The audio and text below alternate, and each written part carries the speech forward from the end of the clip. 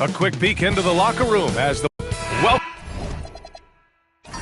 everybody to another presentation of the NBA live on 2K Sports. Alongside Hall of Famers Doris Burke and Grant Hill, I'm Brian Anderson. Allie LaForce on the sidelines. A look at Cleveland's opening lineup. Rudy Gobert is out there with Bruno Fernando. Then there's Cam Reddish. Then it's Malcolm Brogdon. And it's Christopher in at the 2. Here's Dumars. After the Cavs picked up a basket a moment ago. And the officials will call the illegal screen here. Wow, the fans are loud in here tonight, Doris. Early season hype is all around us. This building feels electric right now. Listen, the standings are wide open. Hope is in the air. It's contagious. Oh, it's exactly how you lead someone with the pass. Beautifully done. Outside Payton. Hachimura sets a screen. Let's go with a 3. Sinks it from distance. Defensively, you can't afford to get stuck on the pick. You know exactly what that takes. It takes energy, it takes activity, it takes intensity. Now here's Brogdon, and stolen by Hayes. Hachimura outside. Hachimura sets a screen. And a miss there on the triple. And it's Brogdon with the ball for Cleveland. Pass to Christopher. Back to Brogdon. Just 5 to shoot. Over Payton. It's Hayes with the rebound. Hey, sometimes the best looks don't equate to points. Back to Payton.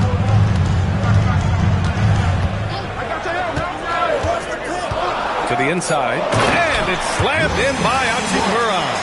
He just rises up and throws it down hard with one hand. That is such a go-to move for him. He holds nothing back on those. Now here's Brogdon. Outside Reddish. Puts up a 3. Hits the trifecta. Well, improving his passing over the years. This is what you like to see from Rudy Gobert, and a wrinkle or two in the offseason. Here's Payton.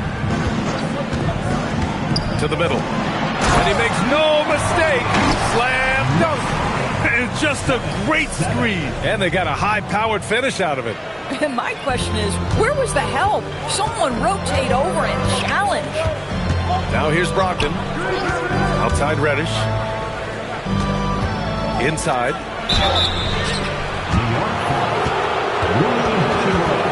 Cleveland shooting their first free throws here tonight. Fernando at the line, 2 shots.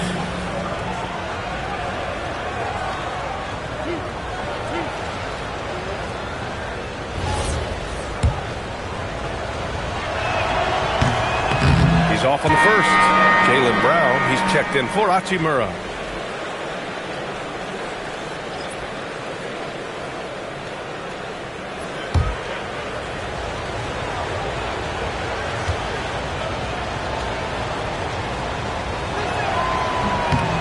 And he sinks the second. New York has gone 1 of 2 from three-point land so far. That one goes. Count it.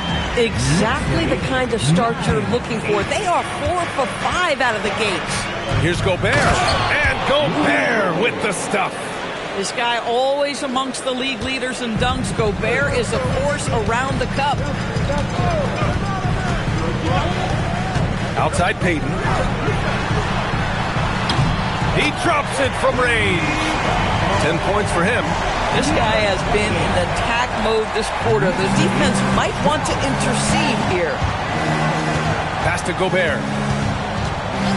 Here's Christopher. Takes a 3. Drains the triple. Christopher's got 7. Both teams are starting to find a rhythm here. And this is partly what the game has become, right? A matter of dueling three-point opportunities. Now here's Payton. Still without a bucket. And the three-pointer goes. This speaks to Brown's desire to become a focal point of this offense. He's such a confident shooter now. Reddish, a screen on Payton. It's Christopher on the wing. 4 on the clock. Here's Gobert. It's blocked. And the foul called on Cam Reddish. That's his first foul of the game. Crawford's checked in for Brogdon. In for the Cavaliers, number 55, Jordan Crawford. On defense, the Cavaliers. Trailing by 2. Lets it go from deep. And the rebound goes to Cleveland. They're coming off that loss against Denver. And it was an awful game defensively. They lost the individual matchups, and the help was slow to rotate. I'll tell you this, if you're going to allow your opponent to make that many shots, you have got to be as solid on the offensive end, and clearly they were not. Pounding it inside early and often, setting a physical tone. Doris, if you want the definition of a solid NBA player, Max Strus fits the bill. Absolutely, BA, and there's a couple of reasons for that. First and foremost, his competitive toughness is on display nightly. The guy never gives up on a play. You can ask him to guard up a position because he's got physical strength. He's a fearless knockdown shooter, and if you give him any space from 3, he's going to catch his rhythm and have a big night. Williams is checked in for New York. Substitution on the court. 1:51 left in the first. Reddish with it, now guarded by Brown. Here's Dumars. Laid it in with a nice touch off the window. Just one more example of his offensive arsenal, so tough to stop. Now here's Morris. Pass to Crawford. Shot clock at 6. Lets it go from the wing. Here's Gobert. No good that time. Some solid defense from Hayes. Brown passes to Williams. Back to Brown. And here's Hayes. Reddish covering. And it's Hayes. That time on the assist from Brown. The big story thus far, how well they've shot the rock. And so Morris will bring it up for the Cleveland Cavaliers. 6-point game. Pass to Reddish. Shoots over Brown. Here's Gobert. And terrific work on the offensive glass as he picks up the deuce. This guy has been a superb offensive rebounder. Gobert uses that size and positioning. Fires the 3. And give him another one. He's 6 of 8 and looking solid. Oh, it's just waiting threes for them early. Morris deciding where to go with it. Up top, Reddish. Pass to Crawford. From the elbow. It's Hayes with the rebound.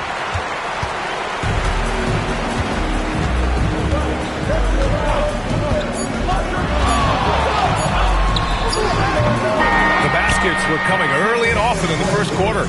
Knicks out in front. They lead by 7. And we'll be back shortly for the start of the second quarter.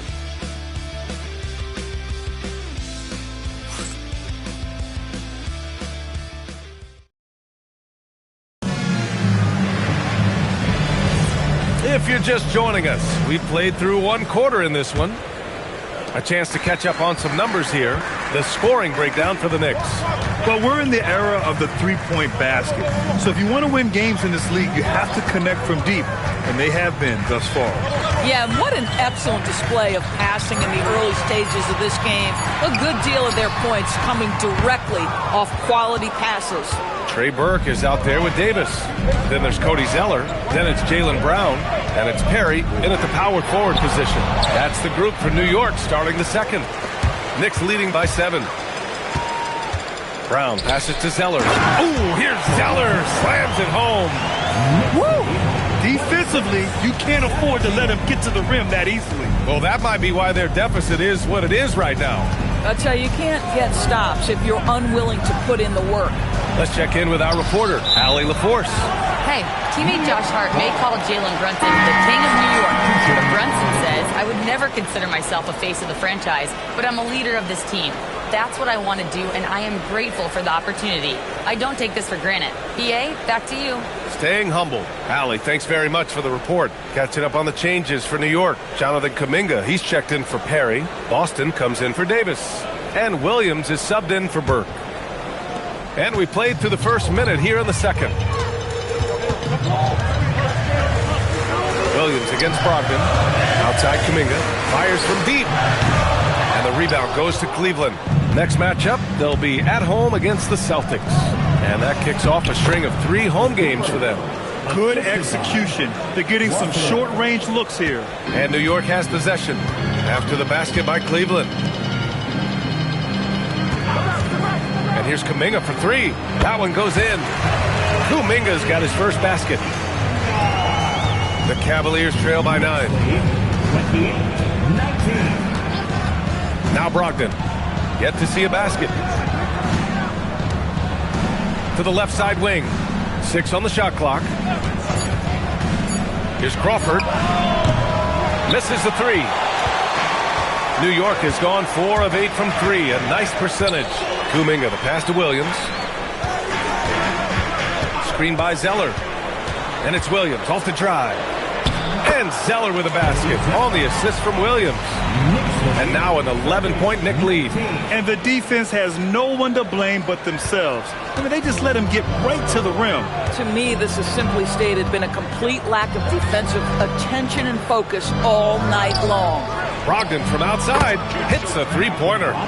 Brogdon's gotten himself going with a triple, his first basket of the game. And so Mike Brown decides to call a timeout. He's going to take a minute to regroup with his players. A tough loss coming against San Antonio in their last game. Yeah, they battled at certain points, but once the game started slipping away and they fell behind, they just couldn't get back into it. We know they're capable of a much better game than they played. They know it, we know it. Let's see if it affects their confidence. Now here's Payton. Hachimura finds Payton. Right wing. Hachimura with a screen on Reddish. Unloads from 13. That one's good. 7 for 10 now. You see teams in college and high school run a lot more full-court press. Why is that less prevalent in the NBA, Doris? Well, it's been less prevalent, BA, but all of a sudden teams are starting to push up in full court, understanding that if you can take 4 to 5 seconds off a shot clock, with the shortest shot clock we have in the game, then that puts so much more pressure on the offense to execute. Now here's Reddish. Brogdon feeling it out a bit. Pass to Christopher. 4-3. Basket is good on the assist from Brogdon. Brogdon's got 3 assists tonight. Malcolm Brogdon has been rock solid since he won the Rookie of the Year award. This guy's capable as a scorer, and what a pretty pass there. And they call an illegal screen here. All right, let's use this time to check out the teams with the most steals last year. Number 1, the Knicks. The steals numbers only tell part of the story. This was a team that made trouble for every opponent with their incredible effort on the defensive end. Brogdon with the ball, guarded by Payton. Outside Reddish.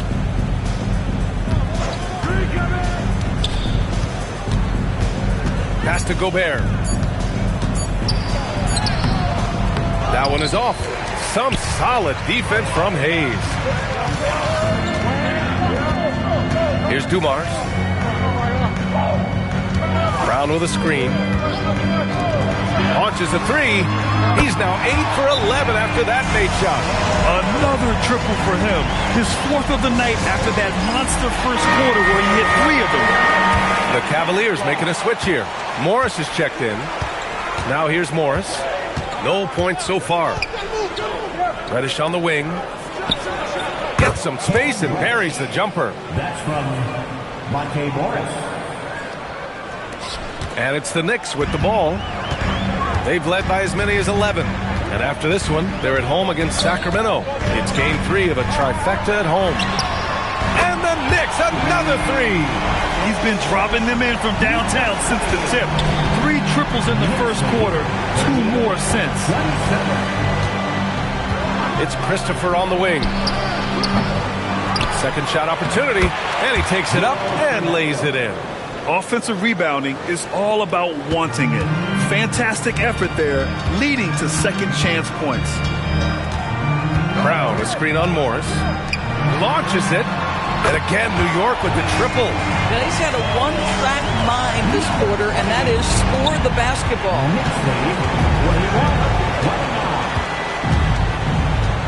Reddish, a screen on Payton.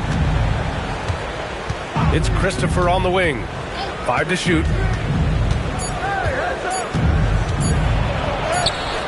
And it's New York with a rebound. Hayes has got rebound number 5 here tonight. He might be forcing things a little bit right now. Credit the defense for how they're playing him. This guy's such a talented finisher, but the D does just enough. And he got the whistle on the way up, so he'll be headed to the line for a pair. That's on Gary Payton's second. Well, that was clearly a foul. Cleveland shooting their 3rd and 4th free throw shots of the night.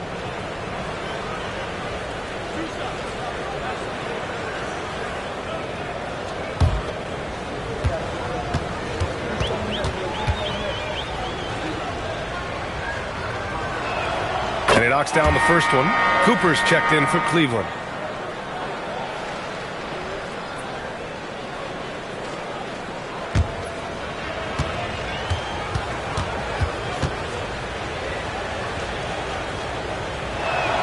That's also good, so he hits both free throws. This guy, such a professional, right? Goes about his business in a highly consistent way. Right side, Payton. And here's Brown for 3. It's rebounded by Rudy Gobert. Gobert's got his 5th rebound in this one. 29 seconds left to play in the first half of basketball. It's Christopher on the wing. He's got 12. Goes back up. Gobert using his size to his advantage. You love the touch from Rudy Gobert. He's put a ton of work into his offensive game. It's stolen away. Outside Reddish. Christopher's shot is good. Christopher's got 7 points for the quarter. Credit their discipline. They've been working for high percentage shots. And so it's New York with a 6-point lead at the close of the quarter. What has them in front right now, by and large, they're taking great shots. Back to the game after this break.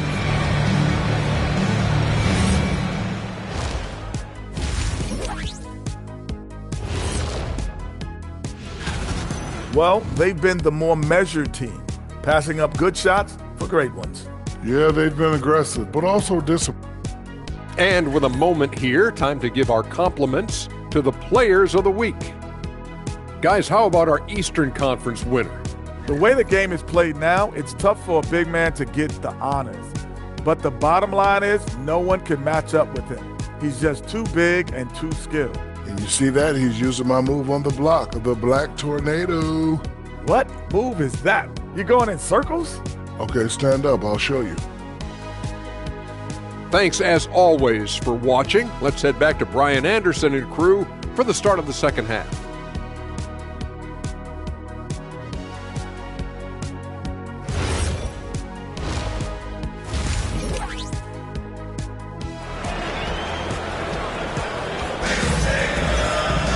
And we're halfway through this one. Plenty of basketball left in a game that's been a fairly even one.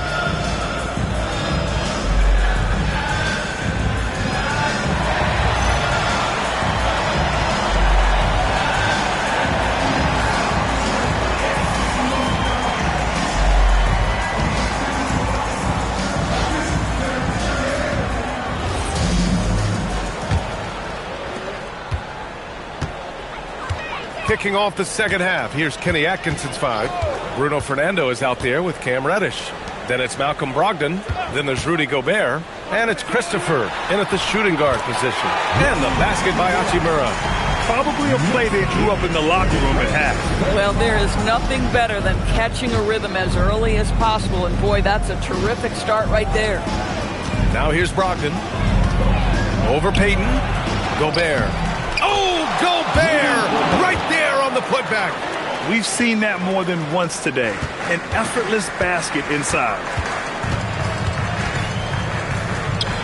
Here's Dumars. And here's Hayes. Pass to Dumars. 5 on the clock. the glass to finish the layup. When you use it right, the pump fake's as effective a move as there is. And so it's Brogdon who brings up the ball for the Cleveland Cavaliers. Trailing by 8. Gobert passes to Christopher.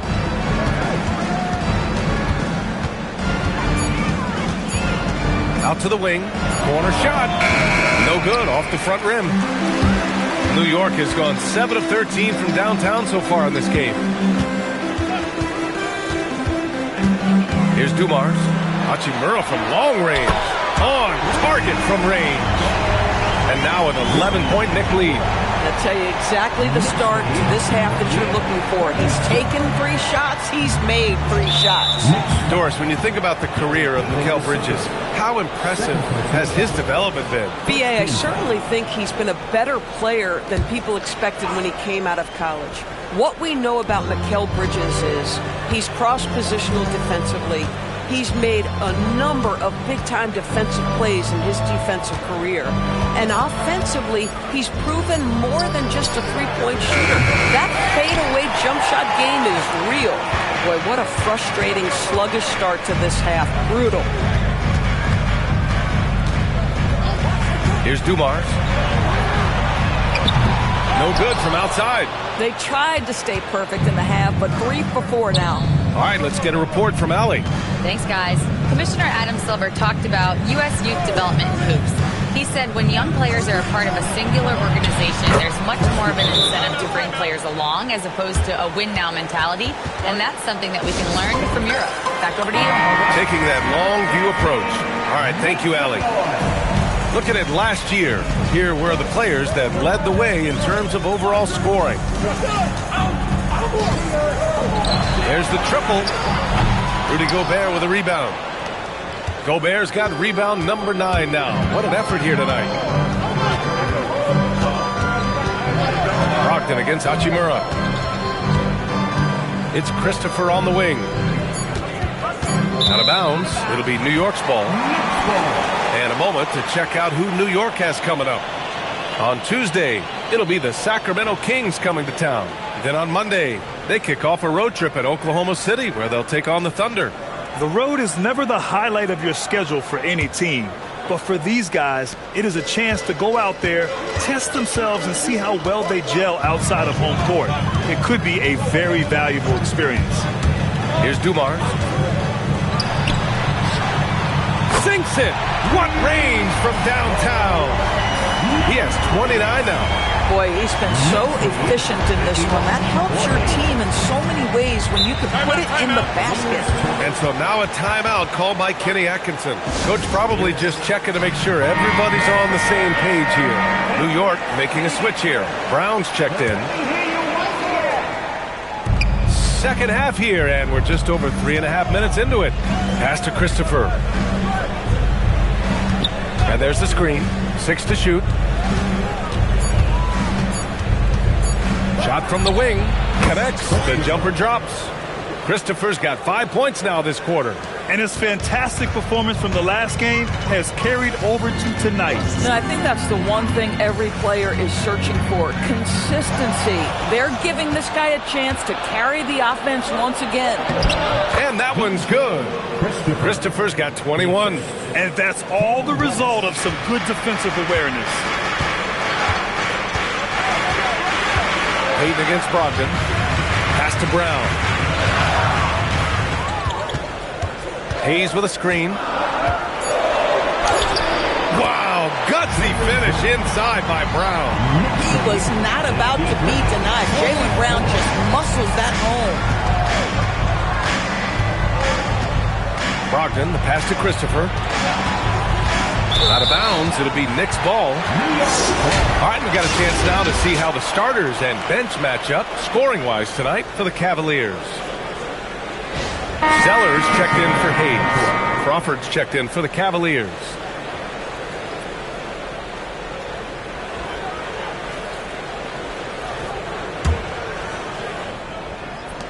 New York leading by 9. Outside Payton. Hachimura sets a screen. Takes the 3. And the rebound goes to Cleveland. Gobert's got double-digit rebounds now in the game. Pass to Crawford. Here's Christopher. Jacks up with 3. Offensive rebound. Fernando. Here's Gobert. And there's the whistle. He'll head to the line to shoot 2.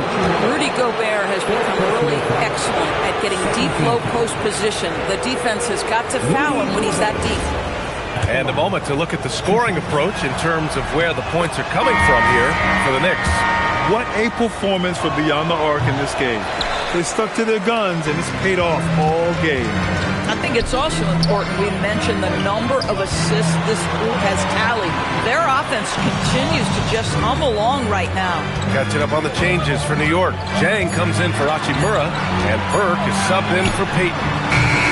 New York, again, can't hit. And this is exactly what you have to do to stop him. That was a tremendous contest, forcing the miss.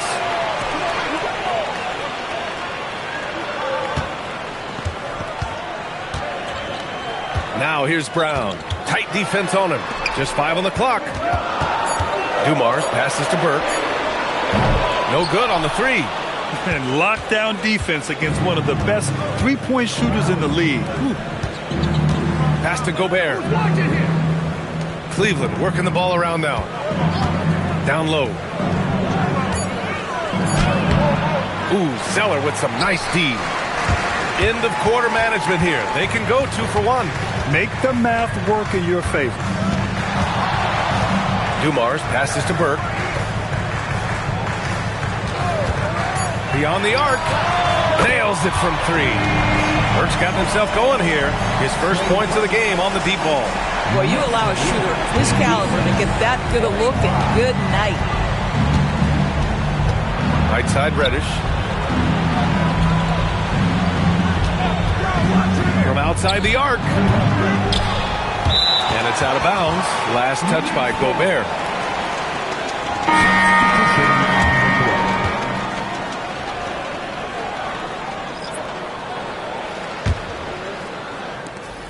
Seven seconds left in the third quarter. Here's the 3. And so it's the New York Knicks. They lead by 11 as the quarter comes to a close. The flow of the game has favored them in general. But hey, the tide can shift. And it's time now to bring you our State Farm assist to the game. You know, I'm kind of stoked that this was a choice because I love this pass. A remarkable find. He put his court vision on full display. Well, making the game easy for your teammates. All about putting them in a position to score. That's pretty. And we reach the fourth quarter in a game that may already be out of hand.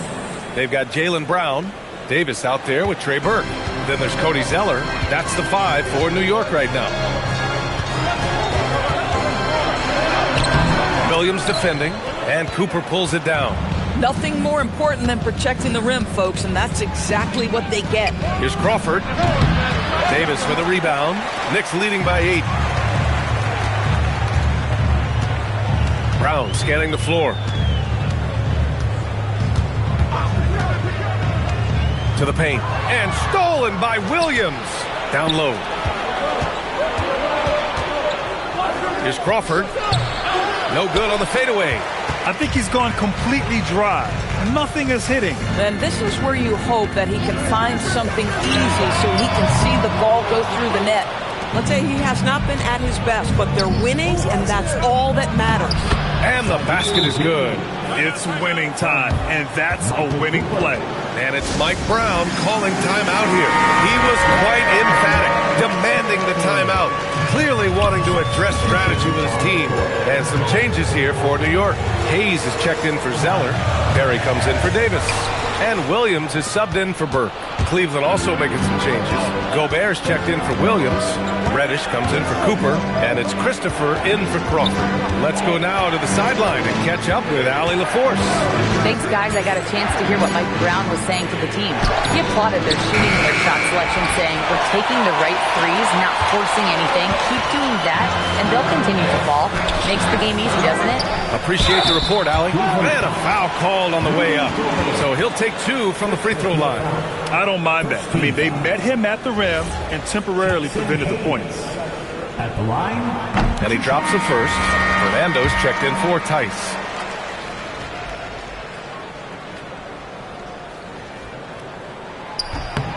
And good on the second, so he makes them both. Here's Brogdon.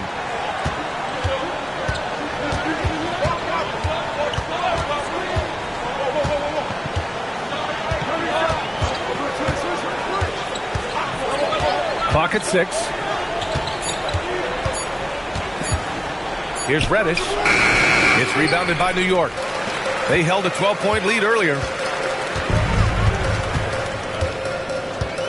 Fourth quarter play. We're about 2.5 minutes through it now. Pass to Perry. Lets the three fly. It's rebounded by Cleveland. Gobert's got rebound number 13 for him here tonight. Christopher, the pass to Brogdon. Reddish, a screen on Williams. Back to Christopher. This one for three. And they get it back. It's Christopher on the wing. Cleveland working the ball around now. And stolen by Brown. Brogdon against Williams. Pass to Hayes. Perfect pass to set up the lay-in. And the Knicks lead by 10.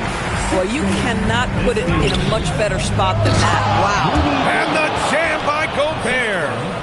Oh, I love this guy. Even when they're trailing, he works hard to put on a show. Hey, that might be just what they need right now. Thanks to AT&T for that fantastic look from their connected care. A little over 3.5 minutes in the books now in this fourth quarter. Hayes, and the layup is good off the glass. Hayes has got 6 in the quarter. Bang, bang. Doesn't get much simpler than that.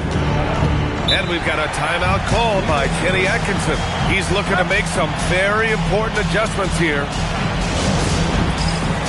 And the Knicks making a change here.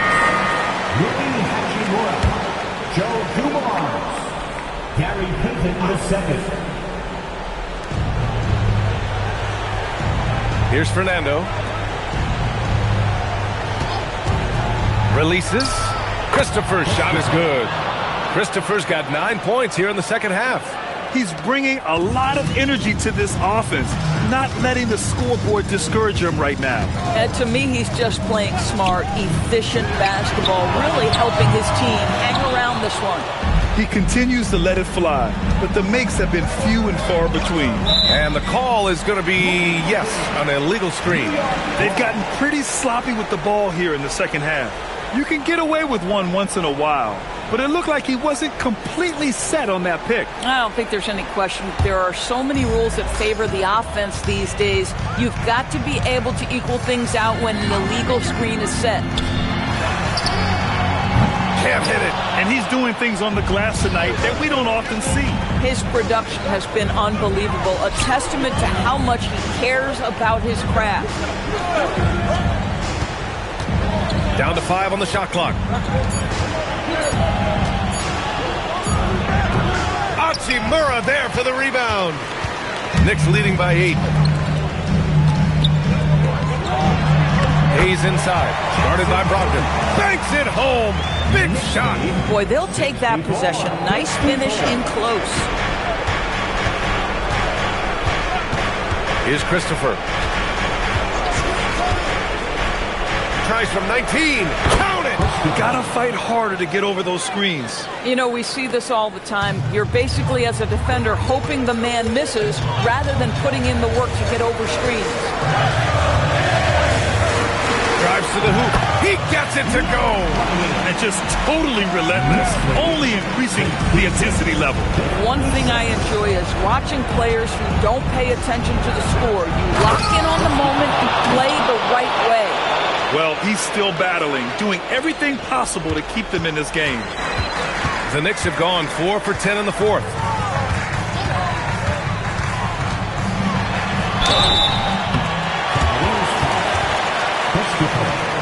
First personal foul, second team foul. Joe Dumars. At the line, 2 shots.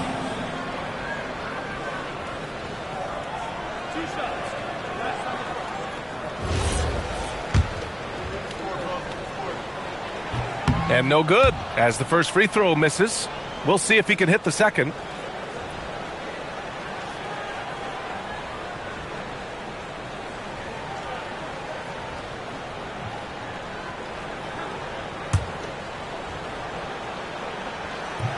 And he does get the second one. And that'll put him up by 9. Cleveland has gone only 1 of 4 from the perimeter here in this fourth quarter.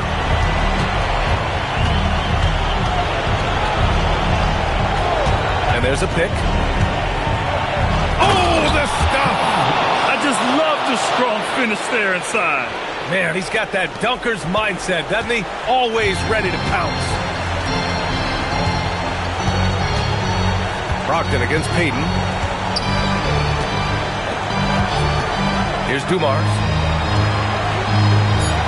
And Gobert with a block. Well, you have to be careful. If Gobert is in the zip code, folks, this is a great shot blocker.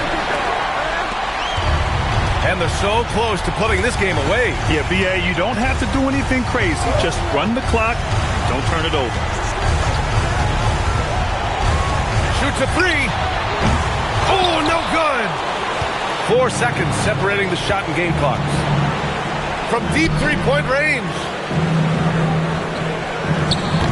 Oh, off target from downtown.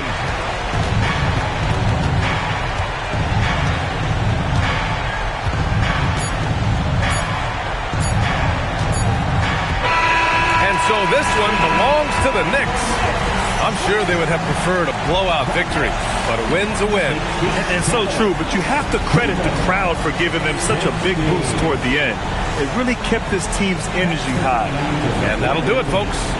For Doris Burke, Allie LaForce, and Grant Hill, and our entire crew, this is Brian Anderson thanking you for tuning in. And time to present our player of the game.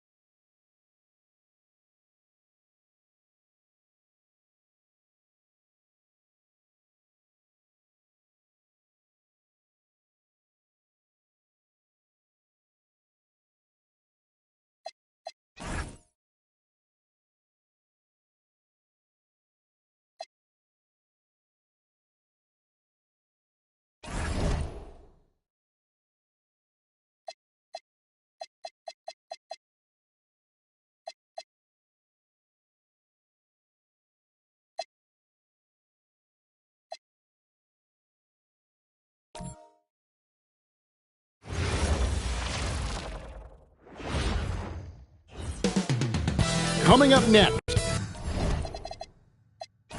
You know, when you break down these teams, Greg, they are excellent on the defensive end.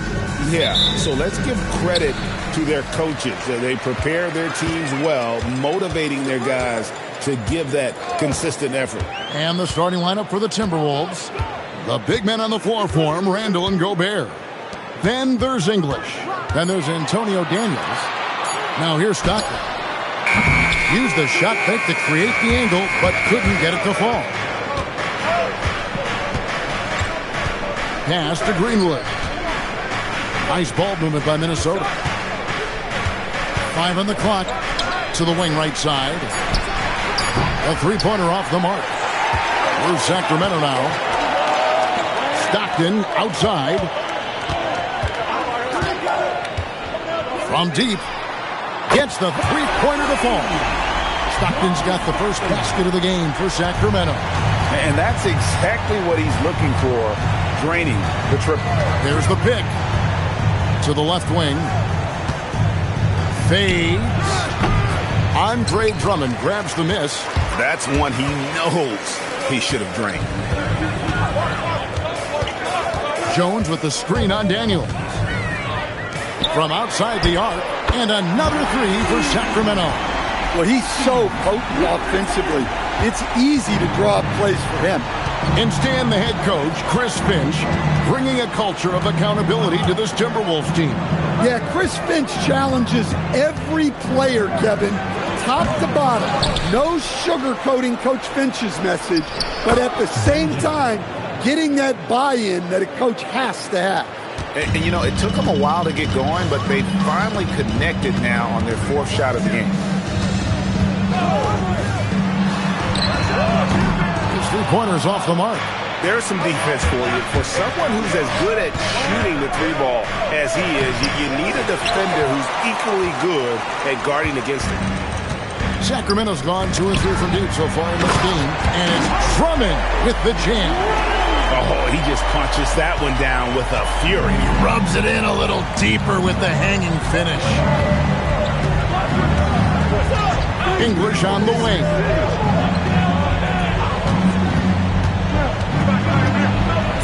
The Timberwolves need to get a shot off here. That one goes in. Just setting the tone with an aggressive move to the rack. And where's the help defensively? Well, when you are the aggressor this early, it is intimidating. And Andre Drummond, the bucket on the assist by Stockton. Drummond's got his second bucket of the game to go. Timberwolves trail by 6. Daniels with it. 8 points his last outing. A 3-ball. Rebound Andre Drummond. Kings have gotten 4 of 6 field goal attempts to drop in the first quarter.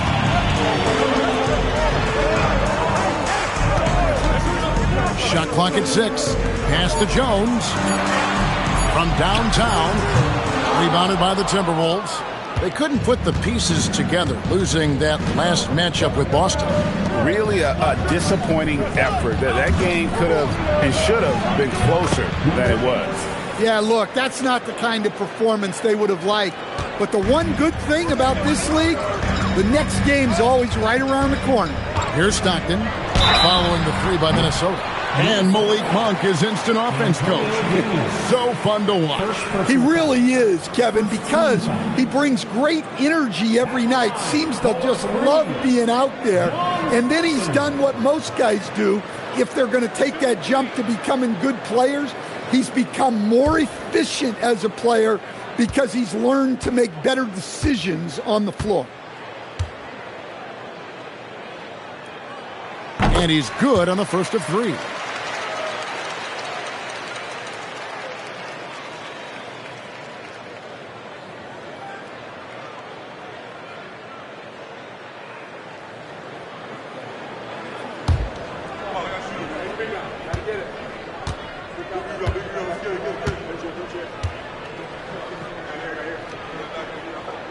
He hits the second from the line.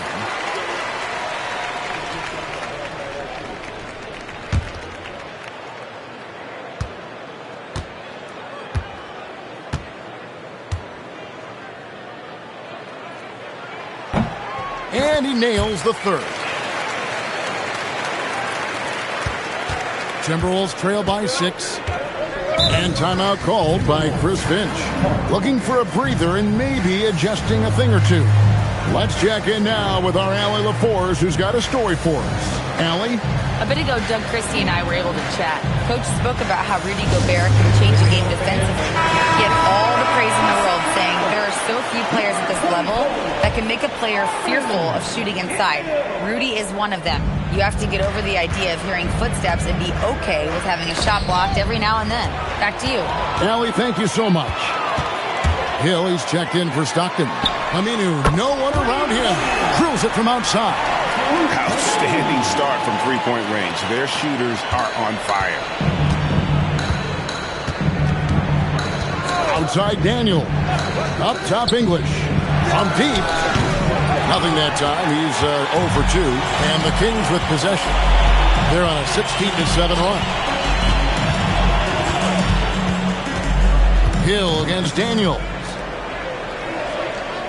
4 on the shot clock. A chance to extend the lead to double digits, but it's no good. And guys, his shot hasn't been falling this quarter. Time to settle down, refocus, and get a really high percentage look. Here's Benjamin. No good on the shot. Good work defensively by Jones. Kings leading now by 9.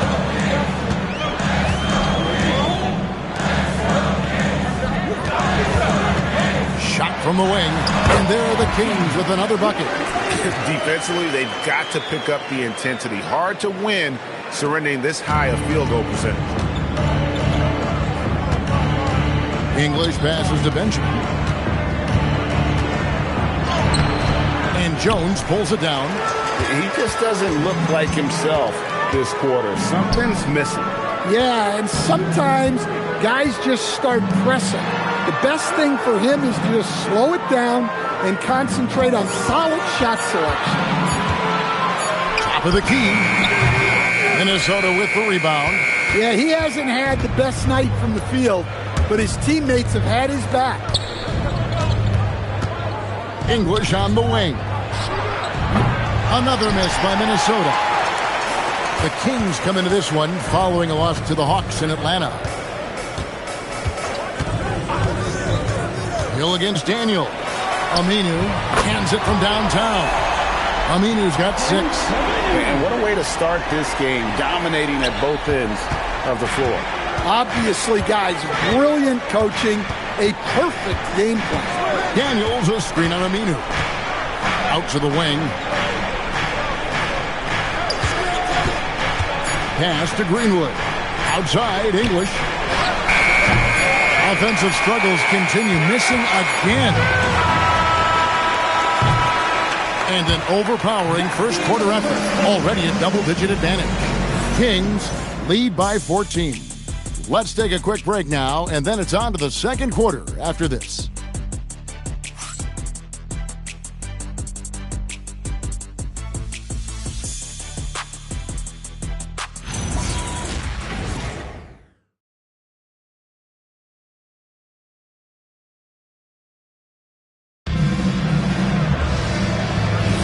And welcome back to the second quarter of action. Plenty of basketball left to play, but this one has been one-sided so far.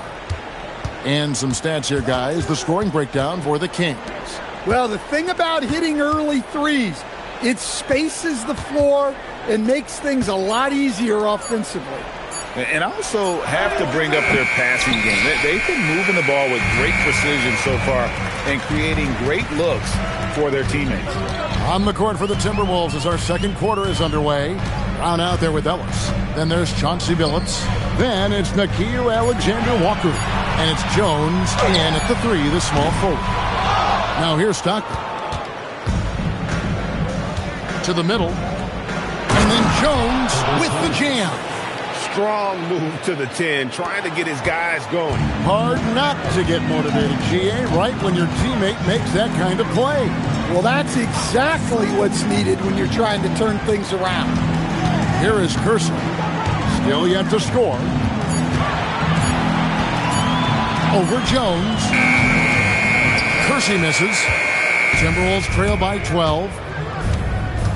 Billups goes in. Pass to Jones.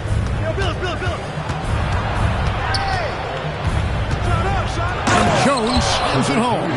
And wait to finish and cut into that lead a little bit. Yeah, but look at the basket guy still shaking. Defenders going at Colin Sexton should be mindful of his prowess in the paint, Greg. He's pretty tricky. That's right, Kevin. We tend to think of guards like Sexton as perimeter pests. But Colin's a real plus when he's in close. Let him slip by you, and it's a deuce. Greg, you think about the value of those sage veterans on a team, guys that been around the block, played a lot of years. Why are they so important? Well, a lot of times they'll echo the message of the head coach. And I tell you what, it's also, as a coach, you love having those veteran players because you can trust what they're going to do on the floor. That consistency is really important, not just for the coaches, but the teammates. The Timberwolves making a switch here. That one is off.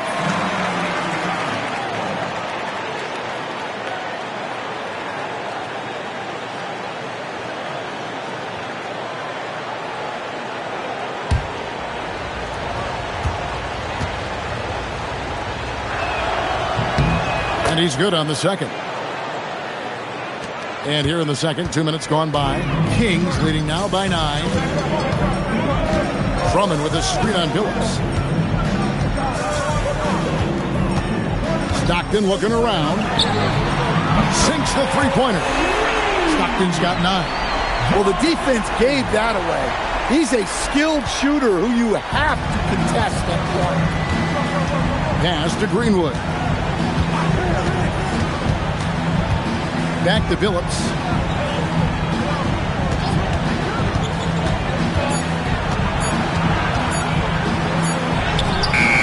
Good D by Stockton. Well, they know he can finish at the rim, but the defense did just enough to force the miss. From outside, off the mark.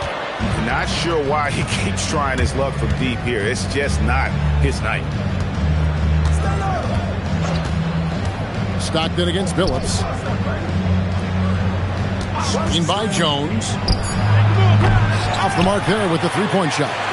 And on an open look like that, he's very gifted at making the weak coverage pay. Stockton in the high post. Working on Jones. From past the arc. Doesn't go that time. Yeah, really unlike him to have this kind of game from three. Daniels with it. Jones covering. Pass to Billups. All alone. And he hits the jumper for 2. He's got 5. Well, terrific timing and placement with the bounce pass there. And Doug Christie wants a timeout. Coach is going to take a few minutes to regroup and go over the strategy. And the Timberwolves making a change here. And so Stockton will bring it up for the Sacramento Kings. They've led by as many as 14 points. Pass to Aminu. Now here's Drummond. Not a lot of room. That misses off the backboard. Timberwolves trail by 10. They need a bucket in a big way here to regain some confidence. On the wing, Daniels. He's covered by Stockton. And here's English for 3. It's Drummond with the rebound. Drummond's got his 7th rebound of the game with that last one. Pass to Aminu.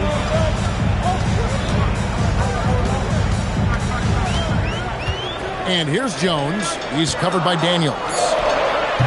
And once again off the mark by Sacramento. The Timberwolves have gone 3 of 7 shooting the ball here in the second quarter. Good. Great play by English to set it up.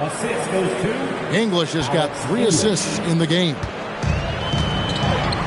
Now let's take a minute to talk to Allie LaForce courtside. Allie. Thank you, guys. The Timberwolves have elite shot creation, but it's finding that balance. Anthony Edwards said, I'm wired to score the ball. I'm going to showcase my game, so it's hard to find that balance of when to pass and when to keep it and try to get going. Sometimes I feel like the right play is me. Guys, back to you. Fills it up with the best. All right, Allie, as always, we thank you. Now here's Stockton. 11-point game his last outing. And Aminu kicks to Stockton. Pass to Jones.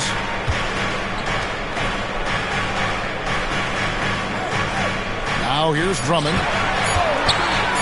Shoots a fader. Again, the miss by the Kings. Well, the analytics don't like it, but if the defense is giving it up, I like that shot selection despite the miss. The ball movement on this run has been fantastic and is a big part of why they've been able to get these good looks. Stockton against Daniels. Back to Stockton. Can they get it? There's his 3rd field goal, and now he's made half of his 6 shots. Well, that's his 3rd three-pointer in this game, and 2 of those came in the second, so he might be heating up. Tried to come right back with the 3 of his own. It's no good. Aminu dishes to Stockton.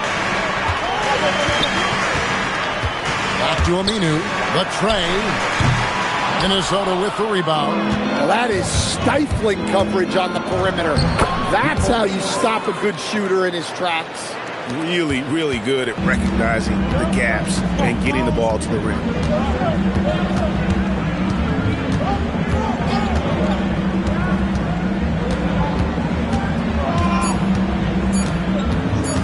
The 3.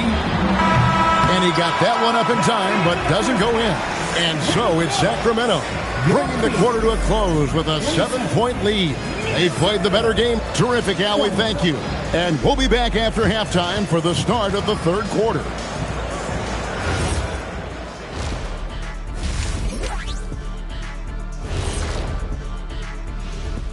Thanks for stopping by, y'all. First up on the show tonight, a quick look ahead of some upcoming games. And just to throw you guys a little curveball here, what's your take on the alternate floor designs teams are using these days? It's different, that's for sure. Now, if you're watching TV, you know, it jumps out at you. But the players on the court don't even notice it. That's because you're always looking up at everybody. Kenny always knew what the floor looked like. And now let's check out the game at hand. It was a solid first half effort for the Kings. Yeah, it's been a barrage. Thanks for spending halftime with us. Time to get it back out to Kevin Harlan for the start of the third quarter.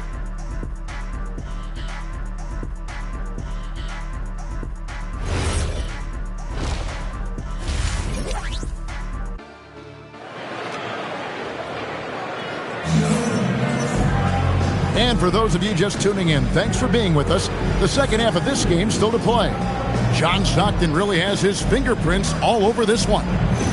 And the bulk of his damage so far has come from the perimeter. A lot of threes early on.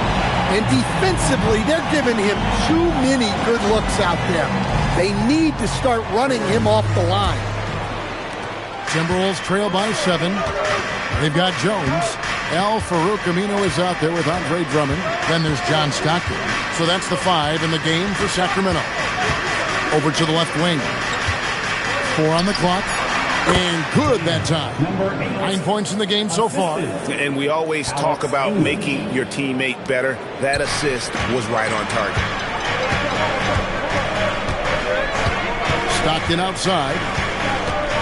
To the paint. Got a piece of it. And that's out of bounds. It was last touched by English.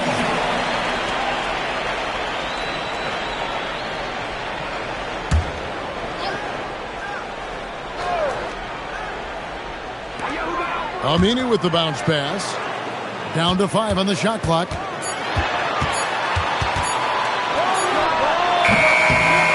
Greenwood grabs the board. And there have been some terrible shot choices here, Kev. That's not a good look at all. Pass to English. No good on the triple. Kings leading now by 5. Here's Stockton. 12 points for him. Looking to end his cold spell. Second chance shot. And there's the nice layup by Drummond. Drummond's got 6. And the D getting outworked there on the putback. Can't let that happen. And I can tell you from experience, these are the types of things that drive coaches crazy. Aminu grabs the miss. Sacramento's gone 6 of 14 with the 3 ball tonight. Just a little over 40%. Some nice ball movement here by the Kings. Outside for Stockton. Puts it up. A rebound by the Timberwolves. Greenwood's got his 7th rebound here tonight. English against Aminu. English looking around. Over Aminu. English misses.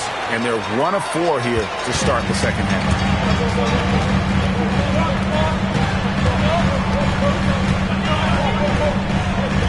Daniels against Stockton. Fires for 3. Here's Drummond.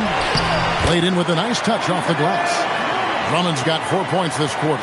Well, when you look at what he's provided them on the offensive end, it's been an important part of why they're leading. Out left to the wing.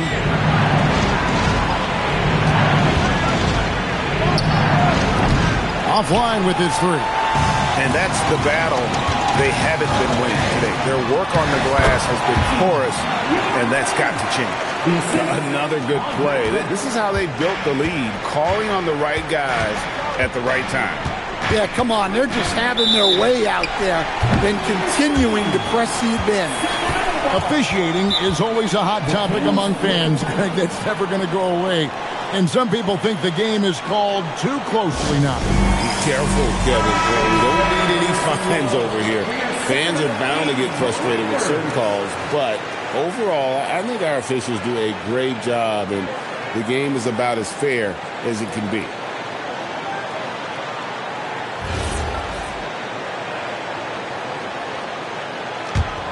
Kings leading now by 11. And here's Stockton. He's got 12. Pass to Aminu. Here's Drummond. The jump hook. Bank shot. No good. Just over 3.5 minutes through the third quarter of play now. Aminu against English. To end the cold streak. Rebound by the Kings. When the defense is playing off you like that, you want to be able to convert. But that time, he just couldn't get it done. Back in the bounce pass. Pass to Drummond. Can't get it to go. He's made 4 and just missed his 4th. Lets it go from the wing. Another miss by Minnesota. Well, he can't buy a bucket, but it's time to find other ways to help his team win. Jones sets the pick for Stockton. And count it from 19 feet away. Stockton's got 14 points for the game. Well, they expect this from him, and he's a big reason they're out in front right now. And timeout called by Chris Finch. He's going to take this chance to talk to his guys. Let's see if Coach can get them back on the right track. Yeah, I like the timeout here. The coaching staff needs to get these guys regrouped and refocused. Chauncey Billups has checked in for Minnesota.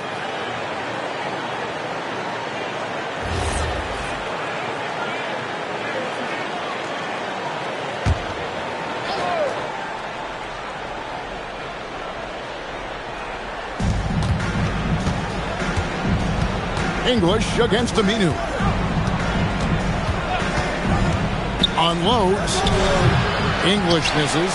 Yeah, he's really off. He needs to stop forcing things and move that ball. Back to Stockton. Aminu with a screen on Billups. Just 5 to shoot. The Kings need to get off a shot here. Let's go. Greenwood grabs the board. Greenwood's got rebound number 9 now. What an effort here tonight. They need this. And that one is off. Good D by Drummond. Now Aminu. He's got 6. Lets the 3 fly. Traps in the tray. 10 points for him. Well, that's his first 3 here in the second half. Gotta think he'd like a few more of those. They've been looking out of sync offensively. Yeah, their offense has ground to a standstill. Here's Benjamin, and Jones sends it back. Familiar results for him. He can't get anything together. Stockton outside. Pass to Drummond. Over Benjamin, and it's Drummond missing. Timberwolves trail by 16. Billups with the ball. He's picked up by Drummond.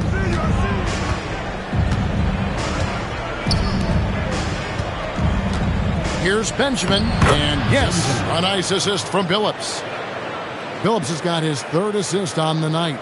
Here's Stockton. 14 points for him. 30 seconds left in the 3rd. And another 3 for Sacramento.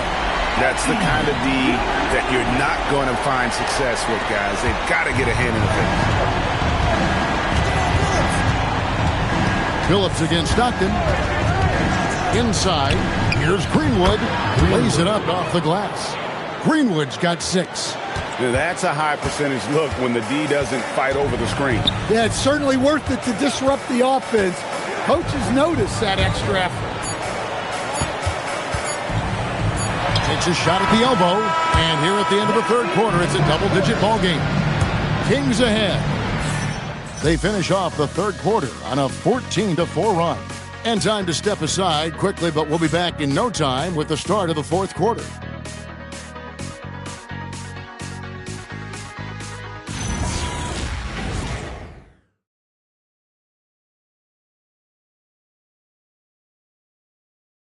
How about a look at today's State Farm assist of the game? And definitely deserving of the prize tonight. How about the read he made here? Looking like a point guard. Put the pass right on the money.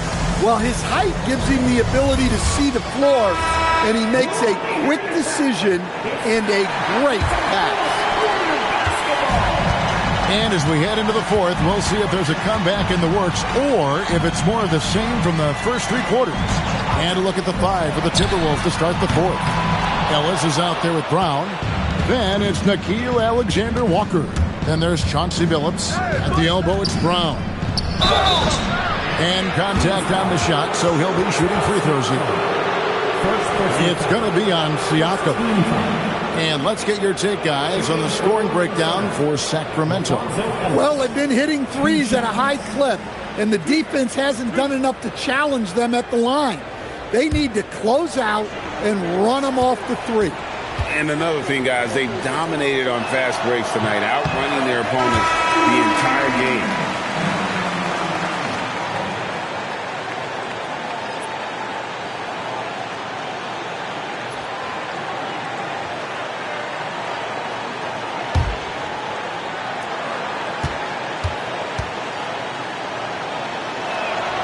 And the second free throw, good. Kings leading now by 14. Here's Vandeweghe. Stockton with no one around him. Sinks the triple. Defensively, they just look out of sync, not closing out on the threes in time. The Timberwolves shooting 31%, not looking sharp offensively, to say the least.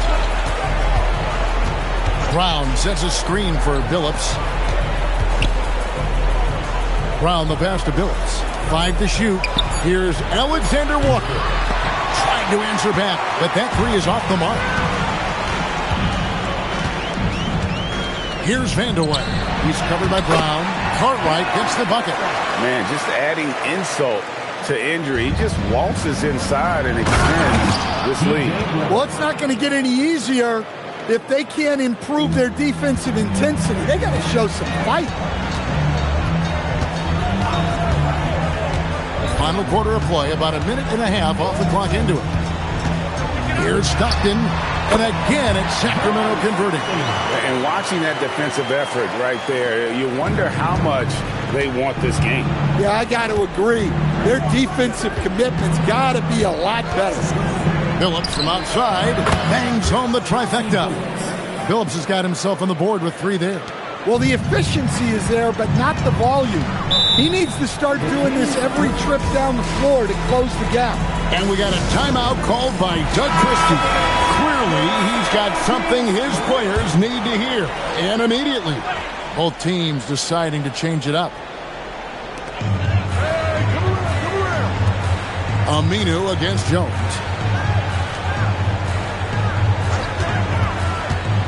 6 to shoot. There's the 3.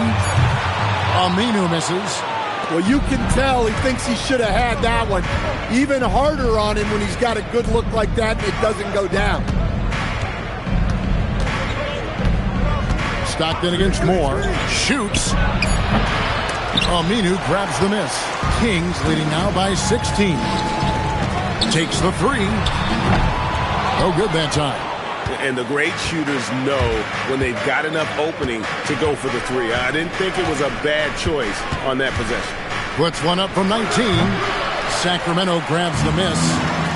Drummond's got his 16th rebound on the night. Pass to Stockton. Jones with the screen on Jones. Here's Stockton. Basket made. That gives him 7 field goals in 13 tries.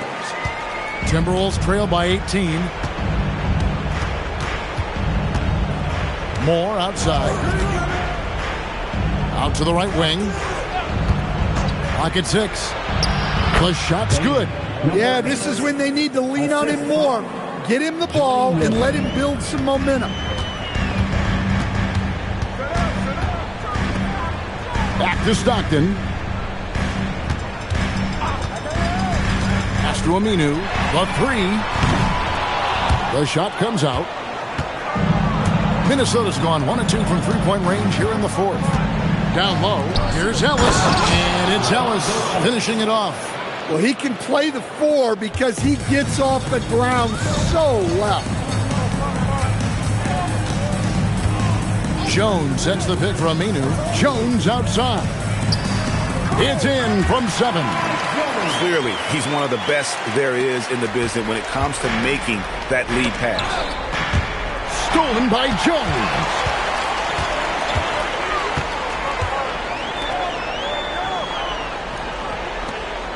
Now here's Stockton.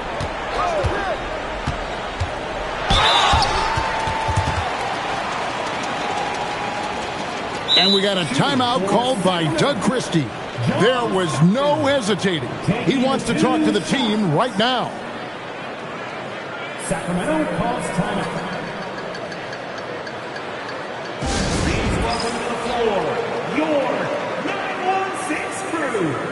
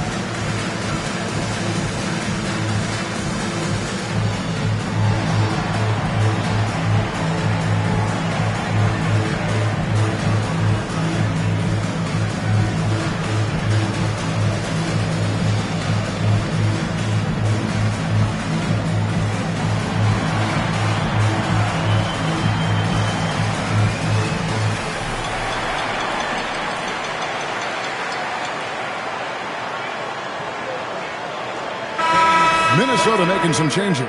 Greenwood's checked in for Ellis. English comes in for Herbert Jones. And Daniels subbed in for Moore.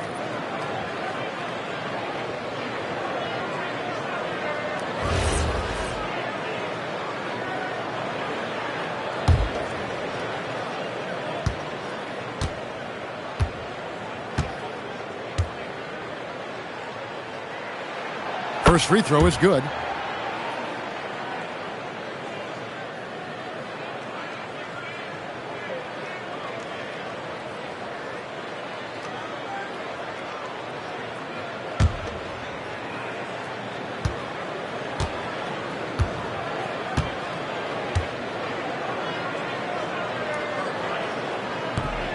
He hits one and misses one, each at the line.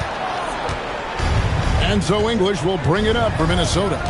17-point game. Green from outside. Well, that's a breakdown defensively. Can't afford to give him those kind of looks. Driving the lane. There's a screen from deep. Can't get it. And he's been a force on the glass all game long. No doubt how much those boards impact the overall outcome. You can't give them extra chances. Just 5 on the clock. Jones with the screen on English. Can't get it to go. Timberwolves trail by 14. And with all the talk about load management, coach, and player participation, what about getting rid of players fouling out? Yeah, I'm not a fan of getting rid of players fouling out. I do like the idea, and I think Scott Skiles was the one who brought it up, Kevin, of taking like the offensive fouls and just having that be a turnover, like the illegal screen or a charge, and not charge that as a personal foul, where honestly you end up being punished double. Good! Lays it right in there. And so only one team answered the bell tonight, guys. Not a monster blowout by any means, but still a double-digit victory for the Kings. Tonight they seem committed to the three-point shot. That was the bread and butter. Fortunately, they made enough of those, but sometimes it was quantity over quality. And it'll go down as their first official win of the new year. And one of the key components to this victory, if not the biggest, was the incredible performance for John Stockton. Yeah, you know, he was a man on a mission in this one. The defense had absolutely no answers for him tonight. Shoots it up. Sweet shot at the right time. Impressive job by the players, coaches, and don't discount the impact of these fans. No, I'd be lying if I said the crowd doesn't have an impact. It's certainly felt from the head coach all the way down. 23 seconds left to play here in the fourth. For three. Daniels pulls it down.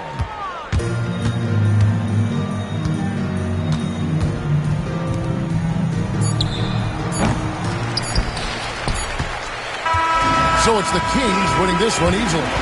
Some good competition, but the hometown advantage and their ability to stay focused, I think, made the difference. Yeah, and the first step to becoming a good team is your ability to win at home. And they really seem to revel in that opportunity, and this is what they came out to do. And that'll wrap it up, folks. Here with Stan Van Gundy, Greg Anthony, and Allie LaForce.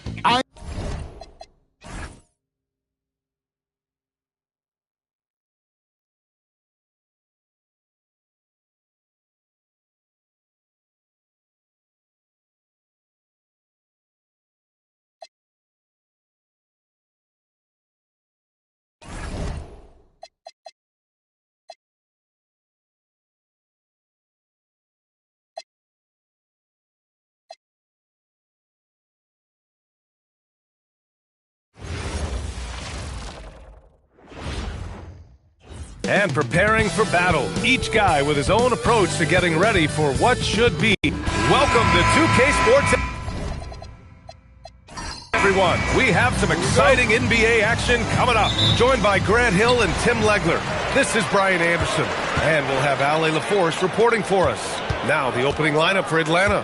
We've got Suggs, and it's Carroll in at the four-man spot. Here's Lillard. That's in. Coming off an assist from Hayward. We could be in for an explosive scoring game tonight, Legs, with two high-octane offenses facing off. Yeah, that's the modern NBA right there, B.A. The skill level as good as it's ever been. More high-level shot takers and makers on the floor at once. All right, let's see what unfolds here. Here we go. Not the tallest center in the league. He more than makes up for it with those crazy hops. Pass to Lillard. Shot clock at 5. Over to the wing. 14 feet away. Carroll with the rebound. Here's Atlanta with the ball. A little over a minute gone here in the first quarter. Here's Mullen. Back to Suggs. Fires for three. Knocks down the long J. And he did that so well in college. Suggs sharing it well in the league, too. Hayward outside. Ball outside. Play clock. The Celtics got to hurry here. For three, here's Lillard. Rebounded by the Hawks. They put up a nice win against Sacramento last time out. And it was really their defense that got them the win. They had a plan scripted out, and it worked to perfection. Well, their closeouts on shooters was impressive, and they kept them uncomfortable the entire game. And you got to be in awe of incredible defensive efforts like this. I mean, letting them know up front that he's on the hunt tonight and eager to knock away shots. I love it.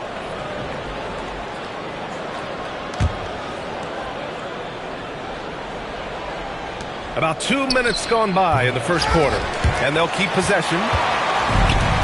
The Celtics have gone 1 for 3 so far. It's good, and the assist that time from Ball. Lillard's gotten his second bucket on the night. I love this approach. Getting him involved early, and it's already paying off. And we knew coming into this game, we expected him to be very involved early. This team looks to him to score the ball. They feel good when he's taking the shots. And a youth movement for this Hawks roster.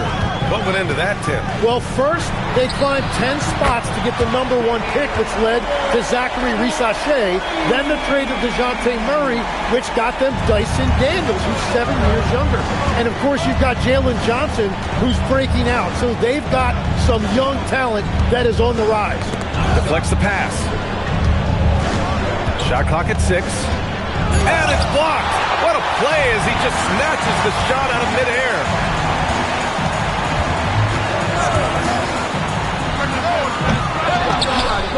And they'll get another chance. From deep. Carroll with the rebound. Given his range, you'd expect him to capitalize on that opening. Mourning with the bucket. First quarter of action, just under 3.5 minutes played. And so the timeout by Quinn Snyder here. He's going to talk it over with his guys.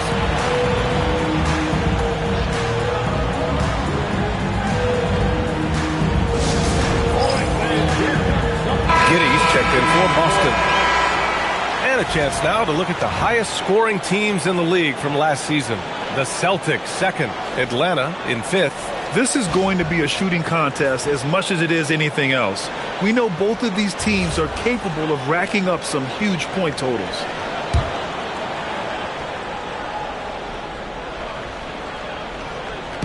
And we're approaching about 3.5 minutes played in this first quarter. Good ball movement here by Atlanta.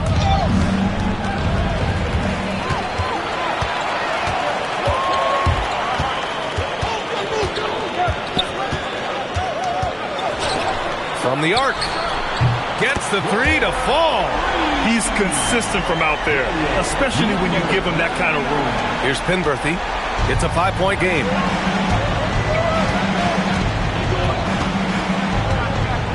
Pass to Mullen to halt the run. The shot's good. Oh, nice feed. On time and on target. And it's Lillard with the ball for Boston. Outside Giddey from deep. And the Celtics another three. When you let a team knock down that many threes, you know you're likely to be on the wrong side of a run. Here's Penberthy. He's scoreless. Pass to Mullen. Just 5 on the clock.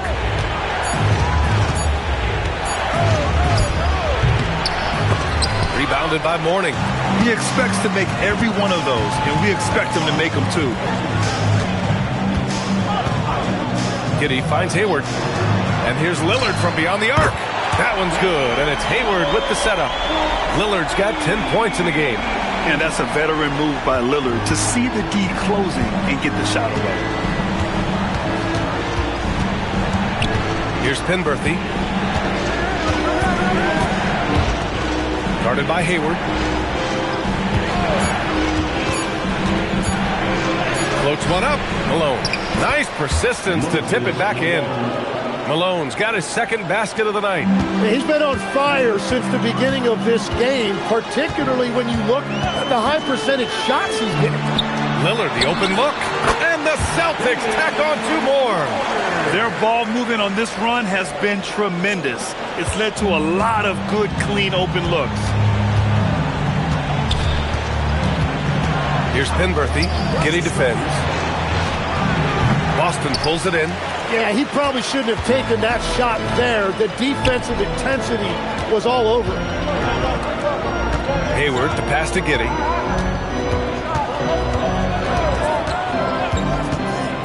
Pass to Lillard. The three is up. And again, Boston with the triple. They're getting torched on the perimeter. 4 of the last 5 buckets have been threes. Here's Penberthy, defended by Lillard. Here's Mullen.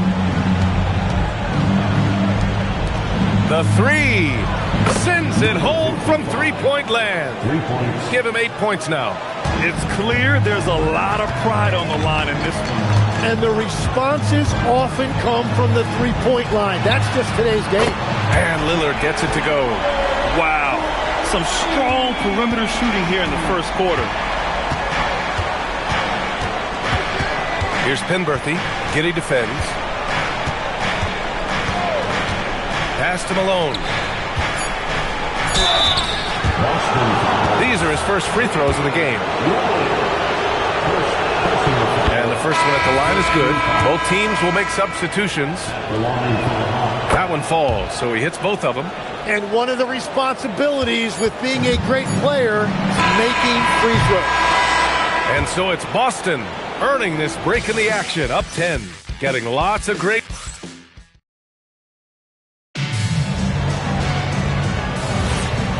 great to have you with us.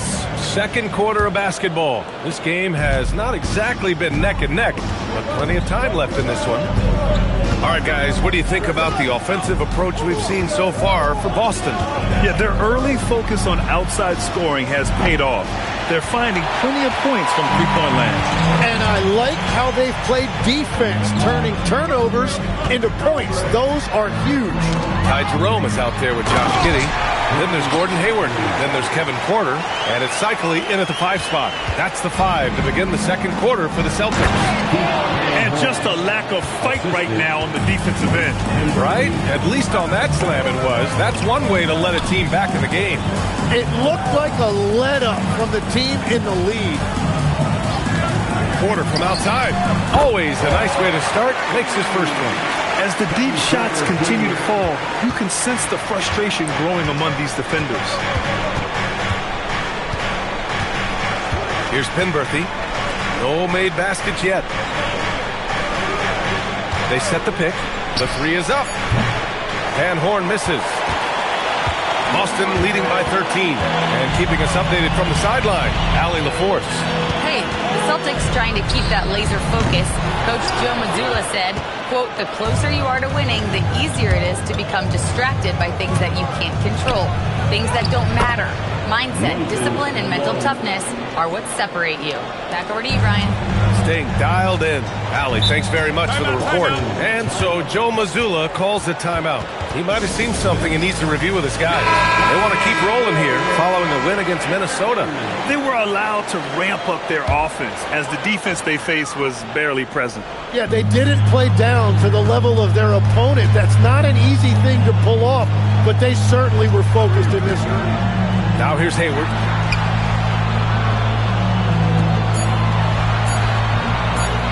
Fires the 3. It's hauled in by Van Horn. Hawks trail by 11. And you watch Buddy Hield, Tim. A 6'4", sharp shooting guard. Some similarities to your game. Well, he gets those 3s up at a rate I could only dream about back when I played, BA. The green light that shooters play with these days, I tell you what, it must be nice. So it's Boston now, following the three-pointer by Atlanta. And here's ball. Hayward outside. From about 16, it's hauled in by Van Horn. Atlanta's gone 3 of 5 from the perimeter in this game. Porter against Murray. For 3. Boston with a rebound. 13 points was their biggest lead of the game. It'll be the start of a 3-game trip on the road. Hayward, the pass to Ball. Oh, and he got fouled on his way up. He'll head to the line to shoot 2. It's going to go on Jalen Suggs. And what I appreciate about Gordon is he's a fighter, working his way back from that devastating leg injury in 2017. Still a solid contributor. Take a break. Take a break. 2 shots.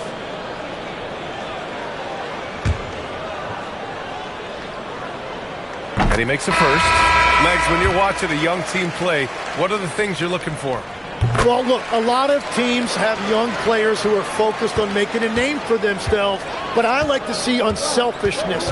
Those guys who can play with a team-first winning mindset, those are the guys that you keep long-term.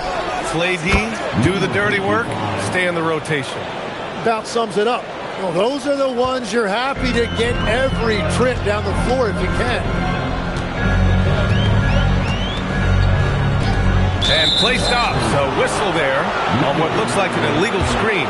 You're not going to fool the officials too often on an illegal screen. Well, my feeling is you just want to make sure it's called consistently both ways. Porter Jr., he's checked in for Boston. Now here's Suggs. Hasn't gotten one to fall yet.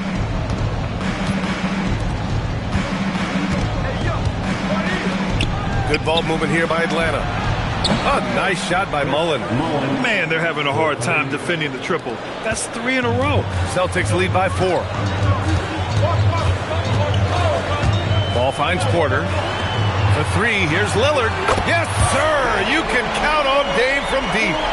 Just incredible. I mean, he's really making it rain out there, knocking them down one after another. This defense is trying to stay connected to him, but he is on a mission. And so the timeout by Quinn Snyder here. I think right now he might be looking at some adjustments.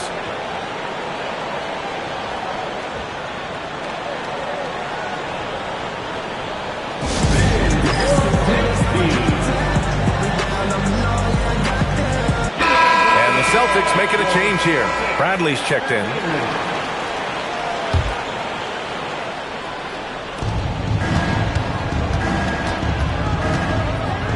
Pass to Klein. Here's Mullen, hounded by Ball. A nice shot by Mullen. That's why you keep your head up. If the assist is there, you can pounce. And Ball will bring it up here for the Boston Celtics. Leading by 5.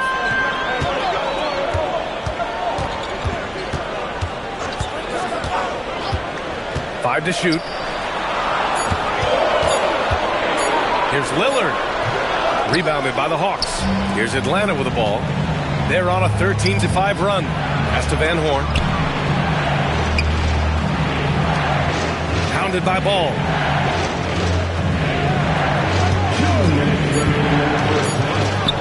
And another basket for Atlanta.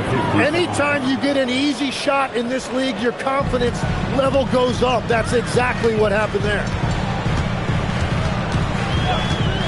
Pass to Porter.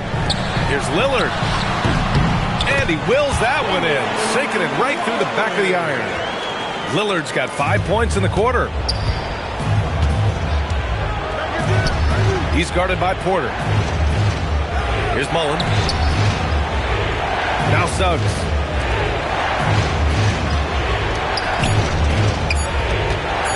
With a 9-footer, no good. Well, that's a good high percentage shot. He just couldn't convert. Ball outside. Lillard outside. Three-pointer. The shot misses. Lillard against Suggs. 51 seconds left to play in the first half. Mullen can't get it to go. Practically a block. Good, strong challenge.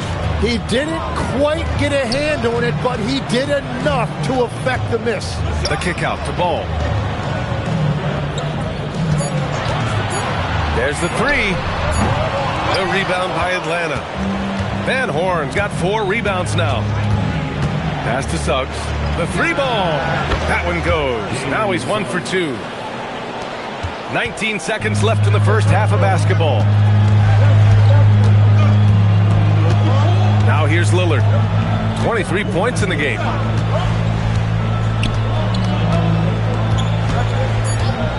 From behind the arc.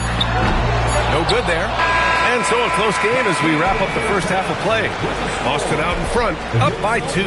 And we'll be right back after halftime to get the third quarter underway. 36.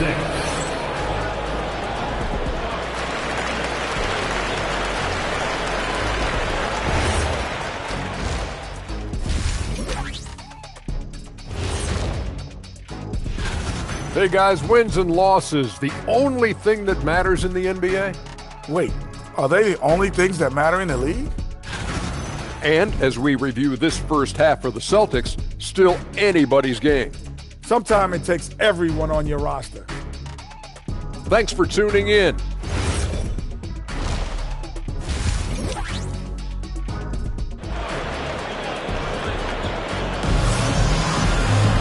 And after a fairly even first couple of quarters, this second half could turn out to be a great one as both teams trying to gain an edge. What a game we're seeing from Damian Lillard. Can they come up with an answer for him coming out of the half? They have to change something defensively. And that will be the biggest adjustment. They have to force the ball out of his hands, but that's a difficult challenge. Getting underway in the second half. Here's the 5 for Quinn Snyder. We've got Suggs, and it's Malone in at the center position, locking down the middle. And here's Lillard from beyond the arc. That's in. Coming off an assist from Hayward. Hayward's got his 5th assist in this one. Here's Suggs. Stolen by Ball.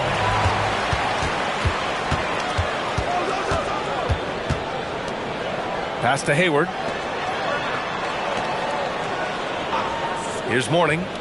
Down to 5 on the shot clock. He hits it just before the shot clock expires. And the Celtics lead by 5. Atlanta's gone 6 of 9 from three-point range. From downtown, drills it from deep. He's got 18. His three-point mechanics have been flawless. Get him a clean look from deep, and he'll bury it. Here's Lillard. Going inside. Lillard for 2. A great move. I mean, the defense has no response.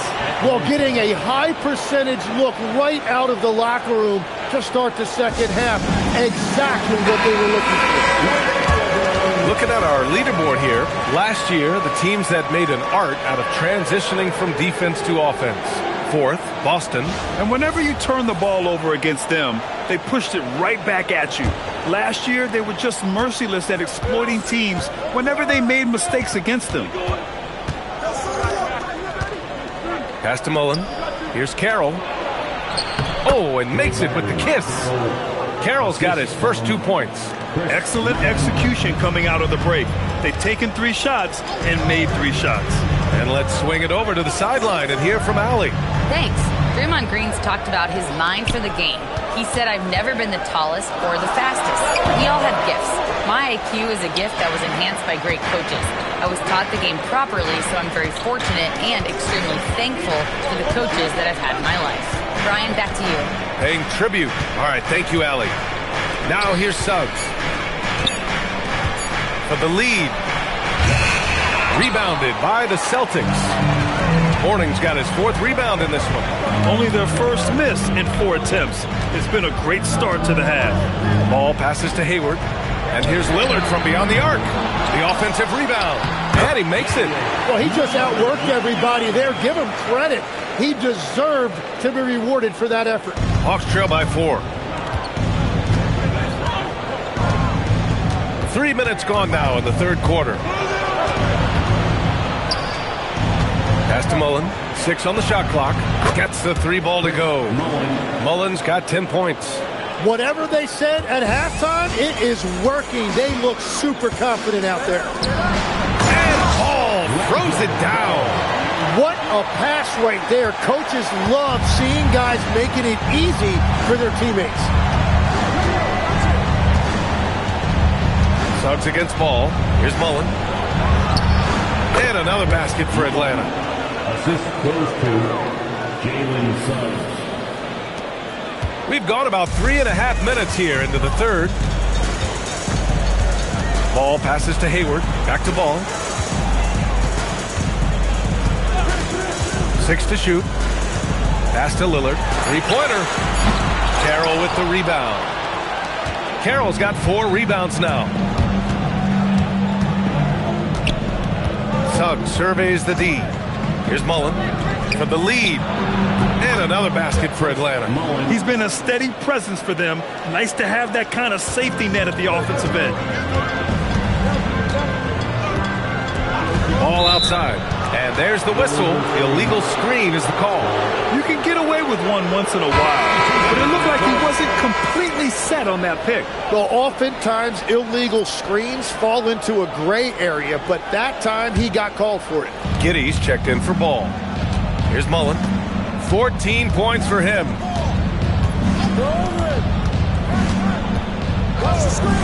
Pulls up on the wing. Rebounded by Morning. Morning's got his 5th rebound in this one. Hayward outside. Pass to Giddey. Lillard outside. Fires it. And the jumper falls for him. Lillard's got 7 points for the quarter. He's carried much of the scoring load tonight. And with the win in reach, don't expect him to let up. 1:58 left to play in the 3rd quarter here. The Hawks need to get one up here. Mullen. 3-pointer off the mark. Yeah, and the defense has really got to tighten up on him. I mean, he's just too dangerous from the 3-point line. Pass to Morning. That one falls. Nice feed that time from Giddey. Giddey's got 3 assists now in this one. Looks like we're starting to see a pattern here. Not afraid to get in the paint and get wet.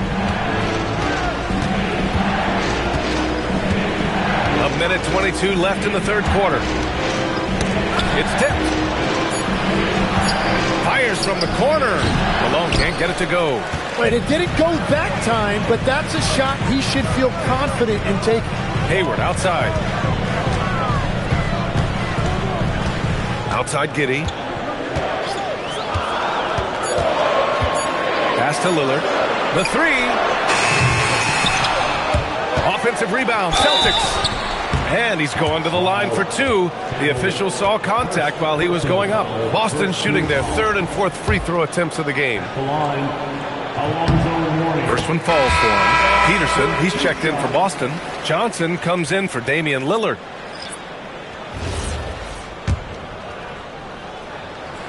Good on both.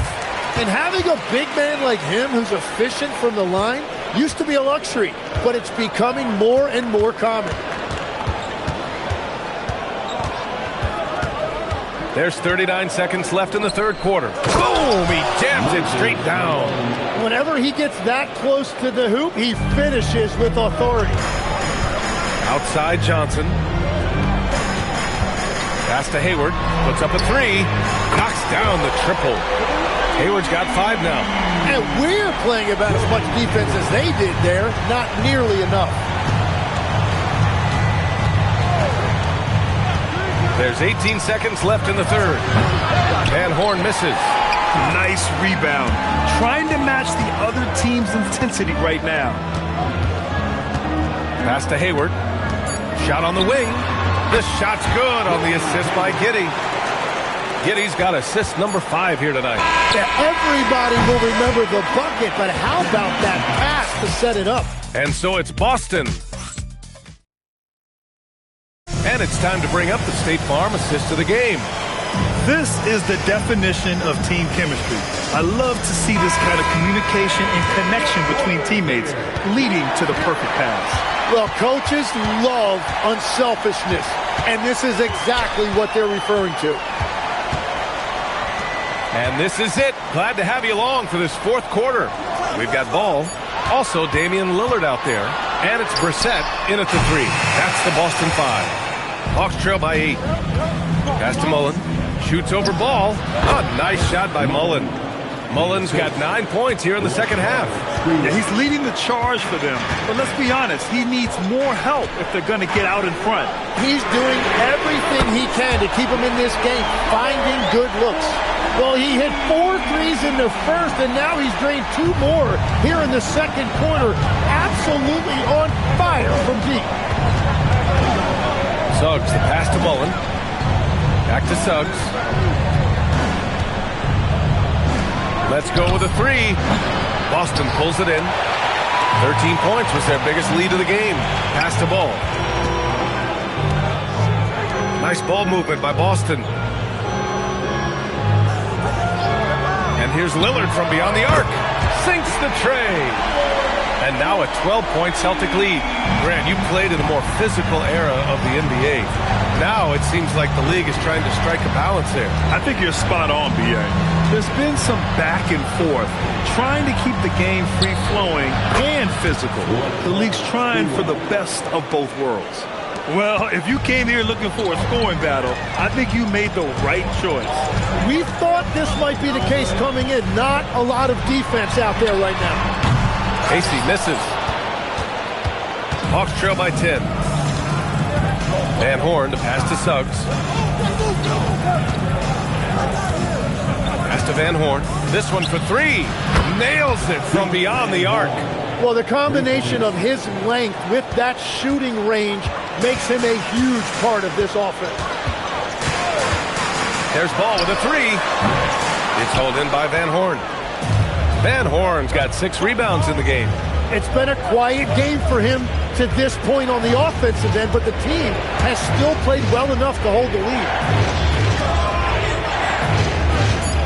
Up top, Suggs. Shikely with a rebound. Celtics lead by 7.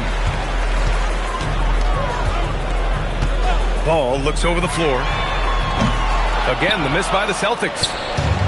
The Hawks have gone 3 of 5 since this fourth quarter started. Van Horn. And it's flushed down. A nice jam.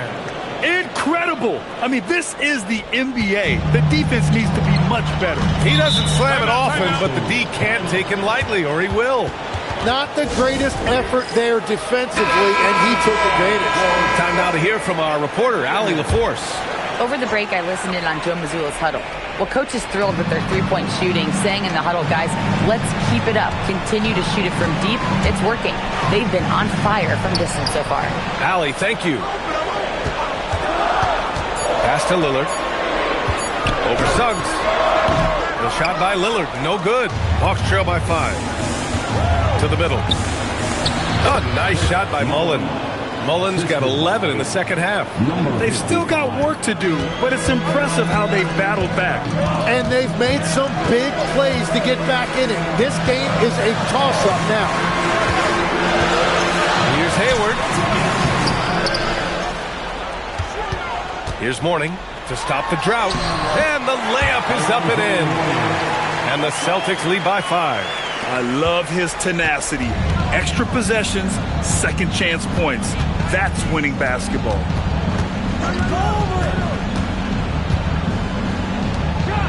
And he slams it down. They're doing the job on both ends, getting stops and attacking offensively. And their all-around play has been the key to chipping away at this deficit. Now Hayward. Ball outside.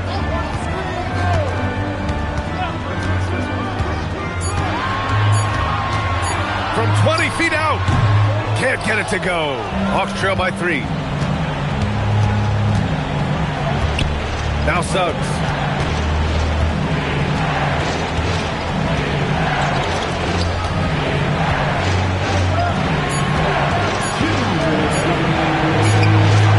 Ooh, he can't tie it up. That one's no good. Now Hayward. 1:49 left in the fourth. Jacks up a 3. Not that time. And Suggs has got the ball here for the Atlanta Hawks. They've given up just 8 points in the fourth. And just wasn't able to set up in time.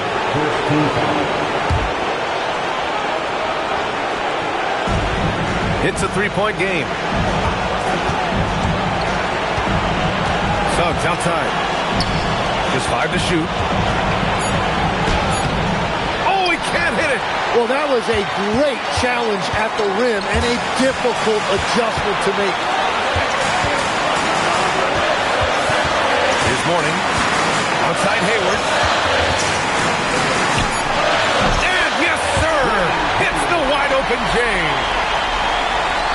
Hawks trail by 5. 1:02 left to play in the fourth. Here's Carroll. Beyond the arc. It's good from beyond the arc. Well, controlling your heart rate in big moments like this is something that coaches talk about, and this guy can do it. Hayward, outside ball. Ooh, it's stolen away. 32 seconds left in the fourth quarter. And he's doing things on the glass tonight that we don't often see. There's no question about it. It feels like every missed shot is ending up in his hands. Unreal. Hayward outside. Let's loose for 3. And they foul intentionally. Now they're going to have to do that again. They're not in the penalty just yet. I can't believe that took so long. They needed to foul much sooner. Here's Ball, and an intentional foul right there. Getting a little desperate at this stage. I mean, the clock's the big factor. At the line for your Celtics, Lonzo Ball. At the line for 2 shots. He drops the first one, and that makes it a 3-point lead.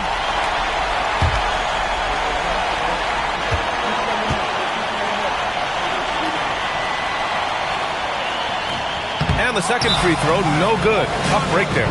And when Snyder decides to call timeout, there is a lot on the line. And he is determined to make sure everyone's on the same page. Given the situation here, what sort of strategy needs to be top of mind? If they leave the arc open, take it. But it may be safer to get a quick 2 and then foul. You're definitely going to have to get a 3 here and then count on them to miss free throws.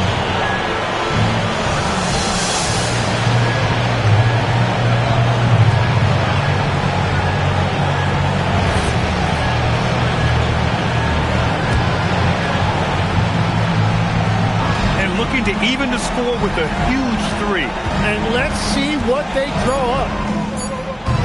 Oh, the long ball, no good. And so it's Boston who scraped by with the win. That was an incredible night of hoops. A tremendous finish. They waited until the very last moment to seal it. And so many times we see these close games won by the home team.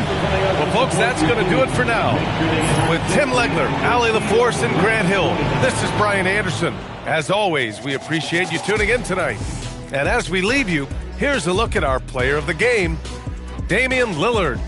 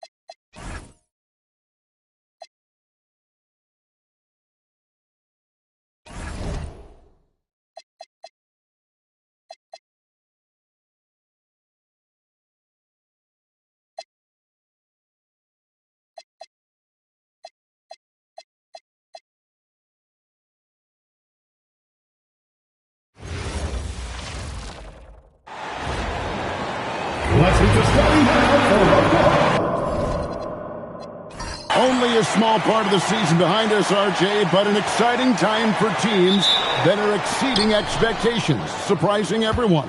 And those teams are going to want to harness that underdog energy. The hardest part isn't getting off to a good start, it's sustaining it. So the opening lineup for the Suns. Barrett is out there with Austin Rivers. Then it's Lawrence. Then it's Robinson. Yeah, just solid work on the back end of that play. Yep, you're right. Finish hard with 2 hands on that stuff. Phoenix with the ball. The Thunder making the shot. Barrett inside the three-point line. That's a miss. He's made one and missed one.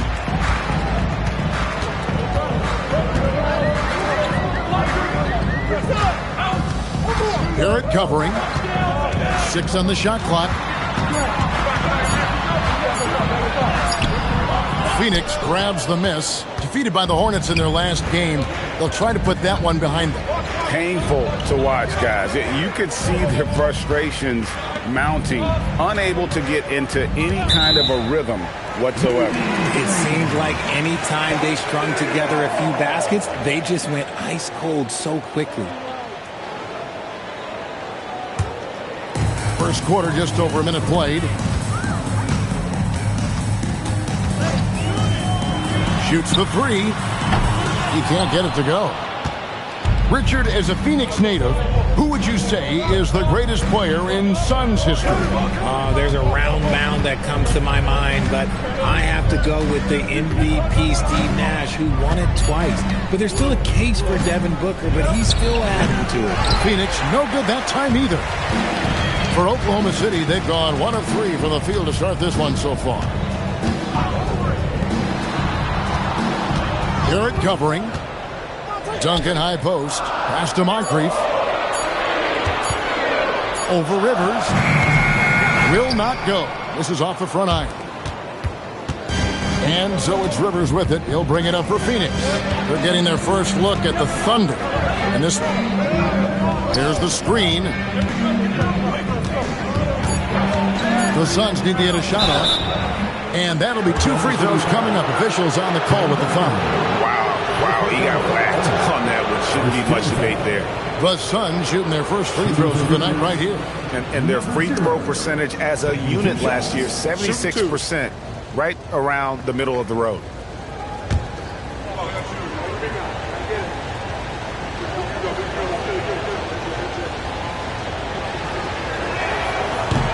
And he makes the first.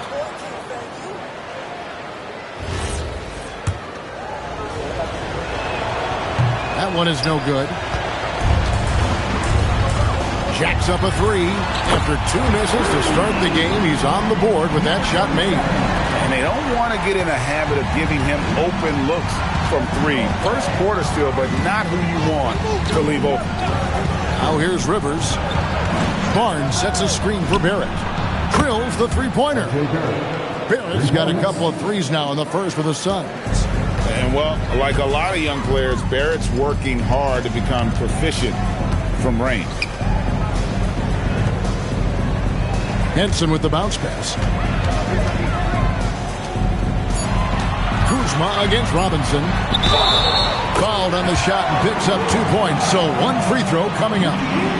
Obviously, this guy has a talent for scoring. Able to problem solve for whatever the defense tosses at him. Oklahoma City shooting their first free throw of the night. Down to the Mitchells, checked in for the Suns. At the line for 1, Kyle Kuzma.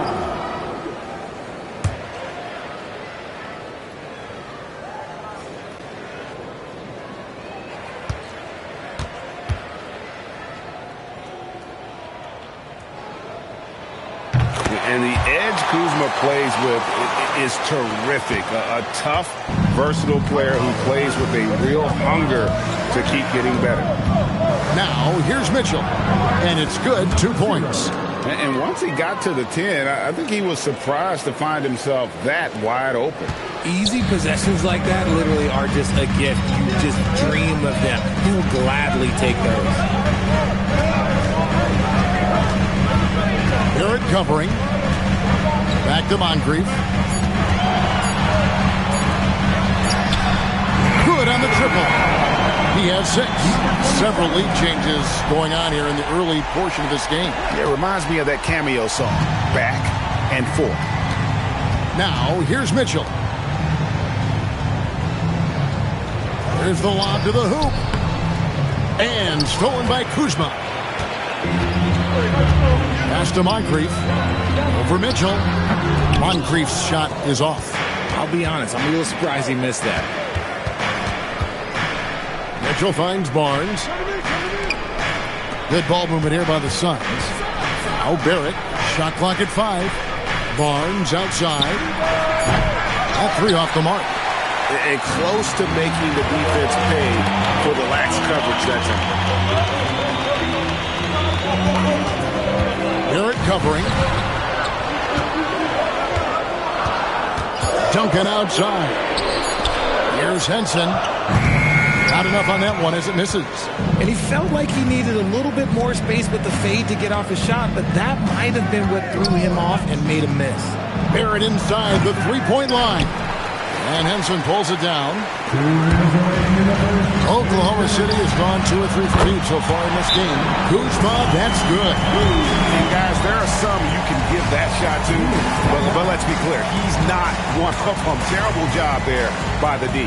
And timeout called by Jordan Ott. He's going to take a few moments here to check in with his team and regroup. The Suns making a switch here. Monroe's checked in. With a break in the action, let's show you the teams with the most second chance points last year. The Suns number 1. Yeah, that was a huge factor for them a season ago. Their ability to attack the offensive glass and then convert those into second chance buckets. I mean, no one did it better. And Robinson wide open. He shoots. Good, and the assist goes to Mitchell. And right there, you see Mitchell's potential as a playmaker. The Thunder leading by 3. Moncrief Sid with it. Hasn't made one yet. Duncan outside. Here's Theus. Barrett covering, and it's Theus missing. Suns trail by 3. On the wing, Barnes. Moncrief defending. Monroe sets a screen for Mitchell. It's good from the top of the key. Pick works well there. Not much resistance from the D. Yeah, that just comes down to a lack of effort. The defender has to do a better job fighting through the screen. Now here is Moncrief. Duncan. Here's Henson. Plays it up and banks it in. Yeah, coach's pet peeve there. No box out. Oh, yeah, you think you got to stop, and it's wasted because of sloppy work on the glass. You literally practice that every day. Here's Barrett. He has 6. Monroe right side. Stolen by Henson. Washington with it. Robinson picks him up. Washington passes to Theus. Duncan with a screen on Barrett. And it's Theus missing. And Barrett has got the ball here for the Phoenix Suns. They trail by 3. Screen by Monroe. Beyond the arc. And R.J. Barrett gets the 3. Barrett's got 9. And really, he came into the game with that long-range shot looking great. Boy, he could wind up with a crazy number of threes today. It's a tie game in Oklahoma City. And the second quarter about to get started. We'll be back in just a moment.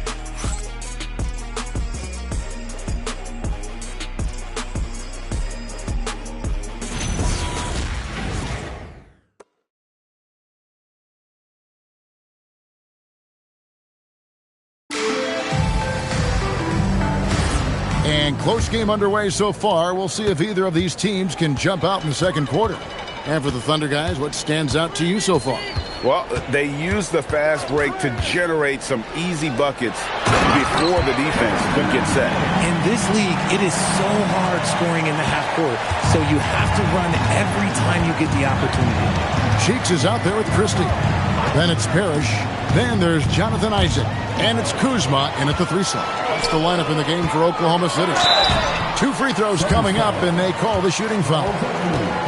It's going to go on Charles Oakley. And Isaac really continues to intrigue you. A 6'10 forward who's just got great agility and can be a nightmare in transition.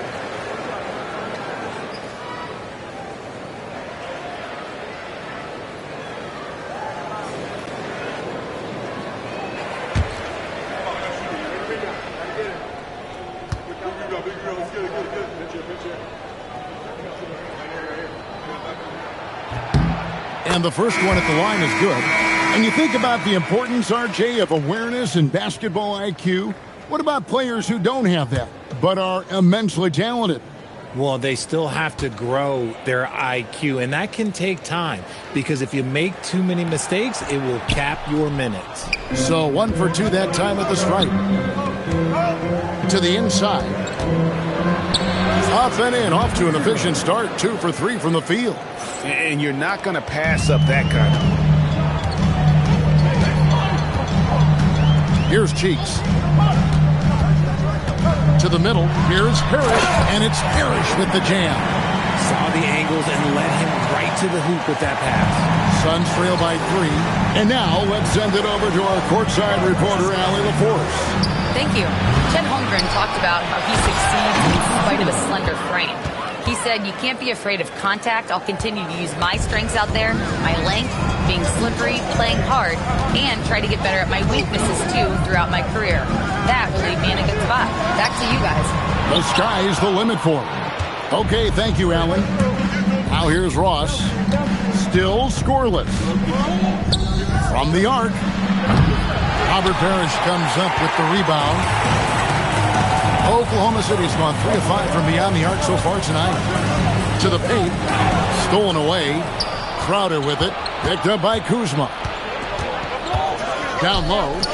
And he dunks it down. Just focusing on the task at hand. That's all you can do. Yeah, when the game is up for grabs like this one has been, it's all about the attention to detail. And so Mark Daigneault calls a timeout. This now will give him a chance to discuss some potential changes.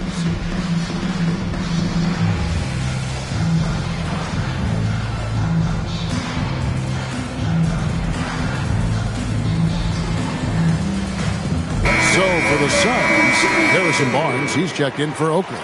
And it's Rivers in for Crowder. Oklahoma City trailing. Offered by Mitchell. And there's the call. It's going to be an illegal screen. And checking out the stats for Duncan. Some last season stats for him. And a top 15 ranking in blocks per game. Supplying that backline protection that is so key to a great defense. He was a top 10 rebounder last season for good reason. He's an incredibly intense guy to compete with. And for a full game, too. I mean, just nonstop. The offensive successes due in part to his quality shooting. He hasn't wasted too many looks. To the wing on the left. Kuzma kicks to Henson.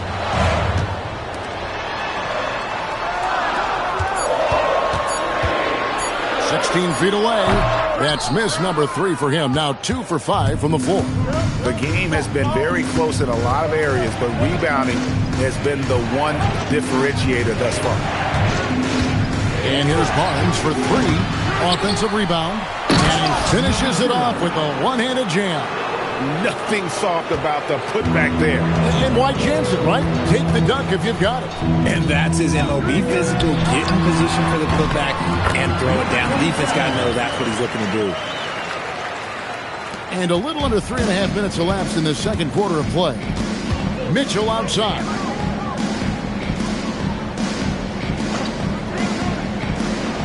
Inside. And he uses the glass on the layup. 15 points in the game. And now you see them starting to really work the ball inside. Thunder trailing by 5. Pass to Duncan. It's hauled in by the Suns. They host the 76ers after this game. That game will be a quick pit stop before hitting the road again. Here's Barnes. Good, and it's Mitchell picking up the assist. Mitchell's got his 5th assist in this one. Here's Moncrief. Still without a basket. Duncan with a screen on Rivers. Here's the drive. Ross with the steal. And here we go. Fast break. Barnes has got it. Pass to Rivers. Nice ball movement by Phoenix. Just 5 to shoot. There's a good screen. And here's Barnes for 3. Tim Duncan grabs the miss. The Thunder have gone 50% from the floor in the second quarter, 3 of 6. Out to Moncrief. Lob pass to Duncan, and the Thunder can't hang on to the ball.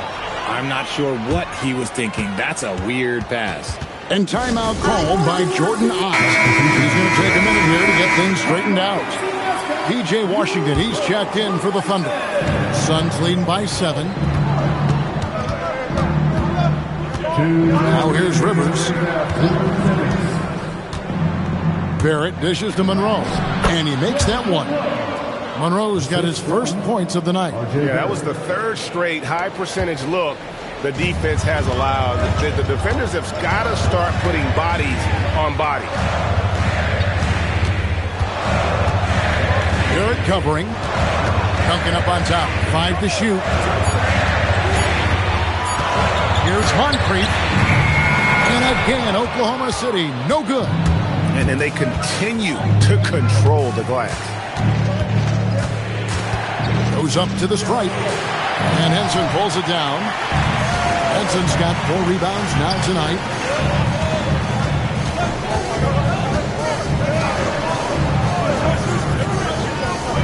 Duncan with his screen on Barnes. And again, Oklahoma City, no good. And after connecting twice from deep in the first quarter, he hasn't been able to drain another here in the second. Here's Barrett. Pass to Monroe. And the officials call him for a 3-second violation. Thunder trailing by 9. Now Moncrief. He has yet to score. Another miss, and they've really hit a rough patch here. I'd like to see him a bit more efficient. He has not been great this quarter. Barrett with this screen on Henson. Barnes against Henson for 3. Barrett. Nice. 4 for 7 from the floor with that shot. And this is the game plan for him. He's a big part of their floor space. Yeah, you got to know where he is at all times, especially when he's running around the perimeter ready to fire. So we've reached the end of the first half of play. The Suns on top, ending the second quarter with an energy burst, a 19-4 run. And don't go away, we'll be back momentarily.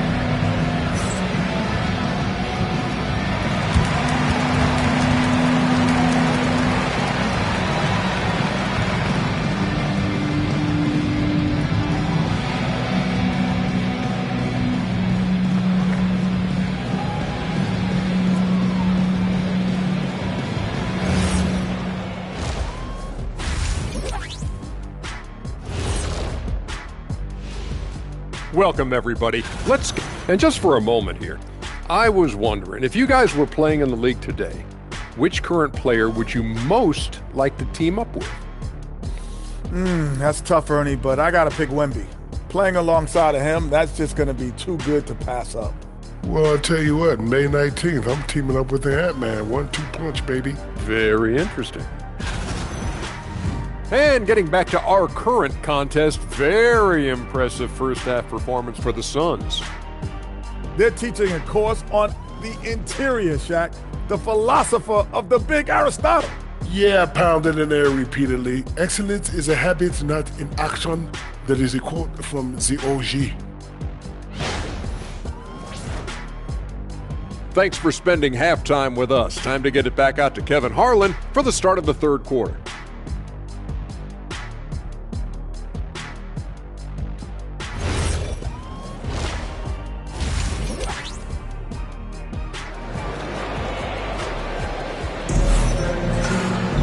Well, we've got a second half of basketball for you. We think it's going to be pretty good. A big comeback, though, is needed for this game to be competitive, and it probably has to happen quickly.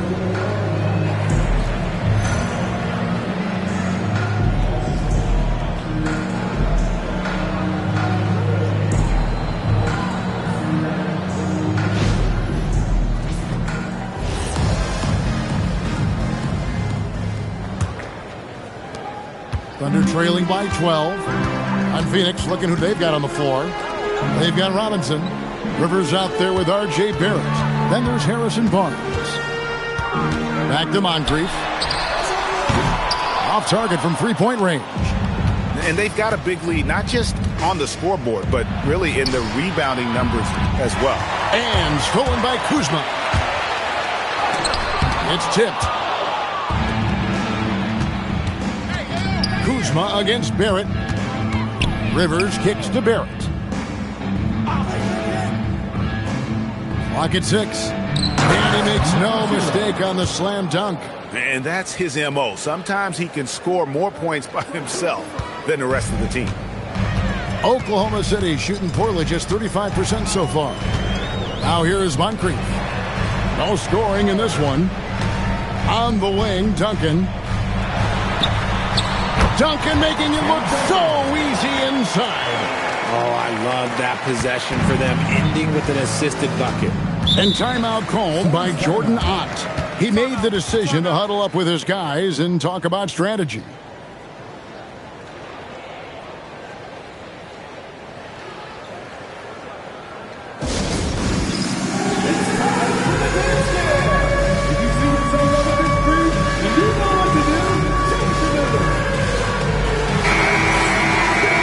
Time now to look at the NBA's toughest defensive teams from a season ago. The Suns in second. I mean, they held opponents to so few points that it allowed them to win games even when their offense wasn't clicking. And it's the Suns with the ball. And it's stolen by Moncrief.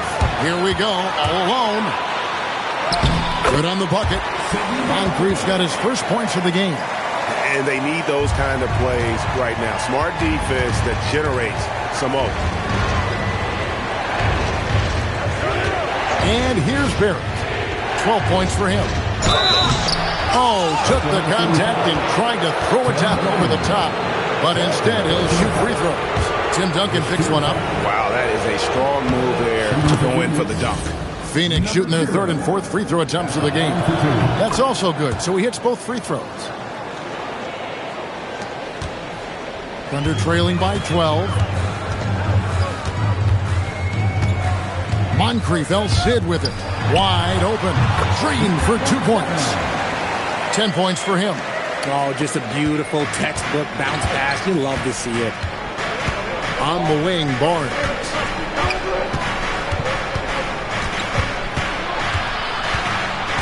Outside, Barrett. 6 to shoot. Here's Rivers. Cranes the three-pointer.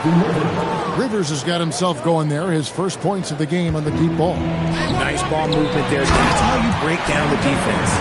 And he just punched the ticket on that one. That'll get the job done. Powerful two-hand jam. Well, we're into the third quarter. Just over 2.5 minutes played. And Barrett gets it to go. Yeah, they're relying on their three-point shooting and getting pretty good results. Duncan with a screen on Barrett. Duncan outside. Pass to Moncrief. Over Rivers. Moncrief's shot is off. Just an ugly show from him offensively. Yep, no way to describe it, just ugly, and that hasn't helped.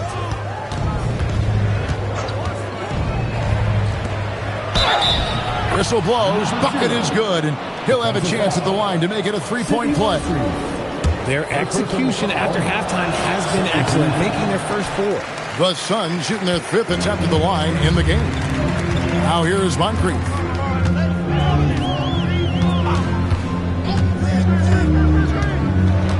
Over to the wing. Rebound by the Suns. Second half here. We're just over 3.5 minutes into it. Robinson passes to Rivers. They set the pick. Whistle blows. Basket is good. So a chance here for a three-point play. Hey, whatever adjustments they made at halftime, they are working to perfection. Oh, yeah, I can't agree more. They haven't missed. Mitchell, he's checked in for Austin Rivers. Well, we all love teams going all in to win. But, Richard, some teams run that risk, and it does not work out. But that's the risk. These windows are so small. If you believe that you have a chance to go all in, or if you have a 2-year window, it's okay to leverage the future in hopes of getting it done now. Here's Barrett. The Thunder making the shot. Unloads from 9. And he stays with it. Just creating havoc for the opponents the last few games. He's been relentless, and he's been doing it in a variety of ways. But right there, it's all about the hustle on the offensive glass. And so Mark Daigneault calls a timeout. He's going to have a discussion on the sideline.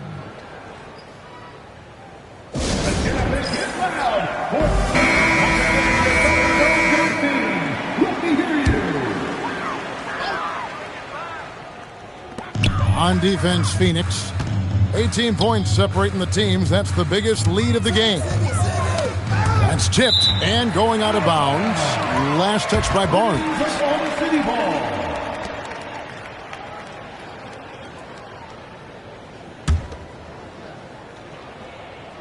And so it's Oklahoma City with it. Down to 5 on the shot clock. He can't hit that time. Nice D from Barrett.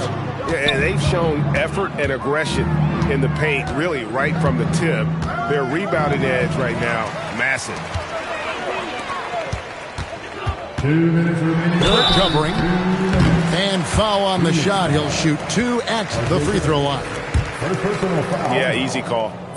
Now let's take a moment to get your guys' take on the scoring so far for Phoenix. Their offense has been a well-oiled machine. They're moving the ball around, playing for one another, and just piling up assists. And we're also seeing a lot from them at the arc in this one. Tonight, it's been all about that 3-ball for these guys. P.J. Washington, he's checked in for Kyle Kuzma. And Barrett now top of the key. And there's the whistle, 3-second violation. And this is what the schedule looks like coming up for the Phoenix Suns. On Tuesday, they'll go back home and will be hosting the Philadelphia 76ers. Then on Tuesday, they'll begin a road trip starting in San Antonio and going up against the Spurs. And that game against the Warriors, that's one to mark on the schedule. It's their 5th game of the year, and we should start to see their lineups get sorted out. Duncan with a screen on Barrett. Here he goes. Basket number 5 goes in. He's now 5 of 12 from the floor. Used the pick to perfection and got all the way to the rim. On the wing, Barnes. Good ball movement here by the Suns. Pass to Barrett. And Henson sends it back. And they'll keep possession. Chalk up 2 there. Talk about putting a team on your back. He has been dominant this quarter, and I don't think they are winning without him. Here's Moncrief. Out to the right wing. Tries it from 19. And that's off the glass and in. 16 points for him. Oh, man, he's feeling it this quarter. They should be looking to get him going every trip down the floor. Outside, Barrett.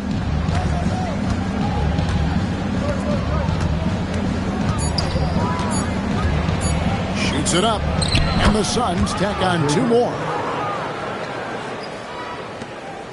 There's 31 seconds left in the third. Mitchell against Moncrief. Right wing. And again, it's Oklahoma City. Pick works well there. Not much resistance from the D. Yeah, that just comes down to a lack of effort. The defender has to do a better job fighting through the screen. It's Barrett on the wing. Releases. No good that time. And so it's Phoenix sitting with a comfortable lead up by 14. They've had such great ball movement and shot selection, and it's led to a terrific field goal percentage. And we'll be back with you shortly.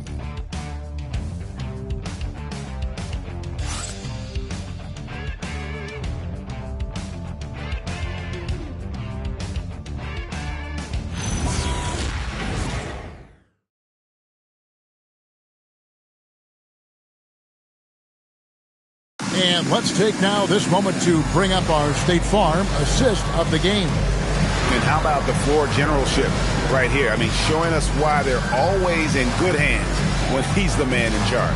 He does do a great job steering the ship for them out there and keeping the offense clicking. And we reach the 4th quarter in a game that may be already out of hand. Parrish is out there with Isaac. Then it's Cheeks. Then there's Kyle Kuzma. And it's Theus in at the shooting guard.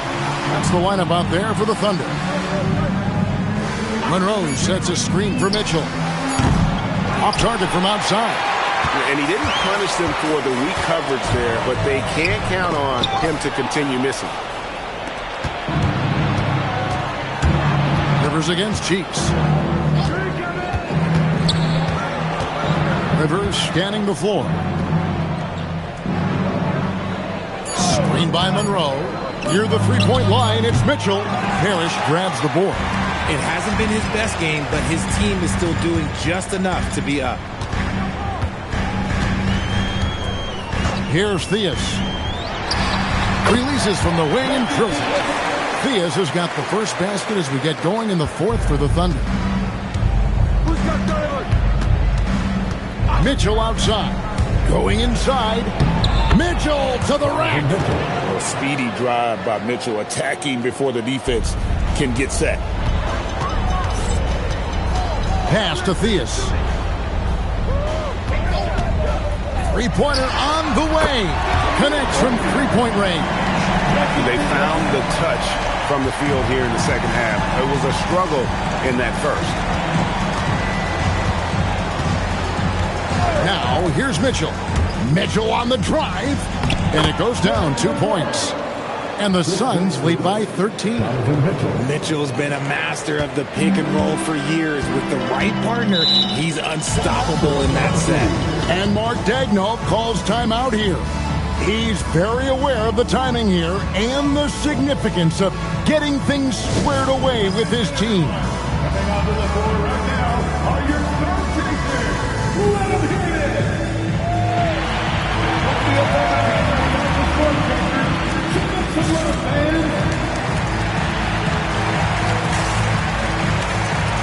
Robinson's checked in for Ross. And now let's swing it over to Allie LaForce on the sideline. Thanks, guys. Mark Daigneault had some words for his team over the last break, and he was adamant that they need to tighten up their D. That lack of communication at that end has led to breakdowns, wide open shooters, and easy buckets. He sounded pretty frustrated, guys. All right, Allie, thank you. Now, here's Mitchell. Rivers finds Mitchell. Monroe sets a screen for Mitchell. And Monroe, the bucket on the assist by Mitchell. Mitchell's got his 7th assist here tonight.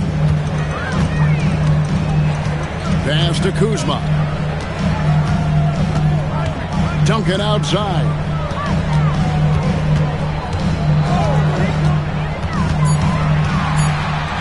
Oklahoma City needs to get off a shot.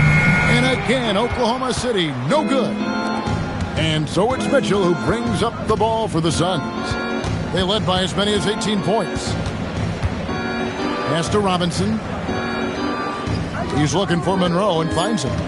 Back to Robinson. No good on the three. Under trailing by 15. Now Moncrief.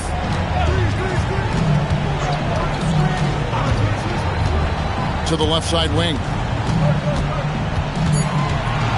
Fires the three. Hits the three-point bomb. 1 point in the game. Watch out. Now that he's got his first three of the half, there might be more in store. And timeout called by Jordan Ott. He's ready to talk things through with them. The Suns making a switch here.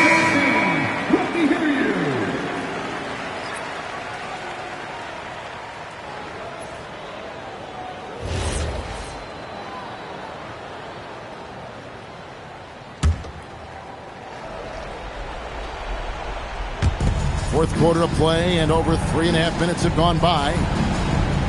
Barnes kicks to Rivers. Just 5 on the clock. The shot missing.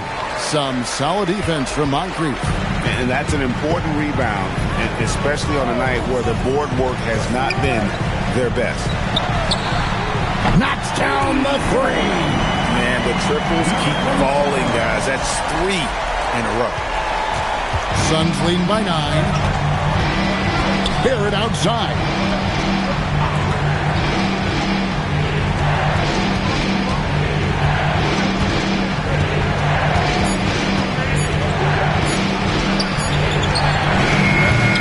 Another chance here. Duncan with the rebound. Oklahoma City's gotten off to a great start from three-point range in the final quarter. They're a perfect 3 of 3. Now Moncrief. Duncan with a screen on Rivers. He'll put it up there. Jumper is off. Kuzma against Robinson.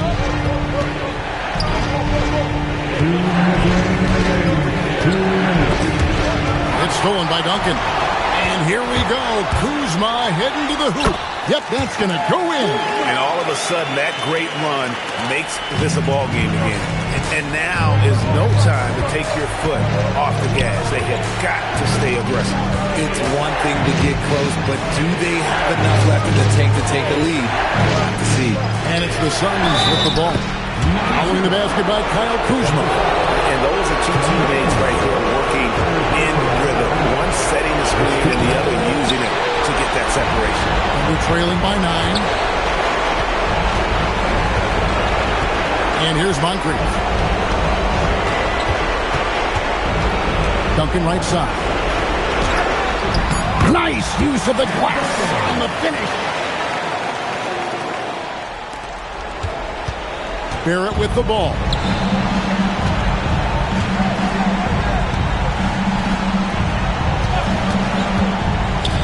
"11 feet away. Duncan with the rebound. How did he break that one? He smoked it. Everything was set up for that to be an easy basket. Sidney Moncrief on the wing. He's guarded by Rivers. Kuzma.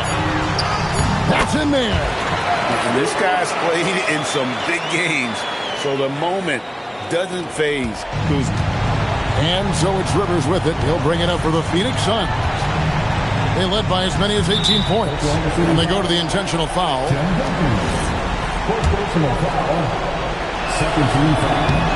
He drops the first one, and that increases their lead to 6. And so both free throws are good. And it's a 7-point game. Huge free throws there to pad the lead. Trying to close that door. Now a timeout called by Oklahoma City. 40 seconds left to play in the final quarter.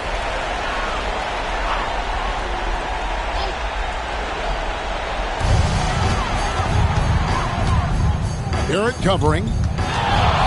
17-foot shot away. And every miss finds its way to his hands. Well, what an impressive performance. You aren't exaggerating. You don't get to 20 rebounds without having a special talent for grabbing misses. And they came in determined to take this one. It's going to be a happy flight home. And as it should be. To be this dominant on another team's floor, look, when you go home, you're going to go home feeling good. Here's Rivers.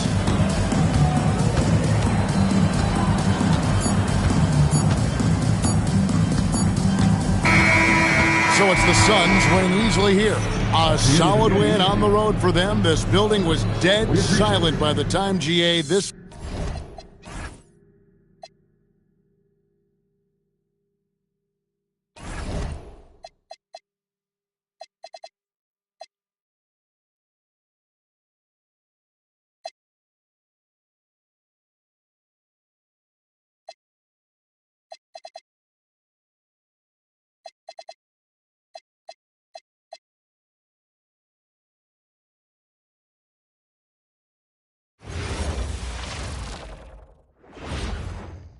And inside the locker room, hello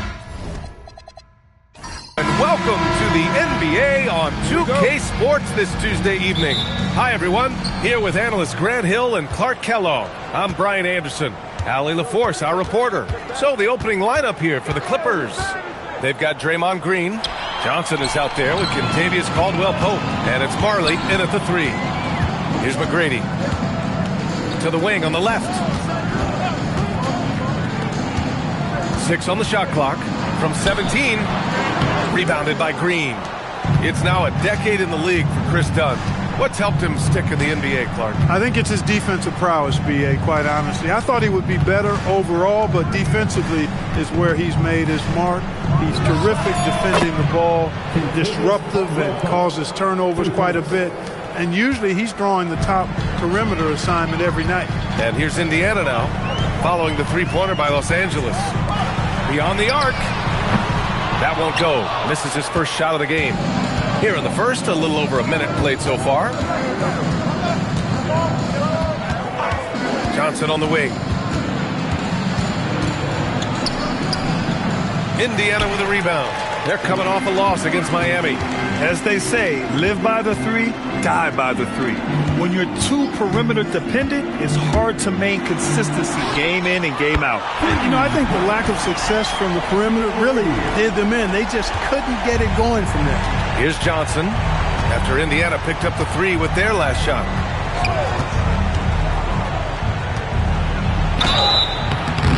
So it'll be 2 free throws. He was fouled in the act of shooting. That's on Jakob Poeltl.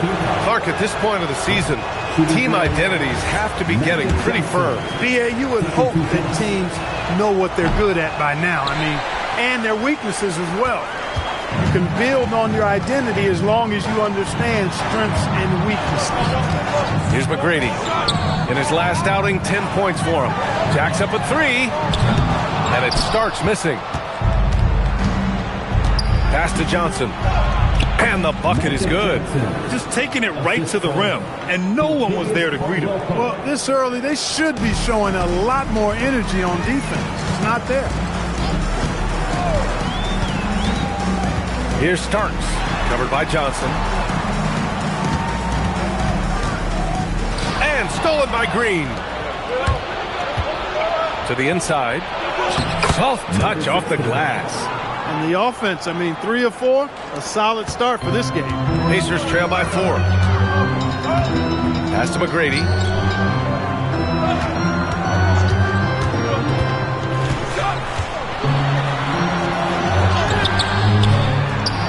Oh, a nice one-handed slam right there. And their offensive rebounding is such a strength for them when he's on the floor. Yeah, he really helps them extend possessions, doesn't he? And, you know, those second-chance opportunities can be game-changers. He represents so much value to this team because of what he does.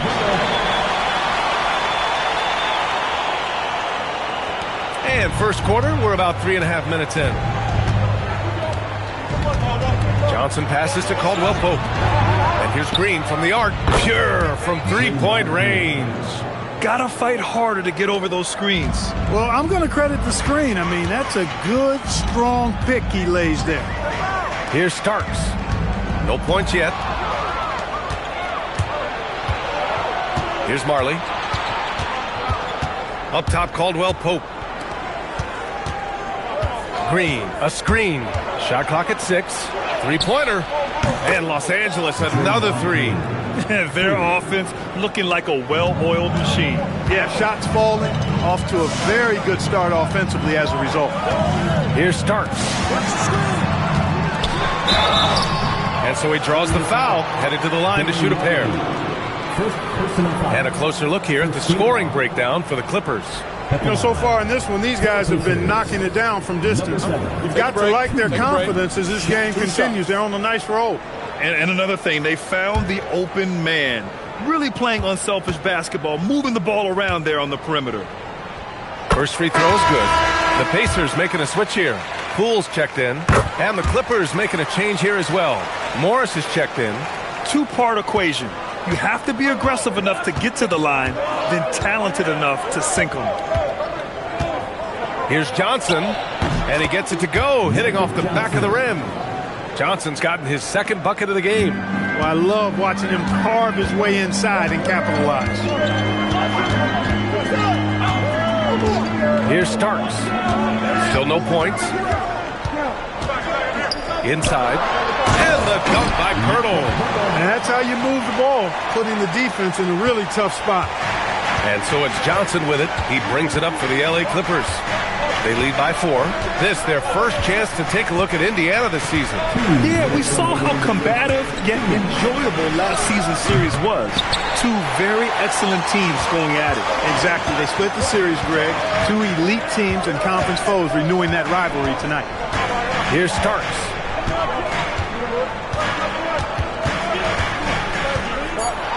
Indiana needs to get off a shot here.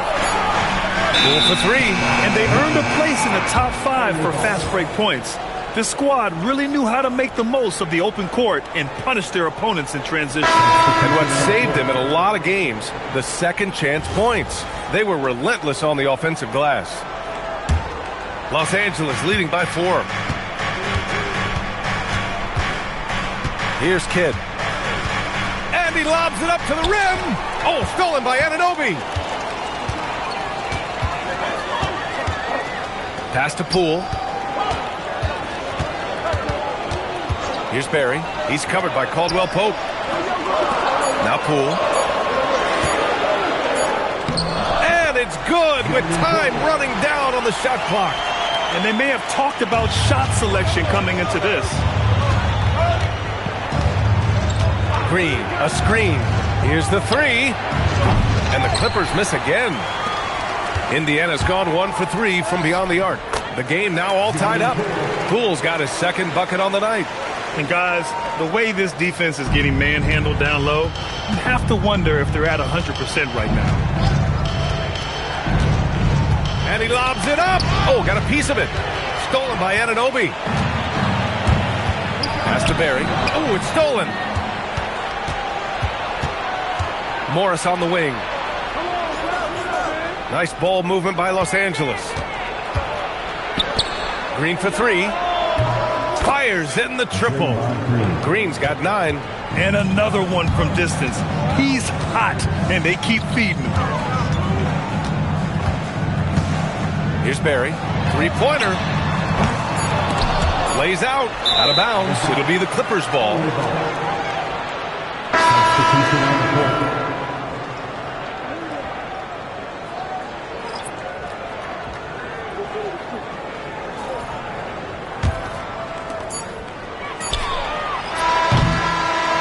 At the end of 1, a closely contested game so far.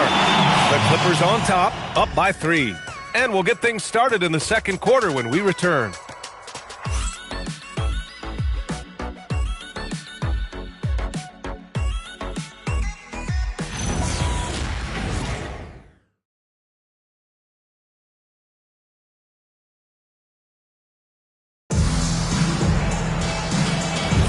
And some good action in the books as we get back to a game that's been pretty close so far here. And let's quickly break down the game we've seen from the Clippers guys. Well, it's simple. I mean, they started off strong, and they've been hot from beyond the arc since the get-go. Well, the player and ball movement has been excellent. Finding space, operating in space, and when they've gotten open shots, they've knocked them down. They've got Isaiah Hartenstein. Derek Jones is out there with Jordan Poole. And it's Barry in at the shooting guard position. That's the 5 for the Pacers. Pass to Hartenstein.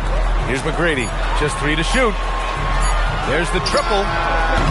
Walker pulls down the board. That's his shot, and one I'm sure he wants back. You think back to the prime years of Kawhi Leonard, Clark. He was absolutely dominant. Yeah, he really was. I mean, so few wings could dominate the way Kawhi did when he was healthy and in his prime. I mean, he could score at all 3 levels, especially in that mid-range game. Absolutely lethal. And then defensively, he was a stopper. He would just turn people's water off. In his feet, he was as good as any two-way player we've had in the league. A chance here to catch up with Allie from the sideline. Hey guys, the Pacers have shown that they can be a threat in the East. Coach Rick Carlisle said, there's nothing wrong with high expectations. What you don't want is a situation of apathy, where expectations are low and all you're ever doing is selling hope. That's not why I came here. Back to you. They are for real. All right, Allie, appreciate the report. The first one falls. Well, few descriptions more glowing than saying a player is clutch. What, in your opinion, Grant, enables a player to be that way? You know, B.A., it's about confidence and command. When you're able to process and execute under the pressure, both internal and external, that's when you have a chance to be clutch. And we're now about a minute into the second quarter of play. Here's Kidd. No points yet. And he can't bank that one in. Pacers trail by 3. Yeah, they've been pretty careless so far, racking up a number of fouls in very little time. OG Anunoby's checked in for Indiana. And the Clippers making a change here.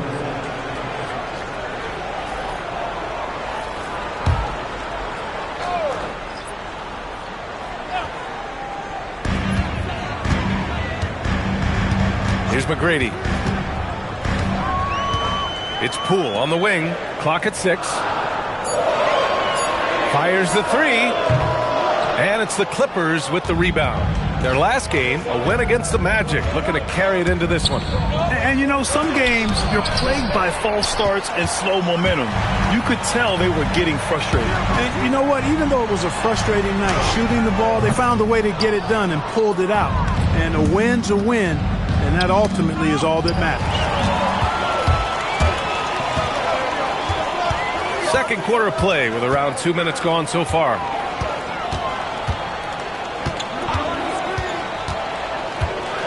Pass to McGrady. And he can't get that one. Los Angeles leading by 3. Outside, Caldwell Pope. Here's Kidd. Over Poole. Hartenstein pulls it in. Poole left side. There's the block. To the paint. Intercepted. Now for those joining us now, we're in the second quarter, about 3 minutes gone by. Here's McGrady. He's covered by Caldwell Pope. Hartenstein to the screen on Caldwell Pope. Lets it fly from 18. And that's off the glass and in. McGrady's got his first 2 points of the night. Sometimes it's simple. Put the ball in the hands of your scorers and let them do what they do best. And so Ty Lue calls a timeout. Coach taking this moment to speak to his guys. Maybe alter some of the game plan.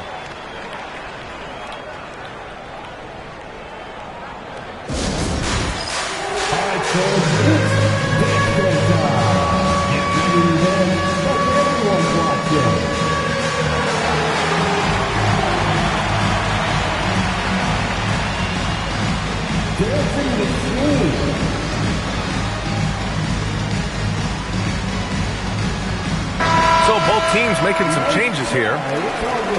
And with a pause in the action, here we have the best rebounding teams from last year. Fifth on the list, Indiana.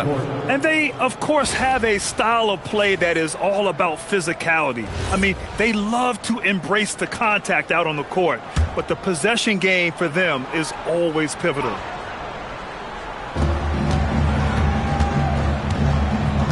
Just under 3.5 minutes played here in the second quarter. 6 to shoot. The Clippers got to hurry. Late clock here. Johnson on the mark with the 15-footer. Johnson's got 6 points. Some defenses are designed to yield the mid-range shot. For him, that's a good look. Here's Starks, covered by Johnson. Hurdle with a screen on Johnson. Starks, the pass to McGrady. Ooh, can't tie it up as that one's no good. Well, he's kind of deflating their chances, and I know he really wants to help the team, but this is not the way to go about it. Now here's Johnson. He has 6. Oh, look at Green getting his inside. They've now had assists on each of their last 3 buckets. Pacers trail by 5. They're searching for a way to score. Yeah, buckets have been very tough to come by. Outside Anunoby. Hurdle finds Anunoby. It's a nice passing by Indiana here. Throws it up high. Stolen by Anunoby. Here's McGrady. Pass to Starks.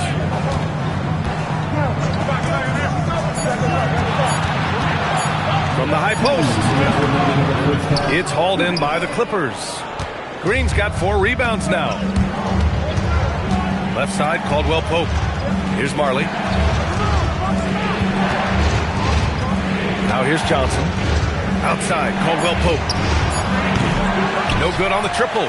You wonder where was the defense that time, but they got lucky. You know, Grant, for a guy who started playing basketball at age 17, Siakam has put together quite the resume. Yeah, B.A. Pascal is a champion. He's got multiple All-Star and All-NBA selections, and one of the great developmental stories when you think about his discovery through basketball without borders. Here's Starks. He's scoreless. Out to the right wing to snap the cold streak. And once again, off the mark by Indiana. It's been an ugly quarter for him. Trying to shoot his way out of it. Might be time to work on the playmaking skills. Green, a screen. Wide open look. Hurdle grabs a miss. Hurdle's got 4 rebounds now.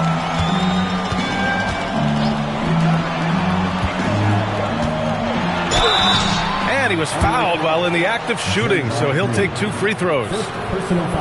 It's going to go on Draymond Green. Indiana shooting their 5th and 6th free throws of the game. Number 7. Take a break. Take a break. 2 shots.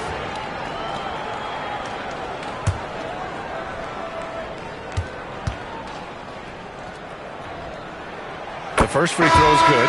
Indiana making a switch here. Poole's checked in. Allen, he's checked in for Los Angeles. And so he hits both. Getting themselves to the line this quarter is a good way to get their offense rolling. And maybe cause some foul trouble along the way as well. And we know what that can do. It pays off typically in good fashion for you. And Caldwell Pope gets it to go. Caldwell Pope's got 5 now. Most any coach loves points coming off assists.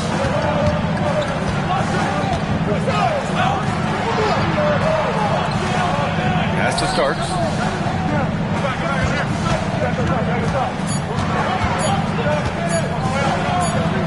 And they force the shot clock violation. Great D. And thanks to AT&T for a great look at that dunk on their connected cam.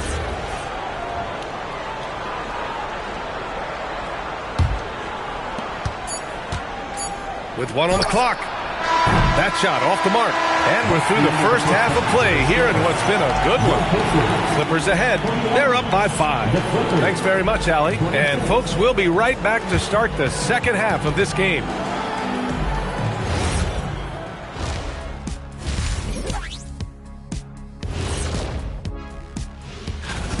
It's a coach's dream to see the ball whip around the floor like this. They're playing some selfless basketball. It's been a thing of beauty. Stack up. And guys, now let's see what. Appreciate you joining us.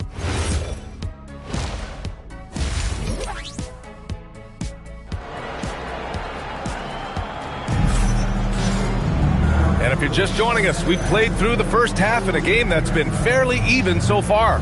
Boy, one guy who's getting it done is Draymond Green. Yeah, they've done an amazing job of creating room to operate for him. And then, of course, executing.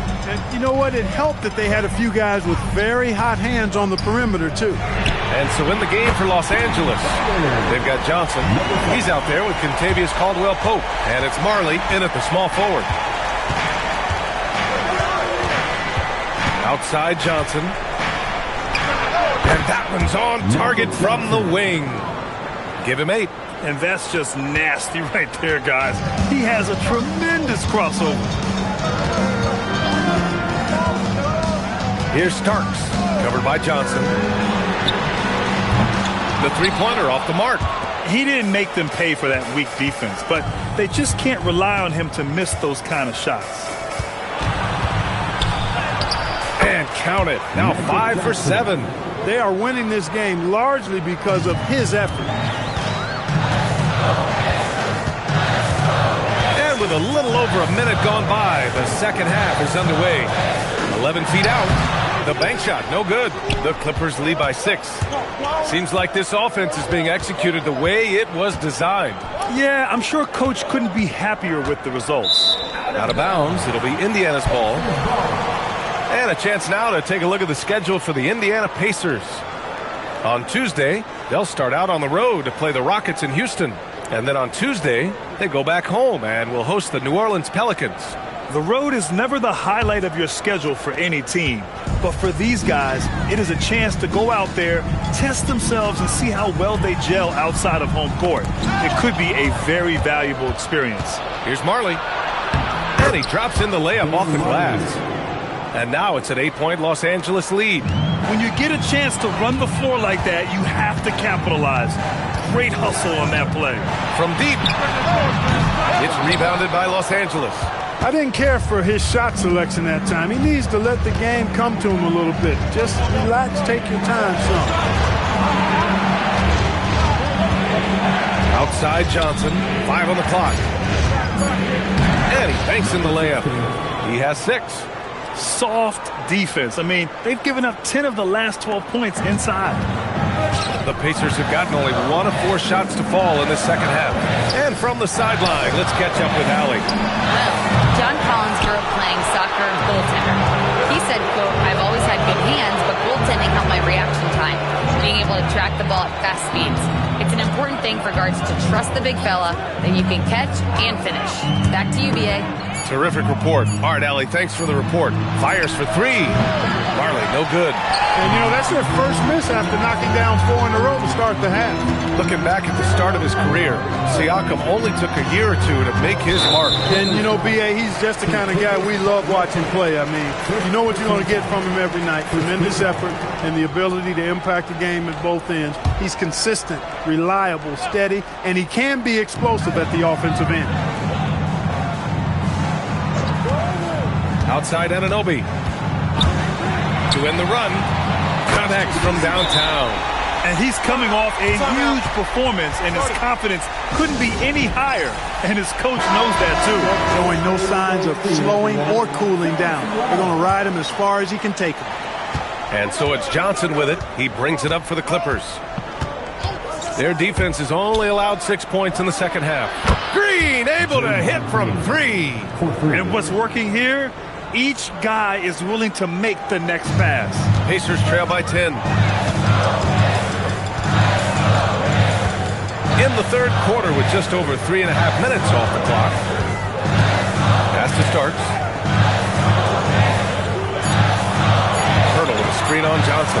Puts up a deep 3. The shot comes out. The Clippers lead by 10. Outside, Caldwell-Pope. The kick out to Johnson.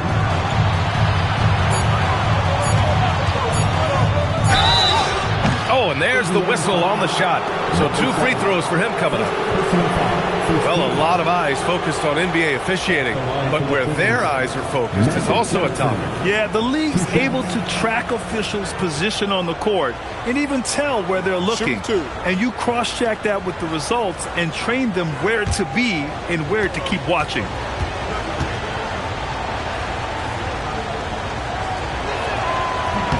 The first one falls.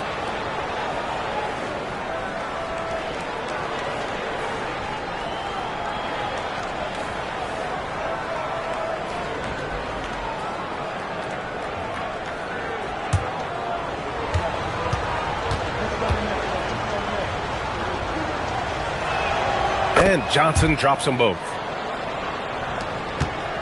Pacers trail by 12. Starks the pass to McGrady. Kicks it out to Anunoby. Pass to McGrady. Lets the 3 fly. Green with the defensive effort.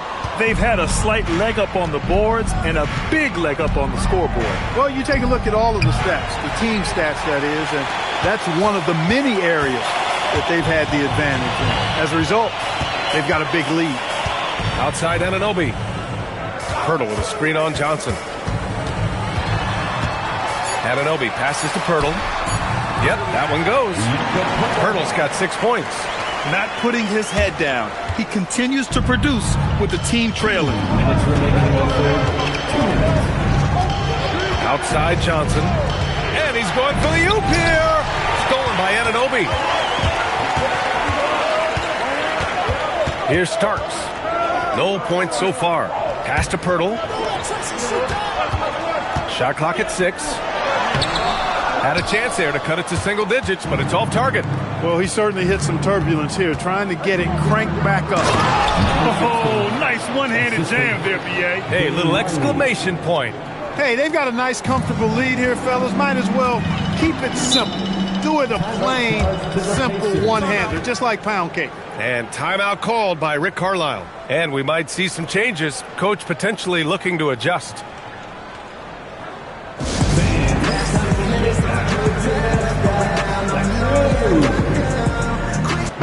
So both teams changing it up here. And now let's glance at the league's most aggressive defensive teams from last year. Number 5, the Clippers. They made life hard on opponents. One of the best defenses in the NBA last year.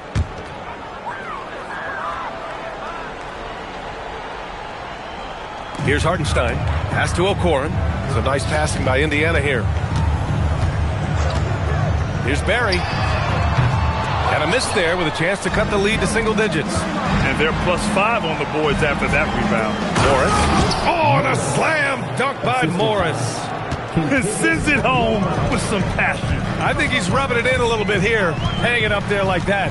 Guys, they're not backing off at all, are they? Here's Anunoby. And once again, off the mark by Indiana. Now Los Angeles with it. They're on a 17-5 run. On the wing, Caldwell Pope. Outside Anunoby. Pass to Barry. Now Poole. Fires from deep. Caldwell Pope pulls it in. Shot and game clock separated by 5. Here's Kidd. And there's the call. It's going to be an illegal screen. Yeah, I'm surprised they're winning by this much with double-digit turnovers. Yeah, it has been, and they've been able to overcome the carelessness to this point, but I'm sure the coaching staff wants that to get cleaned up right now.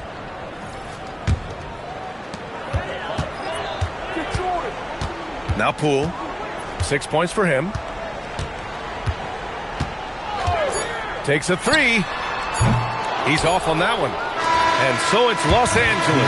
A sizable lead of 14 at the break. They've had incredible success defensively, taking away good looks. Rick Carlisle had some advice for his team. These guys are going to struggle guard movement. Well, there may not be a lot of drama down the stretch as we head into the fourth quarter. Stranger things have happened. They've got Isaiah Hartenstein, and it's Barry in at the 2. So that's the group out there for Indiana. Here's Walker. And it's Poole with a rebound. Pacers trail by 14. Here's Barry.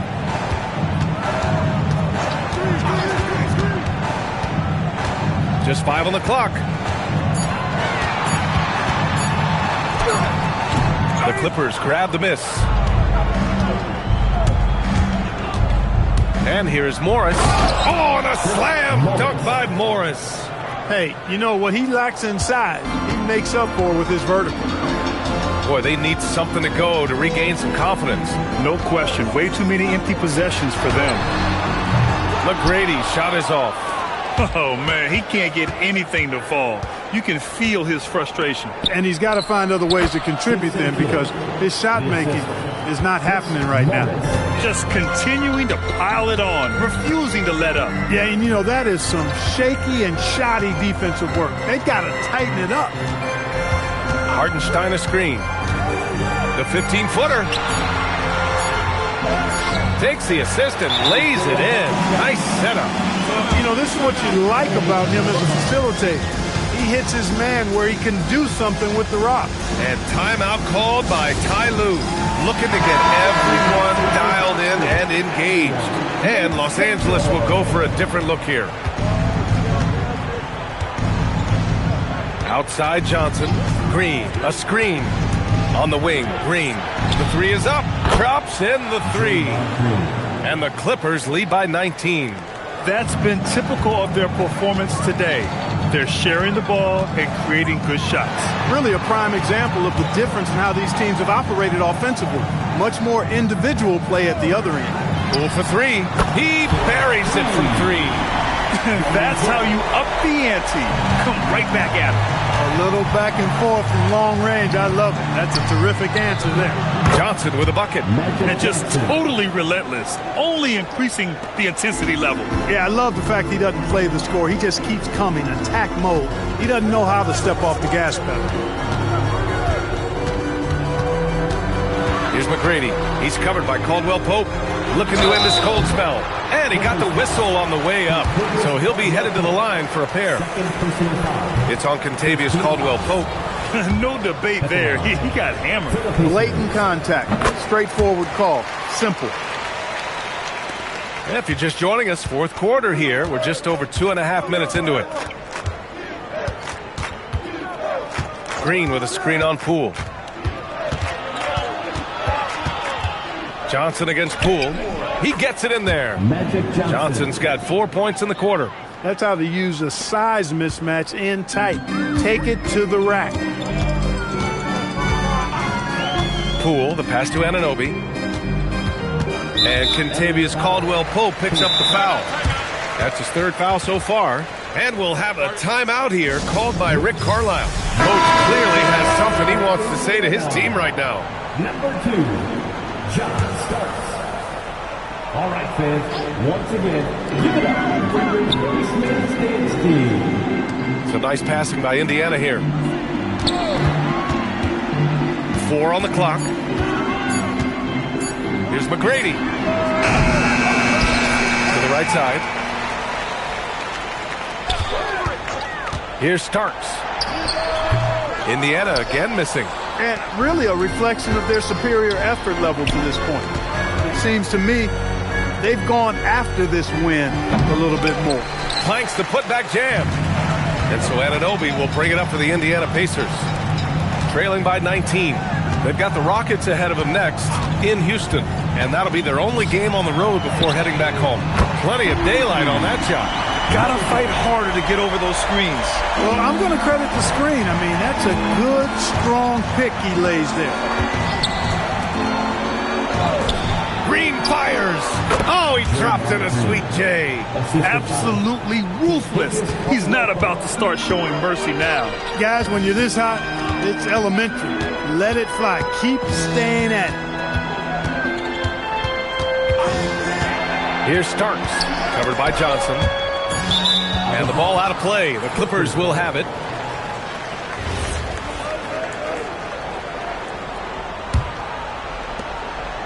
And so it's Johnson with it. He brings it up for the LA Clippers.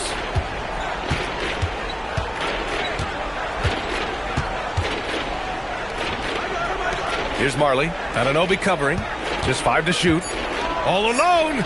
Again, Los Angeles. Man, he's got a lot of firepower right now. I mean, what a half he's having.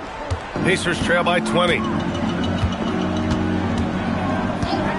Here's Starks. To the wing, right side. Outside Ananobi. Pirtle, the pass.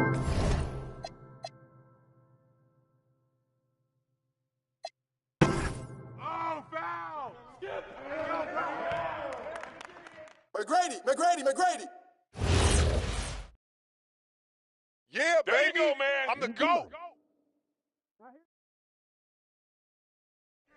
Get John. Get that.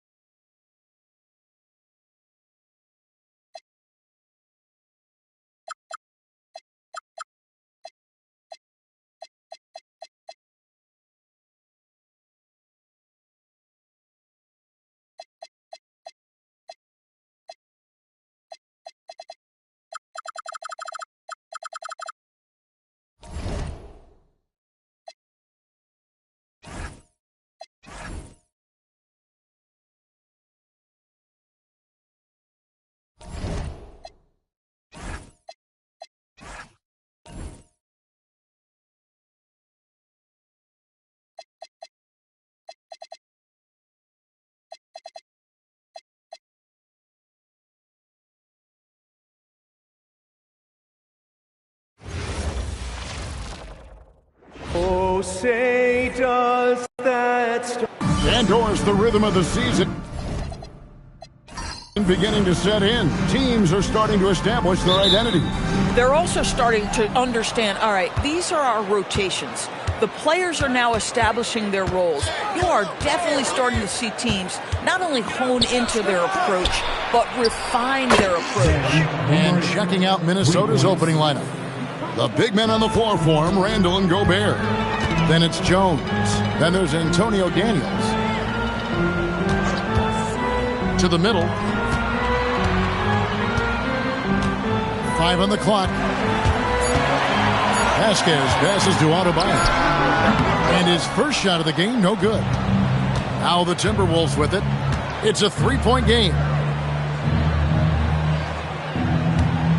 Outside Daniels.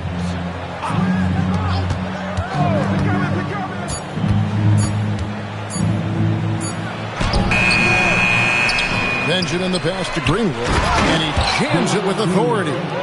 Whoa, that'll wake you up. He is such a great athlete. To the left wing, Adebayo kicks to Adams. To the right side.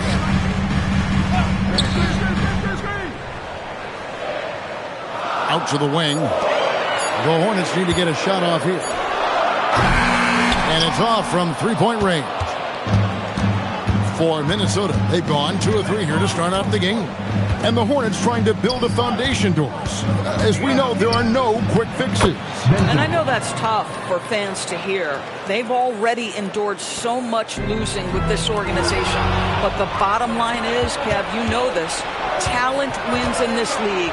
And it's not just some talent. You need a lot of it. Shakes them. And again, it's Minnesota converting. And if you look at this first half, overall, they've just had the better shot selection. And I think, obviously, we see the execution and the willingness to make the next pass so important.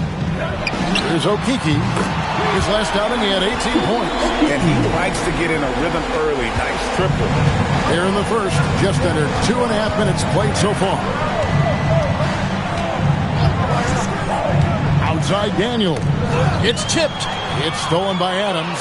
It's 3-on-3 on the fast break. And Adams with the slam. He threw that one down. Adams, one of the fiercest competitors in the league. Daniels passes to Jones. Outside Daniel. Down to 5 on the shot clock. And again, it's Minnesota. They've wasted no time settling into their offense. Looking at the last game for the Minnesota Timberwolves, it was a loss to the Kings in Sacramento. Adebayo with this screen on Jones. Stolen by Jones. And Daniels, here we go. Pass to Greenwood. Great D that time from Adebayo. But defense hanging in right there, making that shot really difficult. We're now joined by our sideline reporter, Allie LaForce. Allie, it's all yours. Hey, guys. Kobe White becoming an offensive focal point, saying it means a lot that my coaches and my teammates trust me. The only thing that can prepare you for this is going through it. For me to become the player I want to be, I need those moments. It's all part of the learning process and the journey. Guys, back to you. All right, Allie, as always, we thank you. Let's pause to take a look at the teams that really made their opposing teams earn their points a season ago. In fourth, the Timberwolves. I mean, they held opponents to so few points that it allowed them to win games even when their offense wasn't clicking. First personal foul. First team foul.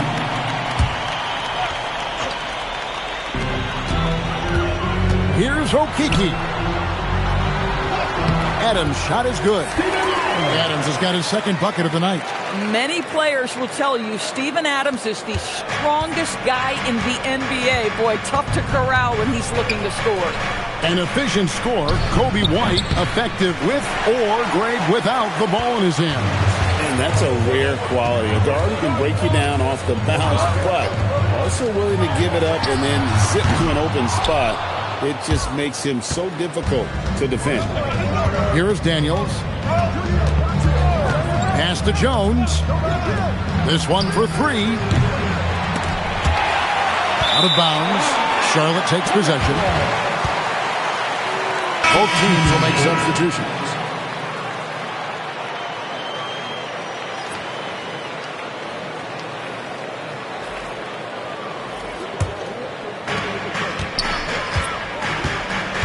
And here is Monk. Adams with the screen on Billups. Monk, the pass to Adams. And Adams with the slam. I mean, this guy has become an expert at utilizing the screen and roll. Just does such a good job rolling to the rim and being a factor. Now here's Billups. English with no one around. And yes, a nice assist from Billups. And if you're the guy who has to guard him, it is never going to be an easy night for you. Williamson is screen on Billups. And the dunk by Williamson. Already one of the most powerful dunk artists in the history of this game. Mount Zion. Bounce pass, English. A three-pointer, no good. Hornets trail by 5 to the inside. One-on-one fast break. The shot, no good. If you try something like that, you better be sure to complete it. Billups dishes to English. There's his third field goal, and now he's made half of his 6 shots. Boy, how about the timing, the delivery? That is exactly how you set a teammate up. He tries for 3, drains it from beyond the arc. English has got 6. And an important part of every team's game, a look at the hustle stats for Minnesota. And just a great job so far applying pressure defensively. The opposition is on their heels with the ball in their hand. Nightmarish clamps thus far. Another big component of their early game tonight has been points off turnovers. Great job converting on those chances. Offensive rebound. And he takes that one up and powers it through. Building up a big early lead, they have taken charge of this game. And they've been doing it largely at the offensive end. If the defense does not adjust, this could be a blowout. Now, here's Hart. Nothing on the board. Might be undersized for a 4, but that vertical more than makes up for it. It's English with the drive. Shooting foul as the whistle blows. He'll shoot 2 free throws. This is his first free throw of the game. At the line for the Timberwolves, Alex English. 2 shots.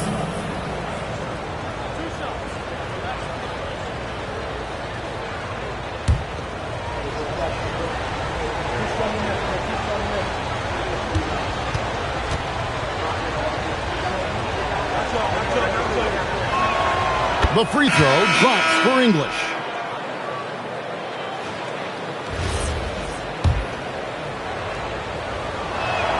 Both free throws good from English. Well, this is what we've come to expect from him, right? Excellence at the foul line. And so it's the Minnesota Timberwolves. Enjoy.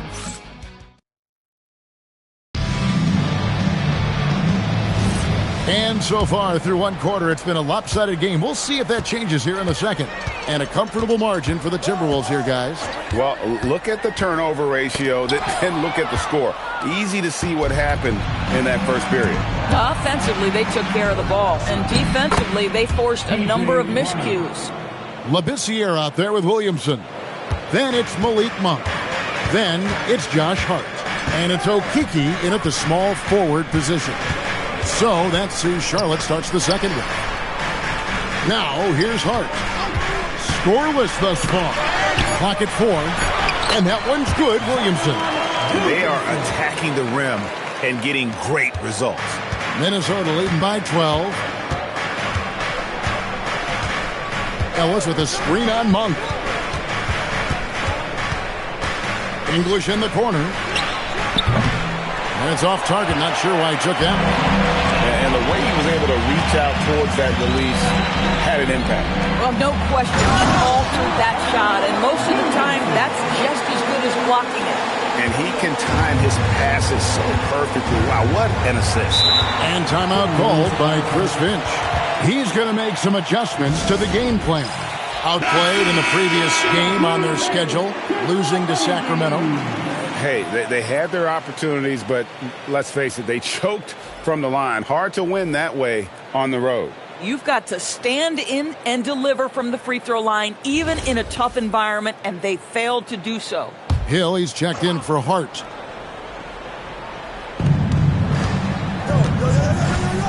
He's guarded by Hill. Pass to Jones.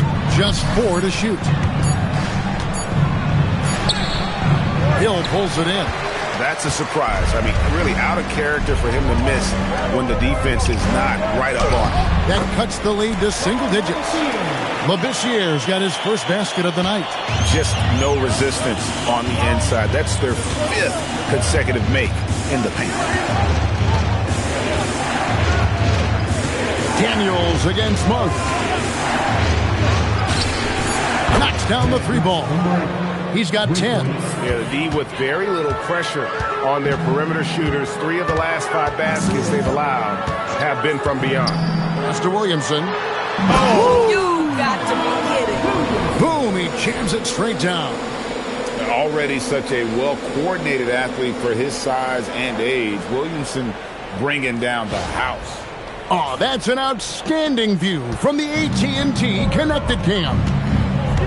Here's Daniels. Here's Jones. Puts up a 3. Zion Williamson grabs the miss.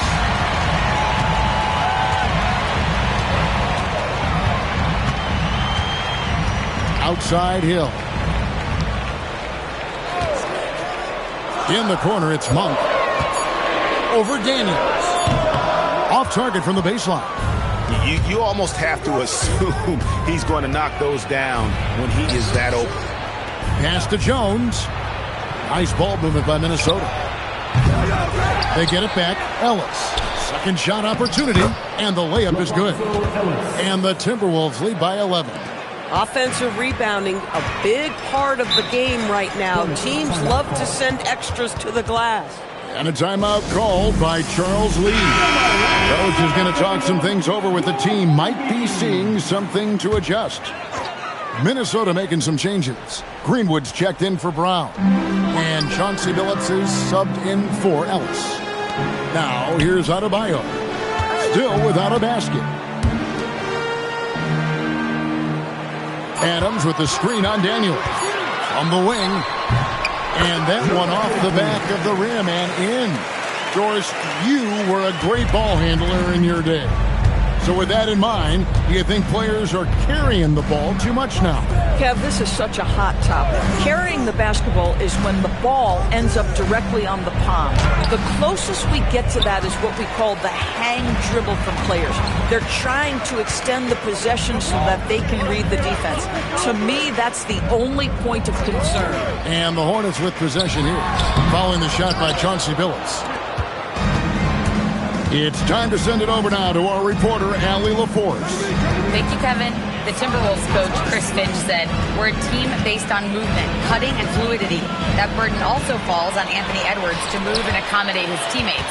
For his part, Anson is focuses being what the team needs me to be, a leader by example, and showing them that I'm coachable." Kevin? All right, Allie, thanks a lot. First trip to the free throw line for him tonight. And that one misses. You watch him play, Doris, and Josh Green isn't a high-volume guy, but he wants to find ways to score and contribute. He does. He uses his elite athleticism to sometimes get some sneaky offensive rebounds. He's an excellent cutter. He's willing to be patient and take opportunities given to him without plays being called. And he's going up for the alley-oop. Count that one. And the Timberwolves lead has been cut down now to just 5 on the bucket from Adams. Yeah, they're going to have a nice little run here. Now Daniels. Pass to Jones.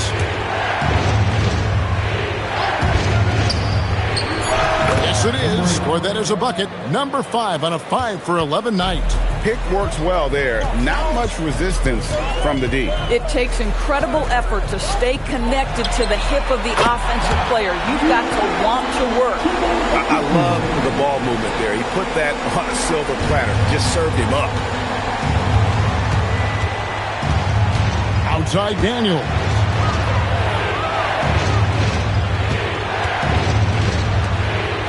Over to the wing. Pass to Jones. Shoots. It's rebounded by Charlotte. This guy just simply can't find his rhythm, and sometimes that happens. 44 seconds left to play here in the second quarter. Vasquez with it, and Daniels picks him up defensively. Up again, and it's Adams on the follow. Now just a 2-point Timberwolves lead. Pretty much all of their buckets coming from inside the paint now. Here is Daniels.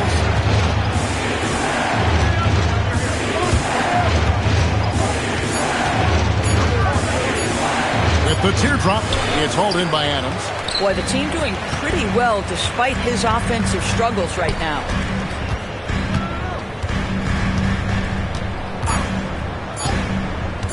Fires away from outside. So that'll be it for the first half. Fairly even battle underway in this one. The Timberwolves on top. They're up by 2. And don't go away. After the break, we'll see you right back here for the start of the third quarter.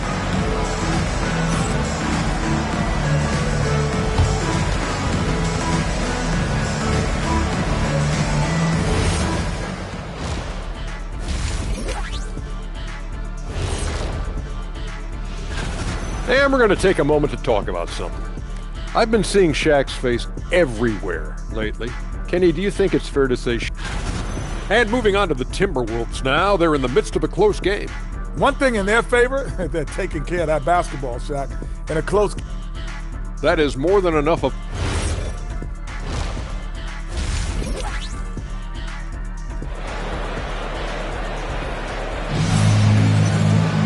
And we're halfway through this one. Plenty of basketball left in a game that's been fairly even so far.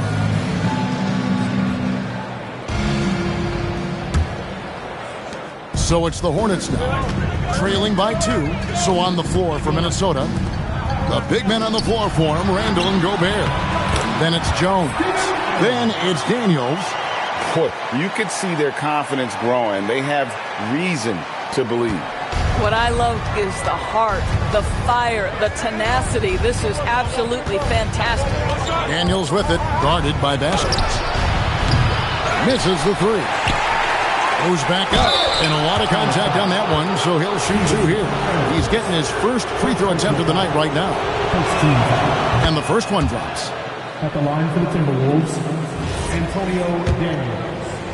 2 shots.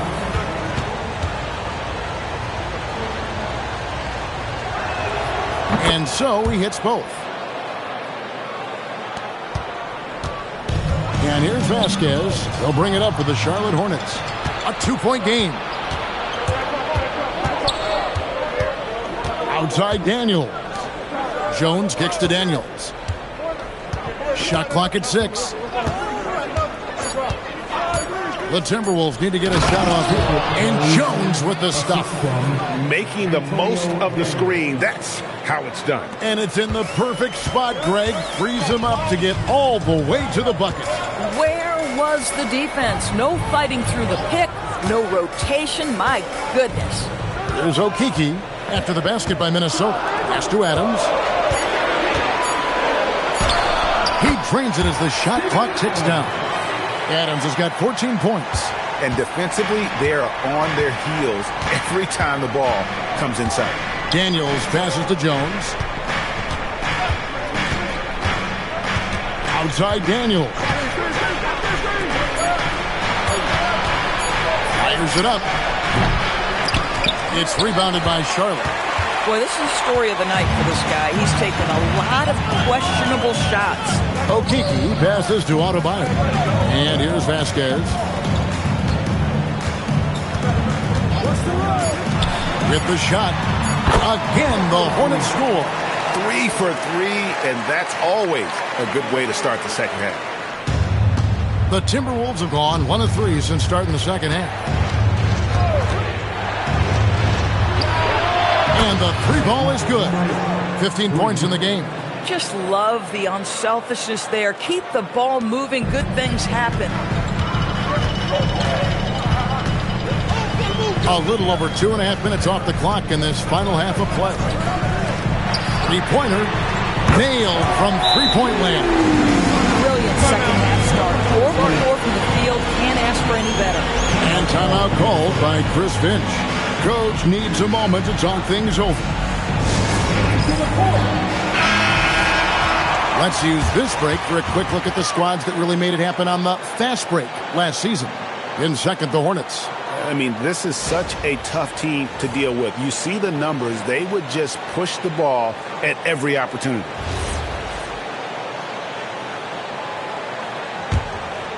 Here is Daniels.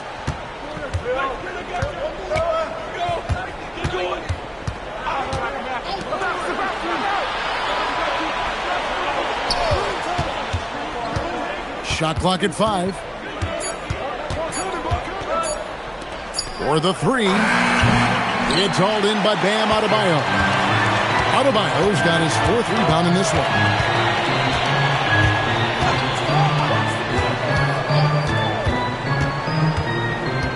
Pass to Vasquez. Over Daniels. Misses off the left iron. But only the first miss of the second half. They've come out here with authority. Now here's Jones. Lets it go from deep. It's good from long range. He's hit 4 now from behind the arc, 2 in each half, making an impact. And a timeout called by Charles Lee. Coach is going to talk some things over with the team. Might be seeing something to adjust. Chauncey Billups checked in for Minnesota.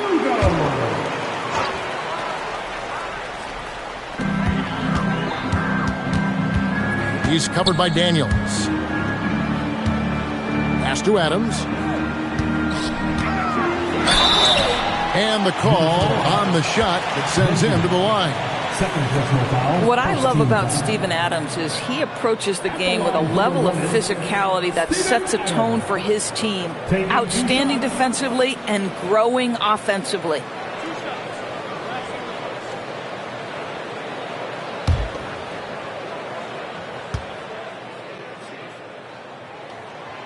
Throw good, Adams.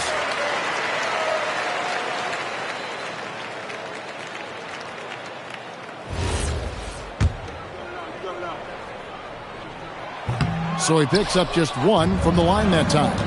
And a 4-time Defensive Player of the Year. Rudy Gobert is improving his perimeter defense as well, Greg. It's helped his overall game.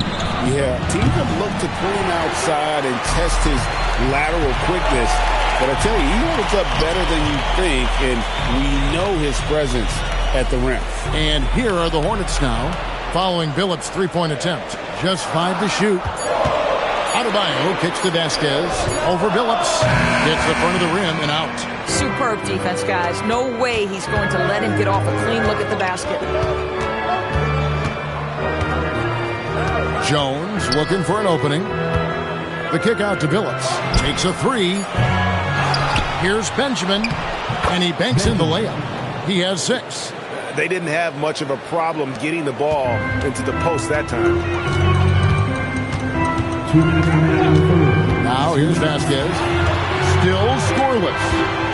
Okeke passes to Adams. And Adams with the slam. And those plays can make a difference in a game like this. Well, you know it's going to fire up, Greg, everybody on that bench. Well, credit him for going for it, not settling, saying, I'm going to attack. So, a whole new group on the floor now for Charlotte. Minnesota also making some changes. Ellis is checked in for Greenwood. English comes in for Herbert Jones. And Nickeil Alexander-Walker in for Antonio Daniels. Here's Alexander-Walker. Shoots a 3. It's rebounded by Labissiere. Hill dishes to Williamson. The game now all-time. Williamson's got 12 in the game. Yeah, he shot the ball well enough to keep his team even. Let's see if together they can elevate past that. Billups kicks to Ellis. Pass to English. And poor shot selection there. Not a high percentage look for him. Williamson with a screen for Hart. And the dunk by Williamson. Man, he sure can get off the floor. He's one of the best in the business, absolutely. Billups with the ball. He has yet to score. Outside, English. Here's the three. That doesn't go either for English. The Hornets have gone 7 of 9 from the field to start this second half. Some tremendous shooting from them. Mr. Williamson, stolen by Ellis. Just 1 second between the shot clock and game clock. Monk against English. Monk with some nice defense. And here's Hill for three. Oh, and the buzzer beater's good. That is a huge three-pointer. Extends the lead at the last possible second. That'll give him a big boost going into the fourth period. And we've watched 3 so far in this one. Hornets lead by 5. And time for the short break, and stay right. And a chance right now to show you our State Farm assist of the game. And how about the big fella here showing us he's got some point guard skill here with the tremendous setup. I'll tell you, in today's game, you want skill and decision-making at every position. And with these teams locked in a very close contest, this fourth quarter promises to be a good one. Williamson out there with Labissiere. Then it's Josh Hart. Then it's Malik Monk. And it's Okeke in at the small forward. So that's the Hornets 5. And Williamson throws it down. Extra on that one, fellas. Nobody's stopping that. When he comes in there with that tomahawk, that's just too much force. Phillips passes to Brown. And then Brown with the dunk. Boy, the bounce pass put right on the money. Nice assist. Phillips against Monk. Drives to the hoop. And he gets it to go. Monk's got the lead up to 5 now for Charlotte. That bucket is really just about the efficient use of a screen. That's nicely done. Top of the key, English. The Hornets pull it in. And they haven't been able to turn it into a big lead, but their rebounding advantage is starting to add up. And here is Williamson. Just 5 on the clock. Here's Hart from beyond the arc and then some. Hart's got his first 3 points of the game. 3-point shooting since the half has been about as good as you could ask for. Brown with the screen on Hart. And he can't answer back. The three-pointer offline. Charlotte leading by 8. Here's Okeke. Off target there. That would have pushed the lead to double digits. Phillips dishes to Brown. The dunk and the foul. A powerhouse move, and he's got a chance for one more at the line. It's going to go on Labissiere.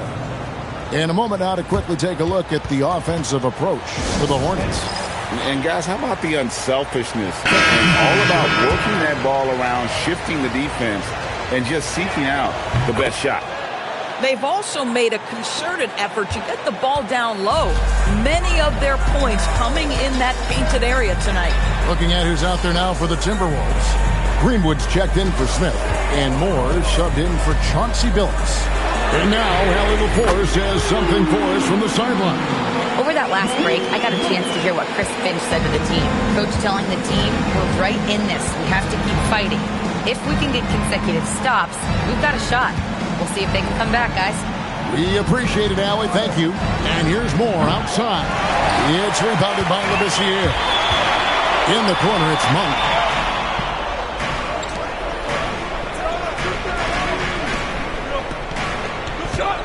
Williamson outside.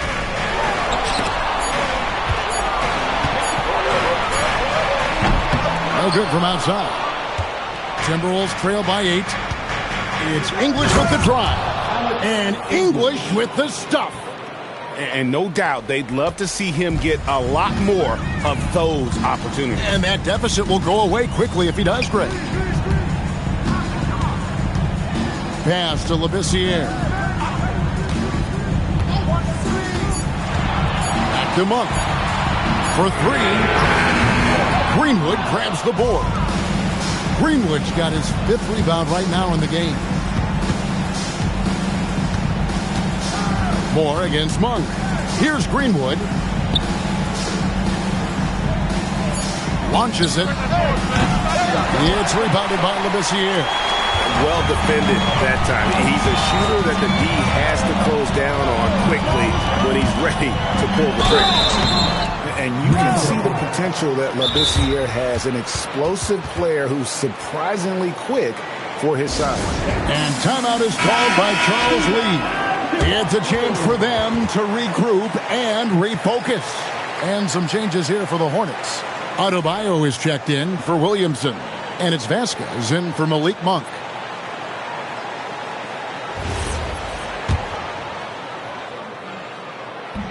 First one falls for him. He's off on the second. Timberwolves trail by 7.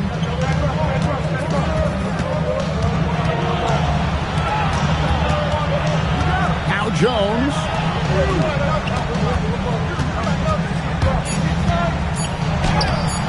Layup, no good. Charlotte has gone past the three-point line for 13 of their shots. They're 6 of 13. Now Vasquez.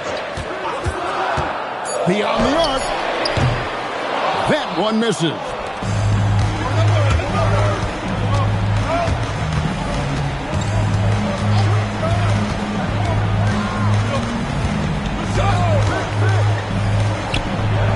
Off target from outside. Boy, when you're trying to make up ground, every shot counts. You have got to be selective. Jones.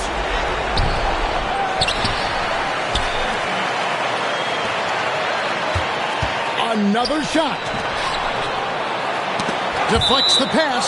Out of bounds. Timberwolves ball as Minnesota keeps possession.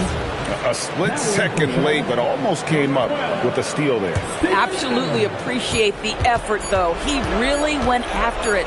So close. Charlotte making a switch here. Adams checked in. Guys, a good chance for them to slow it down. Yeah, they definitely should use some clock here. Uncovered. It's in there. You can't just stop when there's a pick set up. Gotta fight over it as a defender. You know exactly what that takes. It takes energy, it takes activity, it takes intensity.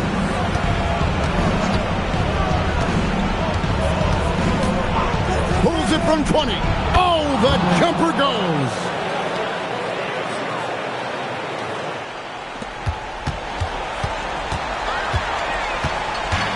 .109 left in the game.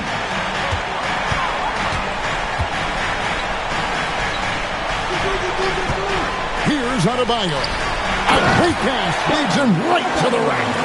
Saw the opportunity to put this away, and you could see the killer instinct take over. And you want to save your best for last. Tonight, they've done that and then some. 6 to shoot. Minnesota with the rebound.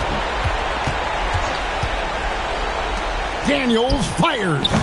Misses the 3. They're in good position here to ride it out. Well, certainly, if they just play smart, this game's over.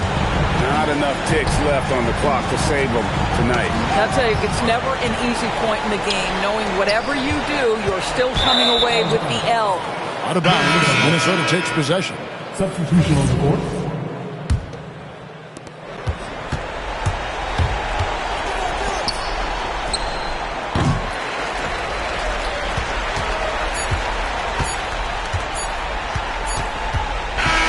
So it's the Hornets picking up the win.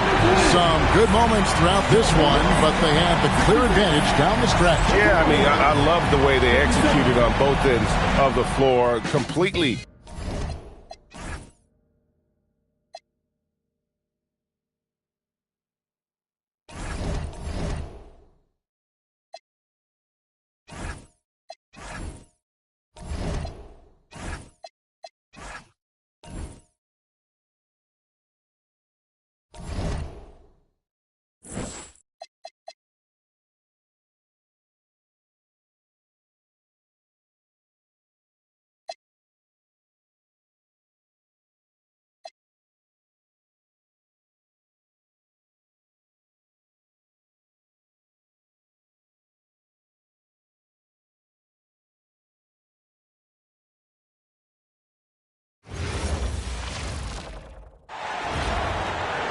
at the small forward position. Hard to believe that NBA games are back. Preseason pontification is over. BA, you're spot on. No more guessing, no more wondering. The games count now. A lot of optimism could be about to vanish in these first handful of games. Got to check it out. And now the opening lineup for Chicago. Bol out there with Ivica Zubac. Then there's Scotty Barnes. Then it's Giannis Antetokounmpo. Here's Robertson. Pass to Murray.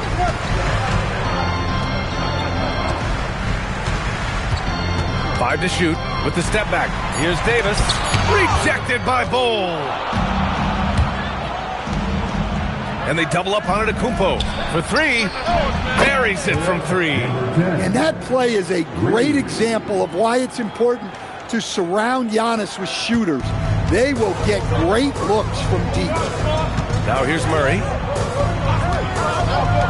The shot. The putback.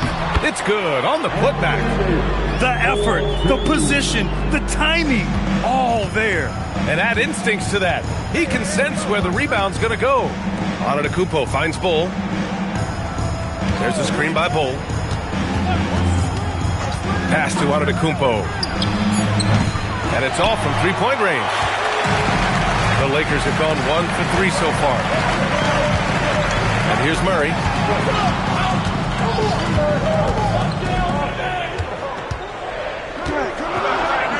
Bol covering. Chicago with a rebound. They defeated Milwaukee in their last game. It was an all-out effort on defense. I mean, they stepped up for one another and helped each other out so well on this end. And nothing feels better than a win where team defense is the main factor. And maybe they're a little too excited today. They need to settle down. They've opened up 1 for 4. Davis with a screen on Antetokounmpo. Murray passes to Davis. And he misses the go-ahead basket. Well, look, that's another missed opportunity. 1 for 5 now from the field.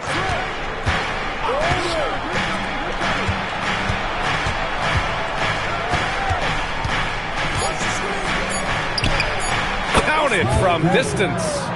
6 points for him. I love this approach. Getting him involved early, and it's already paying off.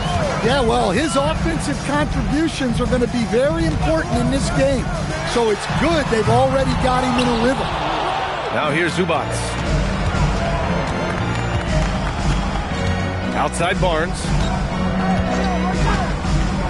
Antetokounmpo outside. Now here's Barnes. The D's right on him. Can't get his first shot of the game to fall. Lakers trail by 4.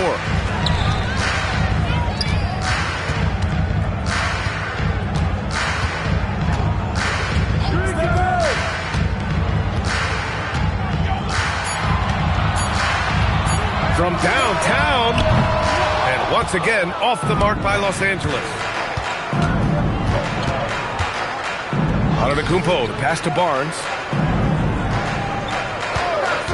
And here's Bol, defended by Murray, and finished off by Bol. And this is the kind of vision that sets Barnes apart. Just a fantastic facilitator for his position. Trying to find a spark here. Yes, indeed. A rough stretch offensively. They could really use a basket.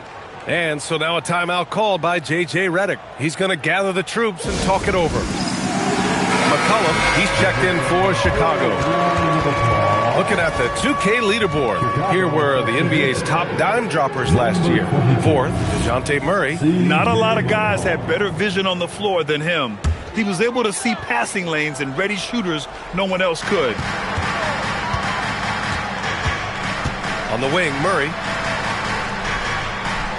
They set the pick. Pass to Foyle. Great D that time from Zubac. And we talk about the importance of protecting the rim. Right there, outstanding defense. Zubac, screen. And the shot goes down. Assisted buckets. Every team wants them. They show you're running effective team offense. Lakers trail by 8.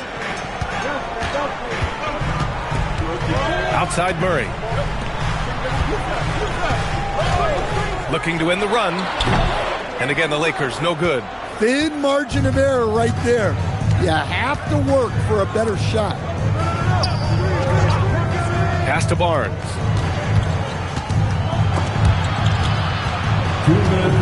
Here's Zubats. A chance to push it to double digits, but it's off the mark.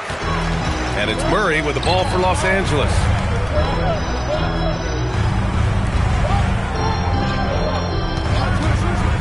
To the inside, Davis. And no good. Another miss. He is struggling for the quarter. Bulls leading by 8. Outside Barnes. Out to the right wing. Takes the 3. The rebound by Murray. Los Angeles has gone 0 for 2 from outside. Nice catch and finish on the lob. Saw his teammate with a path to the rim, and boom! Lobbed it up there beautifully. Very smooth catch and finish. A minute 15 left in the first quarter. Bull, a screen on Murray. To the middle. And finished off by Bull. Oh, not the defensive effort they need to cut it to the lead. Boy, good call. You have to at least try to protect the rim. Yeah, I'd consider calling timeout right away after that one. The defense has to be better there. Now here's McCollum. Hasn't gotten one to fall yet.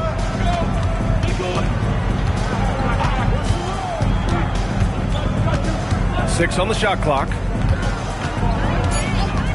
The Bulls need to get off a shot. Grimes' shot is off. And he probably thought he was going to bury that one.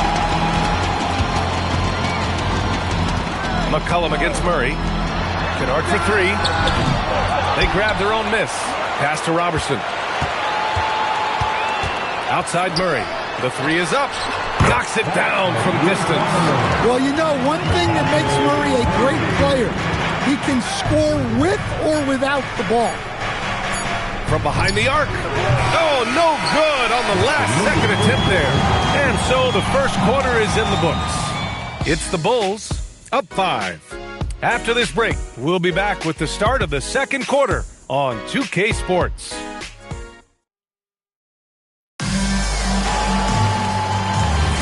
And thanks again for tuning in. If you're just joining us, we've played through one quarter of action so far.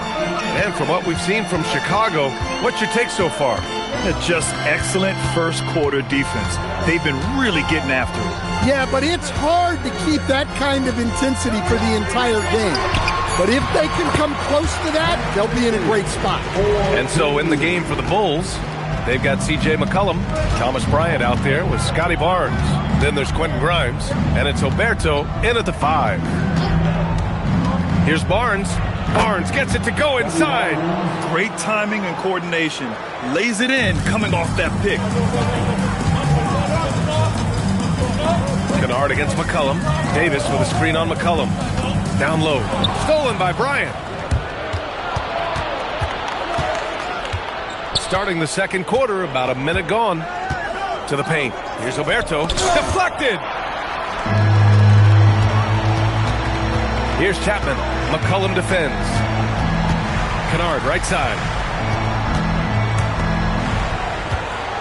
Here's Ewing. Yet to see a basket. And he buries his first look. Chicago leading by 3. And here in the second with about a minute and a half gone by. Here's Chapman. Launches a 3. McCollum pulls it in.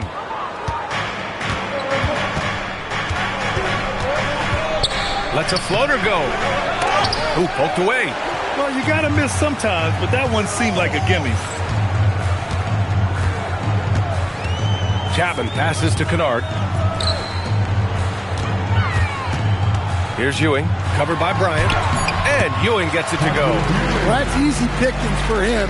Unless the defense is all over him, he'll take that all day long. And so Billy Donovan calls timeout. A moment to rest and confer on the game plan. And Stan, the importance of team chemistry. Why is it so hard to win without it? Well, look, Brian, it's not just talent. The talent has to fit together. Guys have to complement each other. Sometimes you see teams where you've got two really talented guys or three really talented guys, but their games are the same. That won't work. You need complementary talent. And when you have it, things come together quickly. For Los Angeles, they've gotten 3 of 4 field goals in the second quarter. Murray scanning the floor. Down to 5 on the shot clock. From deep three-point land, Chicago with a rebound. Pole's got his 4th rebound in this one. Chicago leading. Antetokounmpo outside. Pass to Barnes. Here's Bryant. Chicago passing it around. From the arc. And Foyle pulls it down. Foyle's got his 4th rebound in this one. And the three-pointer goes. He's a potent mix of effort and ability. Hard to shut down a player of his caliber. And so Antetokounmpo will bring it up for the Bulls. Well, when this game is over and done with, they'll be off to Utah to take on the Jazz. That'll be the second of 2 games on the road. First personal foul. First team foul. Coming onto the floor for the Bulls. And almost 4 minutes gone in the second quarter of play. McCollum with the screen on Davis. Clock at 6. Cole, the pass to McCollum to get back on track. The rebound by Murray. Yeah, you expect him to make those. Good luck. Just couldn't find the mark. Here's Robertson. Still without a bucket. He tries for 3. Shot that time, not on target. Chicago trailing here. Pass to Bowl. Now Los Angeles moving it up. Davis with it. Guarded by Antetokounmpo. Back to Davis. Here's Robertson. Here's Foyle. Shot clock at 5. Murray from outside. They get the rebound. Foyle, pass to Robertson. Takes it inside. Making sure of it with the 2-man slam, B.A. Yeah, I don't blame him. With the score this tight, you cannot take a chance here. And so Billy Donovan calls timeout. He'll take the opportunity to regroup. Yeah, hoping to tap into something that'll get them clicking. Yeah, they just have to be more patient. Less forcing and more passing. Kennard, he's checked in for Los Angeles. Jones, he's checked in for Chicago. And so here is Chicago, trailing by 4. Back to McCollum. Jones sets a screen. Shot clock at 6. Steps back. And again, no good by Chicago. Now Los Angeles with it. They're on an 11-2 run. And the lead increases on a crazy offensive sequence. Man, the dunk alone would have been incredible, let alone the fact that it came off a pinpoint pass. Outside Bull for 3. McCollum. Rebound, the Lakers. Murray's got 5 rebounds tonight. Well, this period, he's been his own worst enemy, and now he's pressing. Robertson, pass to Murray. Kennard for 3. Bull grabs the board. Bull's got 5 rebounds tonight.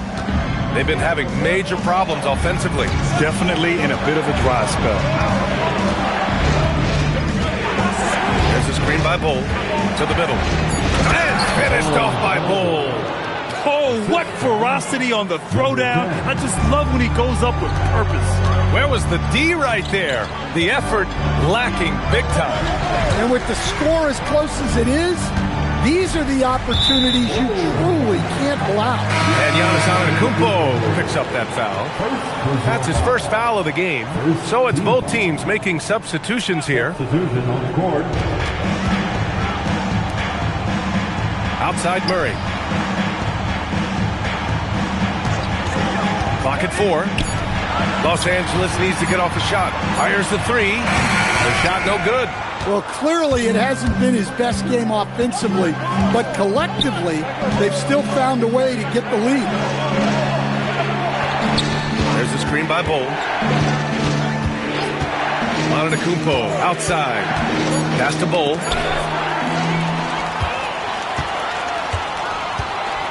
To the inside, Murray. And a foul called on the way up. So he'll take 2 from the free throw line.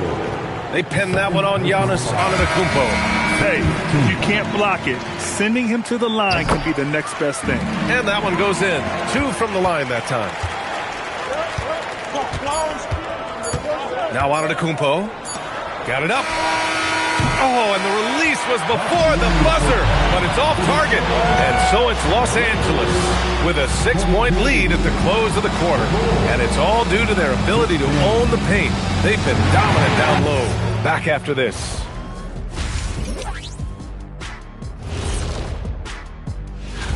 Let's talk about our winner from the Western Conference. Plenty of LOVE. That's what you can do about this game. All right, looking back now at that first half, we just saw some obstacles to overcome for the Chicago Bulls. Appreciate you joining us. It's been our distinct pleasure, and I mean...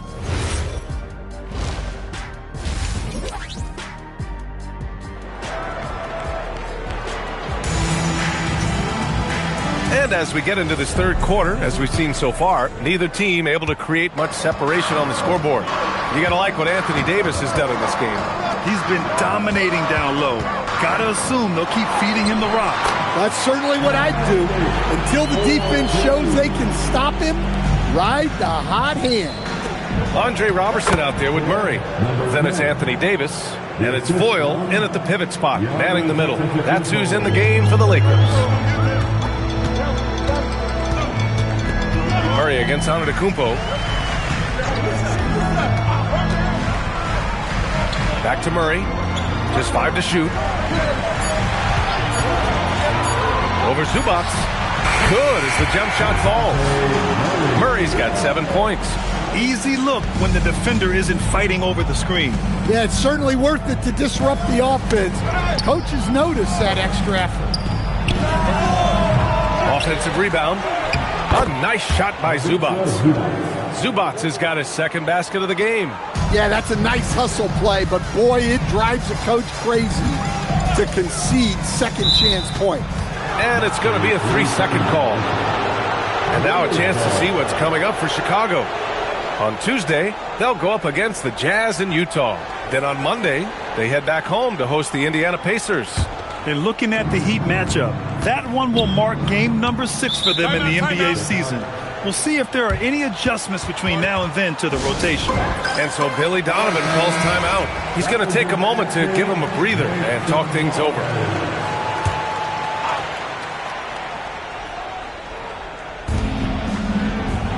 Bold pass to Antetokounmpo. Chicago passing it around. Zubac screen. 6 to shoot.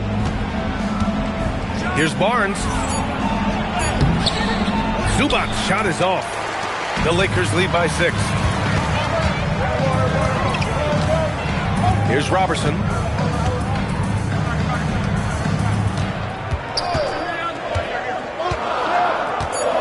Hey, expanding his range. Chicago with a rebound. The 3-ball. Buries it from 3. 11 points in the game. He's really finding his rhythm here. I mean, smart move to keep feeding him the ball. Yeah, when you have a guy playing like he has been recently, he's got to be the first option on every possession. On the wing, Davis. Full covering.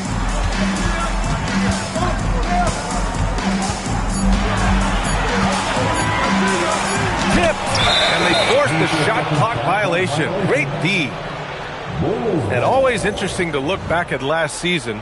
These were the NBA's best transition teams. In the third spot, the Lakers.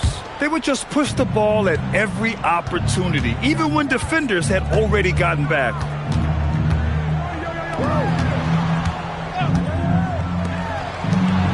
Antetokounmpo for 3. Yes, sir! Giannis showing the range. Well, look, it's big trouble for the defense when Giannis is hitting the three-point shot. There is no stopping. Third quarter here, and 3 minutes have come off the clock. Murray passes to Robertson. On the wing, Murray. The three. Here's Boyle. And he goes up strong with a one-handed jam.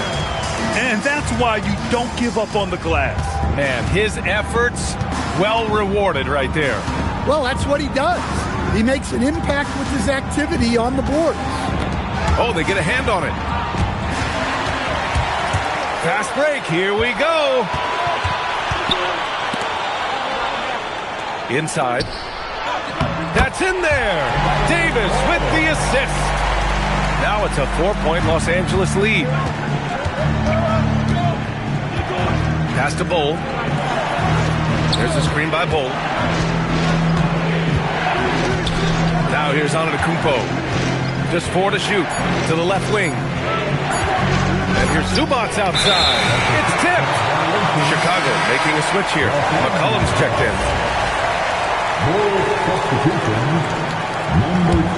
The Lakers lead by 4. Here's Robertson. Pass to Murray. And looks like an illegal pick was set. That gets the ref's attention. One of the trickier plays to judge, but it would be hard to argue against the call. Yeah, and that's maybe something that should be called more. We see a lot of moving screens in today's NBA.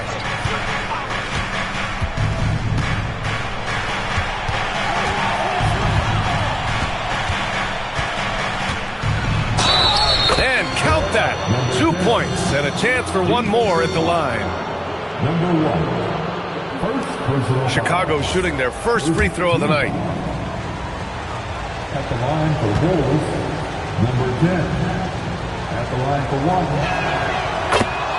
1. And now a timeout called by J.J. Redick. We might see him looking to make some tweaks to the strategy. Let's give Coach credit. He's trying to find a way to squeeze the most out of every possession. Well, that's the job, right? Your duty as a coach is to finesse your lineups so your guys get the best chance to succeed.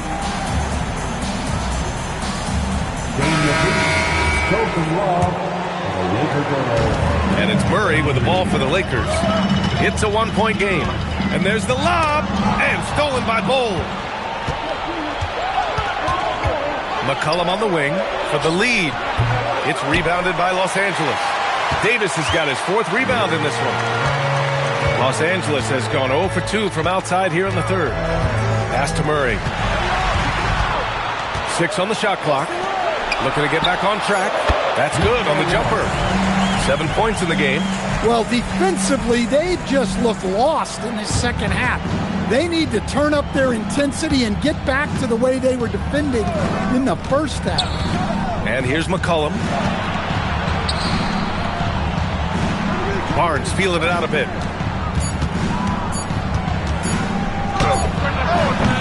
The rebound by Murray.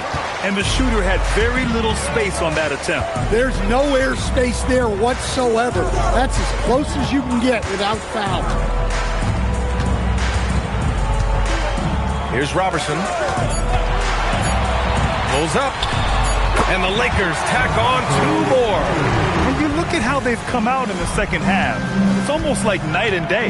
Yeah, you can see it in the hustle stats. These guys have come out with a different mindset and seem much more motivated here in the second half.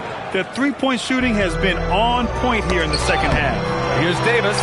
Oh, Davis, tough to handle inside. And after a sketchy first half, they're now looking much more comfortable on the offensive end. Outside Barnes. Outside Bull. McCollum against Murray. Takes a step back. Lets it go from 11. Off the left rim and out. Another miss. At some point, they need to tap someone else for a boost offensively. Again, Los Angeles. It's those kind of passes that bring up the entire team's confidence. The Bulls trail by 6.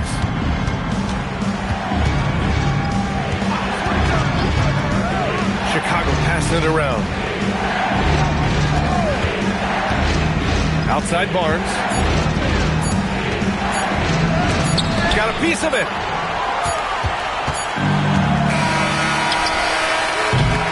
And so it's the Los Angeles Lakers with a 6-point lead at the close of the quarter. and their defense has stood out, wreaking havoc for the opposition. All right, stick around. We'll be right back. And it's been a very competitive game so far as we get rolling here in quarter number 4. On the court for the Bulls. Bull out there with Giannis Antetokounmpo. Then it's Fred VanVleet. Then it's Thomas Bryant. And it's McCollum at the 2. And there's a 3-second violation.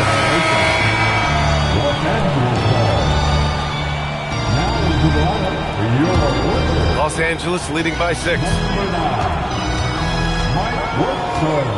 Here's Chapman.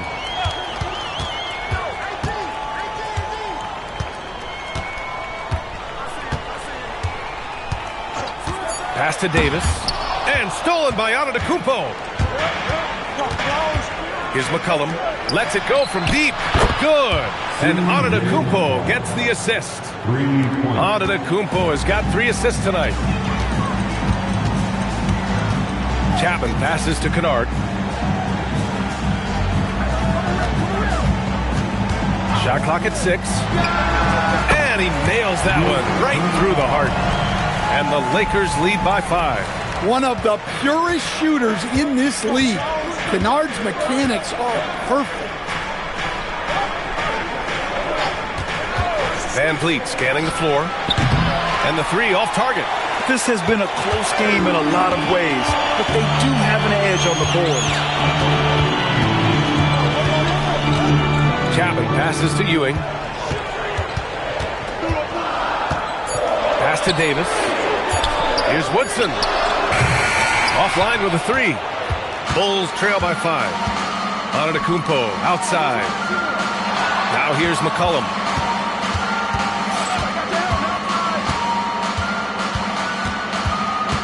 Back to Antetokounmpo. Here's Bull. Misses the 3. Used the pump fake well, but he couldn't capitalize. The Lakers lead by 5. Kennard passes to Chapman. Davis with a screen on McCollum. Here's Ewing. That one no good. Excellent D there from Bryant. Chicago has gone 1 for 3 in the 4th quarter from range. To the paint. VanVleet, the pass to Antetokounmpo. That one's good for 2. And this is just typical of him. Always making an impact at crucial moments in the game. Well, you know this is when they lean on him, and he delivers with a much-needed score. And we've got a timeout call by J.J. Redick. No doubt he's going to utilize the opportunity to make sure they're all on the same page here. A moment to hear from Allie LaForce. I was able to listen in on what J.J. Redick was going over with his team, and he encouraged them to stay focused and not get complacent, saying we've worked too hard to get this lead and we're not going to give it up now. Stay connected, play smart, let's get this win. Guys, back to you. Good job there, Allie. Thanks. Antetokounmpo looking it over. Pass to Barnes.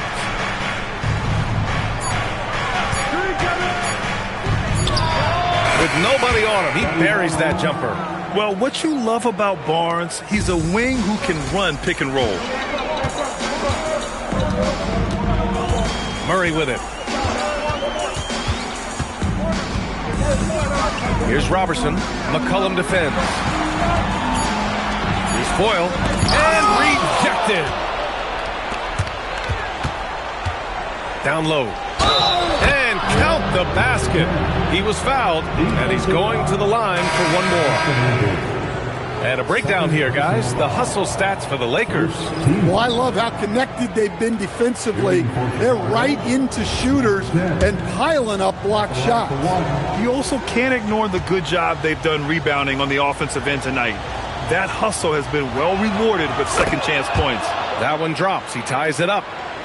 Over 3.5 minutes through the final quarter now.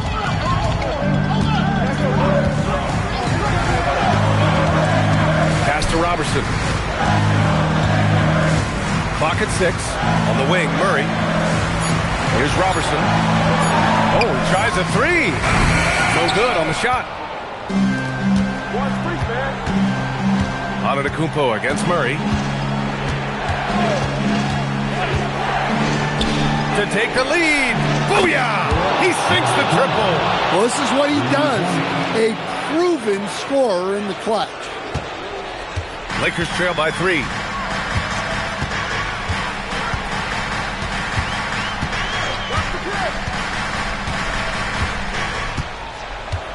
Five to shoot.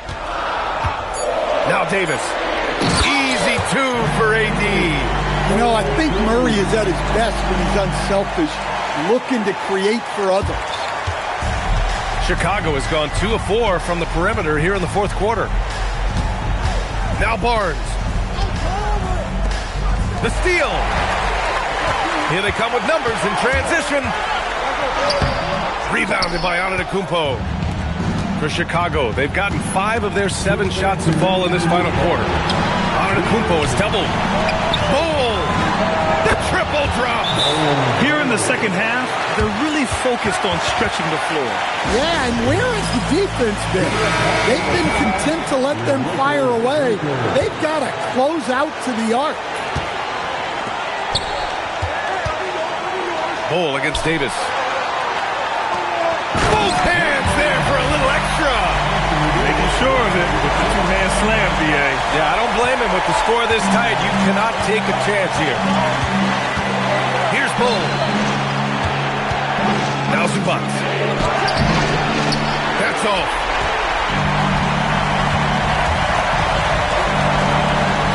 Up top, Murray. On the wing, Davis. Bull covering. Shot clock at 6. Now Murray. Puts it up. Bull with the rebound.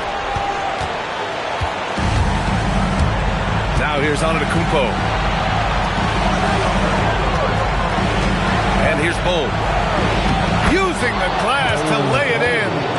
Another shot right in the lane. That's been their MO this evening. Outside Murray. Outside Davis.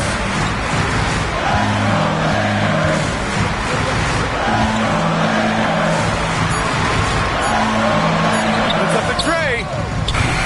Antetokounmpo with a rebound. And that's an intentional foul. Second team.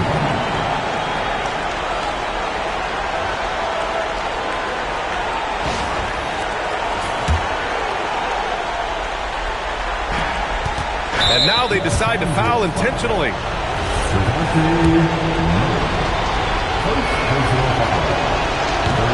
So the first one drops, and that puts him up 5.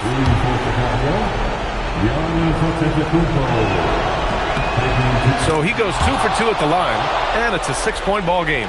Every free throw is crucial in a close game. Nice work at the line. And we've got 28 seconds left in the fourth. That's just a great effort on the defensive side. Last to the shooter. Oh, the first of 2, no good. A heartbreaker.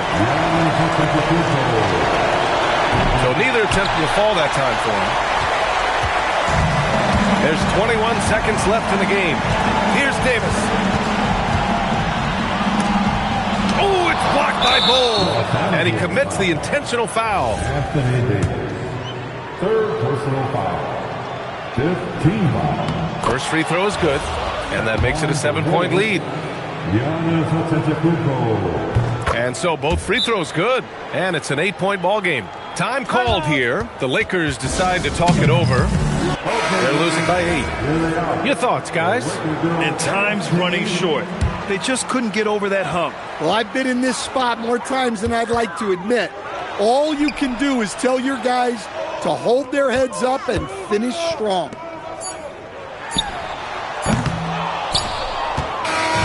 So the Bulls winning. Boy, a nice win on the road. By the time this one was winding down, this building was stone cold silent. And that's exactly what you got to do. You have to try to take the crowd out of it. And that about wraps it up. With Grant Hill, Stan Van Gundy, and Allie LaForce, this is Brian Anderson saying thanks for watching the NBA on 2K Sports. And time now for our player of the game.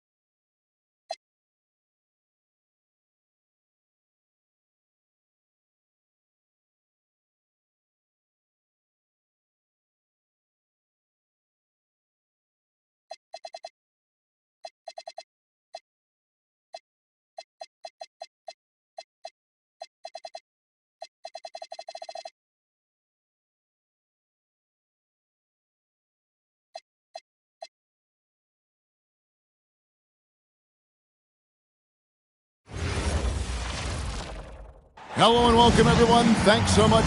GA, I've heard coaches talk about slicing the NBA schedule into 10-game increments. Is that something that you recall when you played? Well, keeping focused on portions of a long season can keep players focused, especially during road trips. Big goals are reached through small steps. So here's Miami's starting group. Ori is out there with Daniel Gafford. Then it's Carter Williams. Then there's Sanders. Now here's Shaq. And he drops in the layup off the glass. Yeah, better box out. Saves them 2 points there. Nothing will drive your coach crazier than what you just saw. Lack of focus, lack of effort. The shot by Ori. No good. Outside Garland. Mobley, the pass to Cruz. Trying to find Shaq. He's got it now. For three, Paxson. The Trailblazers get it back in a new 14. Pass to Mobley. Out to the right wing. Clock at 4. No good from Paxson. Here in the first, a little over a minute played so far. Here's Ori, guarded by Paxson. Garland against Carter Williams. Gafford sets the pick for Carter Williams. Off target with his three. The Trailblazers have gone just 1 of 4 to get this game started. None better, Tim, than Matisse Thybulle on a steals per minute basis. But what a nightmare if Matisse Thybulle has you guarded on a nightly basis. He's got a sixth sense for where the ball is going to be, a disruptor in every sense of the word. And remember, this is a former collegiate defensive player of the year. He's a special player. Sure is. And it's the Trailblazers with the ball. The Heat knocking down the tray.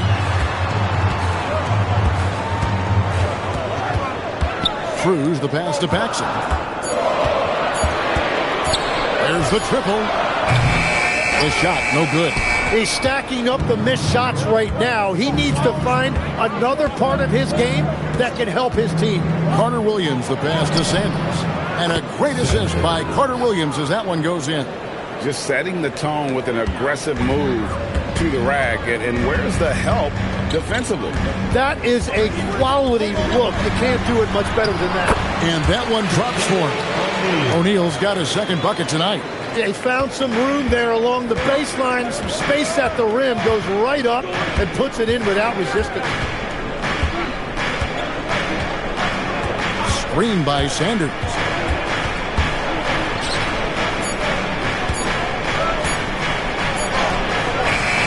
O'Neal with the rebound. And even though he didn't get a piece of that shot, you love the pressure he puts on the shooter. And sometimes that's all you need to do to force that miss. Now here's Shaq. Screen by O'Neal. Here's Cruz. And denied. He sends it right off the glass. Pass to Gafford. Carter Williams feeling it out a bit. Down low.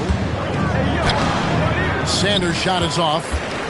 He was bothered just enough to miss that shot. That's good work by the defense. To the paint. Here's Mobley. And Mobley throws it down. Making it look easy. Mobley using that size at the rim. And it's Carter Williams with the ball for Miami. They defeated Indiana in their last game. And it's just never easy to get stops in this league, but they had a smart game plan defensively, and I felt like that was the difference. Well, their closeouts on shooters was impressive, and they kept them uncomfortable the entire game. And so Chauncey Billups decides to call timeout. Coach is going to take a few minutes to regroup and go over the strategy. With this chance, let's show you the league's most intimidating shot blocking defenses from last season. In fourth, the Heat.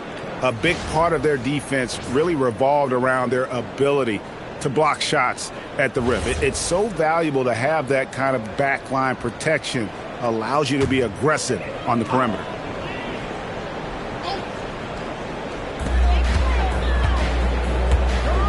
Garland against Carter Williams. Garland, the pass to Mobley, and he makes the bucket, gets the whistle, and now a three-point play chance here for him. And at just under 7 feet, you really have to pull out all the stops on Mobley inside. And let's quickly check out the scoring breakdown here for the Blazers. And guys, they've done a great job feeding their bigs inside. They are just punishing the opposition in the paint. Another highlight for them has been their early ball movement, making quick, decisive passes to set up guys for great looks. He throw good, Mobley. And to me, Evan Mobley seems like a fast learner. He adapted to the league play pretty seamlessly and is always looking for little ways to improve. Sanders, and foul on the shot, so he'll get a chance at the line.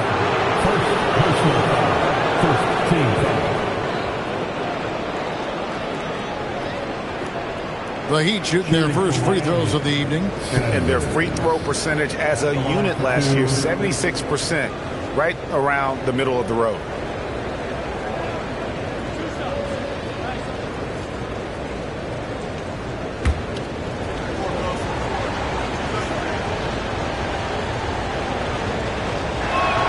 The first one falls.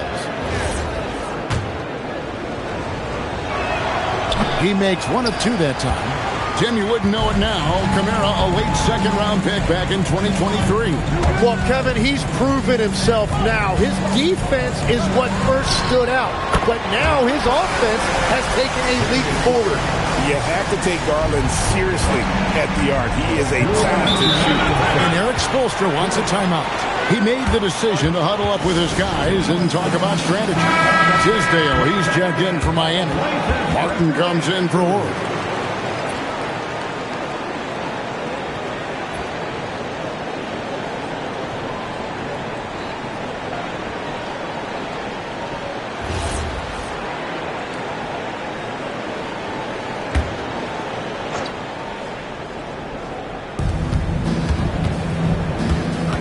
Outside, Martin.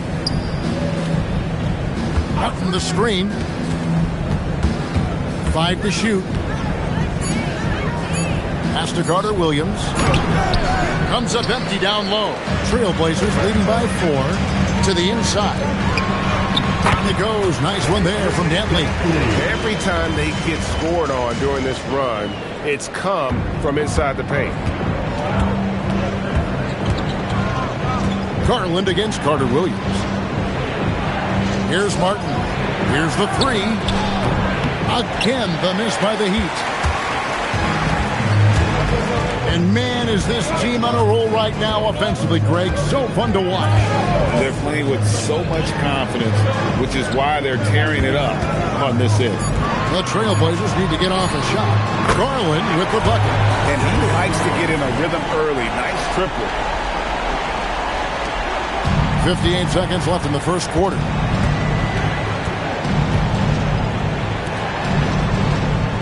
Pass to Martin. Garland against Carter Williams. Shot to stop the run. Rebounded by Ruin. Ruin's got 4 rebounds now tonight. And that one gives them a +5 rebound advantage, Kevin.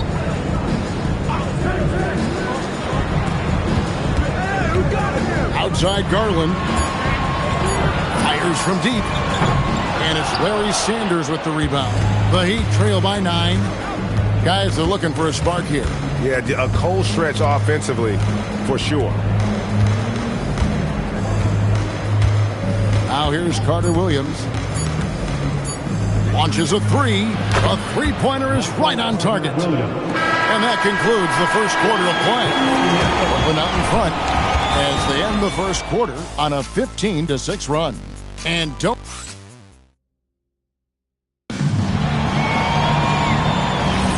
And hope you've enjoyed the broadcast so far. Halfway through the first half in this one. And for Portland guys, what jumps out to you stat-wise? Well, pounding the boards is one way to gain an advantage. They simply owned the glass in that first. They clearly wanted to be the more physical team, and they are setting the tone that way. I love the work. And for Miami, looking who they've got out there. We've got Davis.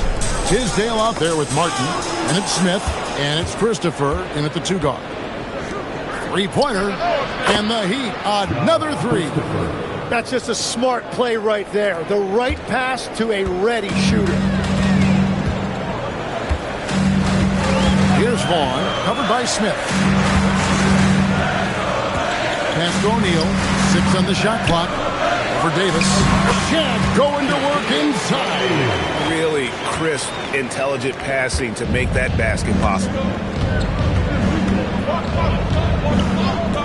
And we play just over a minute of basketball here in the second quarter. Here's Smith. And the layup's good off the glass. Smith's got his first bucket in this one. The Trailblazers with the lead. Inside, here's Ruland. It's good. He makes his first shot of the game. I mean, the number of points they've scored in the paint already here is eye-opening. And Eric Spoelstra wants a timeout. He's going to take this chance to talk to his guys. Hey, Tim, if you could start a franchise with one player not named Wembanyama, who would you select? I think I'd go with Shai Gilgeous-Alexander right now. When you look at his age, combined with the fact that I believe he is the single toughest individual cover in the NBA, he can just collapse defenses at will. That is so well said. Would you pick a position or the player? How would you discern between those two thoughts? I think the key for me is I want to take a guy who's going to make the decisions for me with the basketball in his hands. When you have a ball-dominant league with stars controlling the action, I want that one guy who I know I can pencil in high-level production every night. Smith, no luck. More good work on the glass there. When it's all said and done, I think rebounding might tell the story in this game. Pass to Shaq. O'Neal is double. And a bit of a battle here for the ball. The official signals a jump ball here.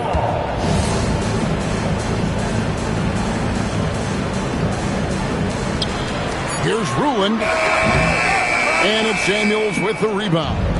He had the right idea going to the fadeaway, but the defender stayed right on it. Guarded by Paxson. Just 5 to shoot. Miami no good on that time either. Well, he usually brings rain from there, but not this time. Pass to Ruland. Good ball movement here by the Trailblazers. Here's Vaughn, covered by Smith. Misses from close range. Wow, you got to commend the defensive effort right there. It really made a difference. Here's Vaughn, covered by Gafford. Vaughn, the pass to Dantley. Here's Vaughn. Nothing on the board. Lobbed up there for O'Neal. For 3, Paxson. And again, it's the Trailblazers missing. The Heat trail by 3.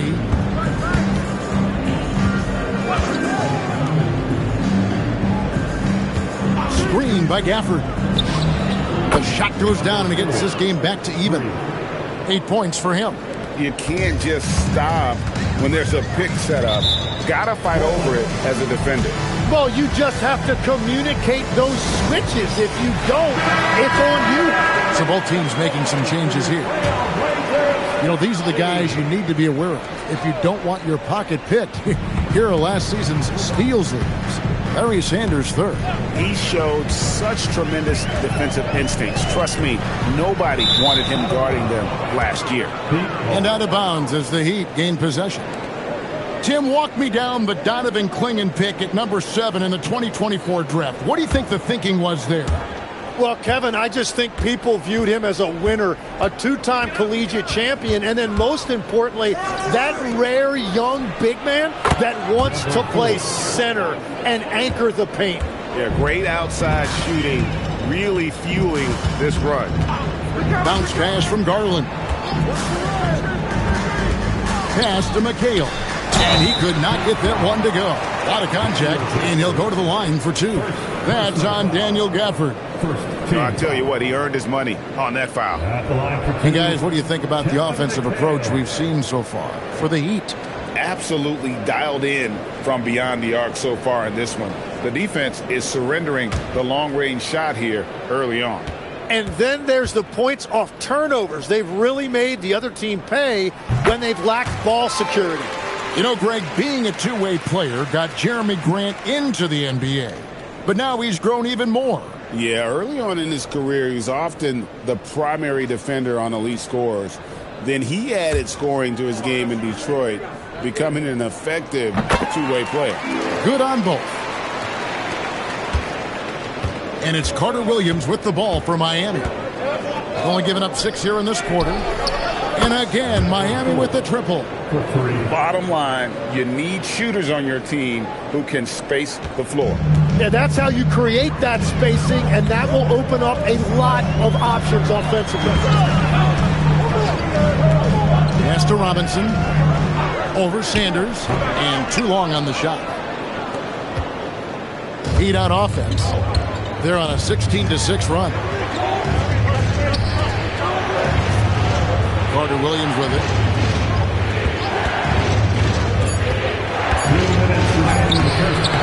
McHale with the rebound.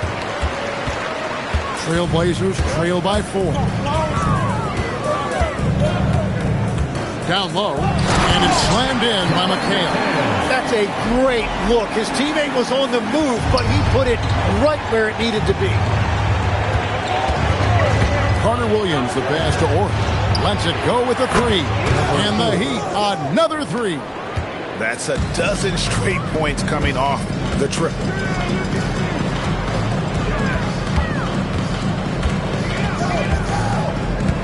It's Robinson high post. Over Sanders. Robinson misses. The Heat leading by 5. Horry passes to Carter Williams. Back to Horry. And here is Carter Williams. Takes a 3. Robinson pulls it in. The Trailblazers have gone 3 of 8 from the field since the beginning of the second quarter. Garland against Carter Williams. And he gets the whistle. 2 free throws coming up. And that's the thing about Garland. He can wiggle in there and create chaos. It's his first trip to the line.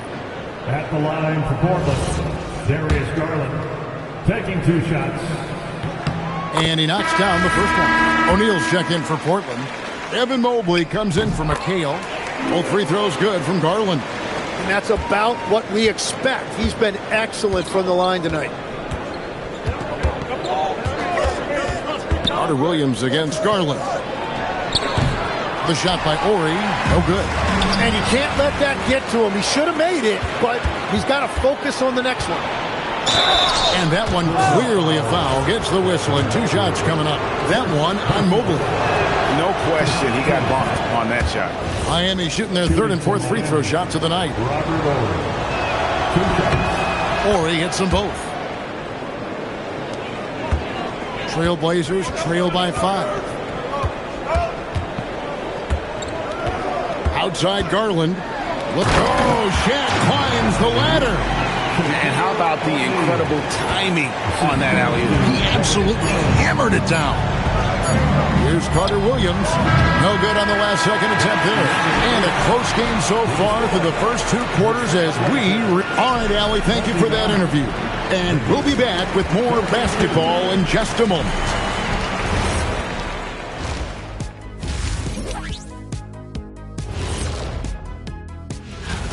Over at Spectrum Center, the Hornets will face off against the Timberwolves.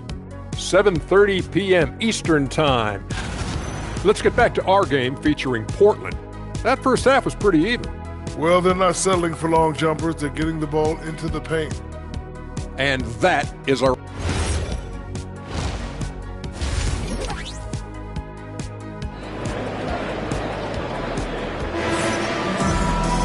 And after a fairly even first couple of quarters, the second half could turn out to be a great one as both teams try to gain an edge. And for the Trailblazers, they're shooting at 48% from the floor. Looking good. Evan Mobley is out there with Shaquille O'Neal. Then there's Paxson. Then it's Darius Garland. And it's Cruz and it's shooting guard. So that's who Chauncey Billups starts the second half with. And let's go to the sideline. Here's Allen. Thanks. Bam Adebayo is now the Heat's all-time leader in double-doubles. Bam said, I want to be number one in some, if not all of these categories. I just have to keep improving and keep chipping away. And then it's just focusing on getting these wins. Kevin, back over to you. Good priority. Thanks so much, Allie, for the report. Clock is at 3 for the lead. And it's Shaquille O'Neal with the foul. That's his first foul. First personal foul. The Heat with the lead. Now Carter Williams. And it's going to be out of bounds. The Trailblazers will take it. Here's what Portland has lined up on their schedule.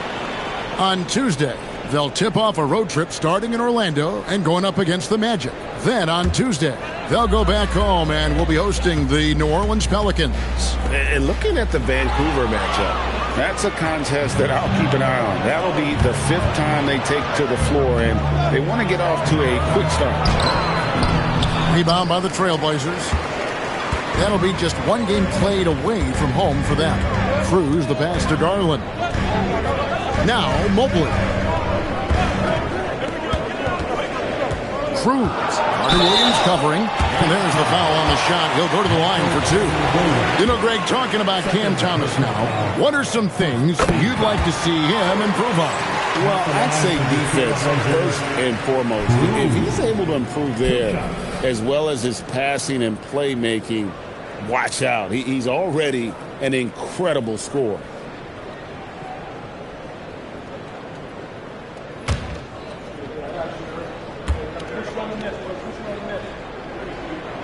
And that one falls, and that puts him up by 1 point.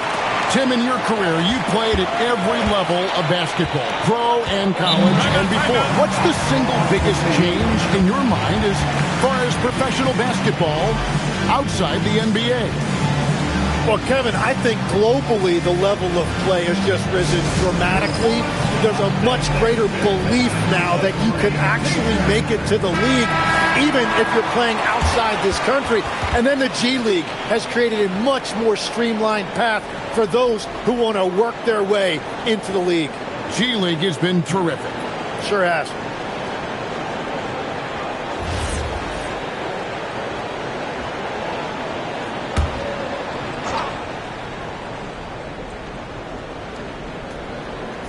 Third quarter of basketball, about a minute and a half in. Jim Paxson. First personal foul. First team foul.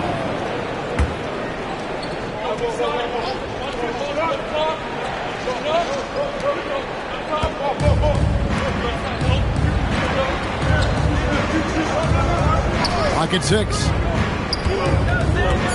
Pass to Gafford. And stolen by Mobley. Perfect timing. Gets into the passing lane, and then he's off the other way. That's a stomach punch, guys. Turn it over and give him a free run to the bucket. Oh, you're so right. No question who has the momentum now. Well, not all turnovers are created equal. Live ball turnovers lead to that. Can't connect from short range. Tonight has just not been his night. It's that simple. Luckily, they have found success elsewhere. Screen by Sanders. It's blocked by Shaq. And they start the second half with 3 straight misses. To the middle. Some nice ball movement here by the Trailblazers. Outside, Ori.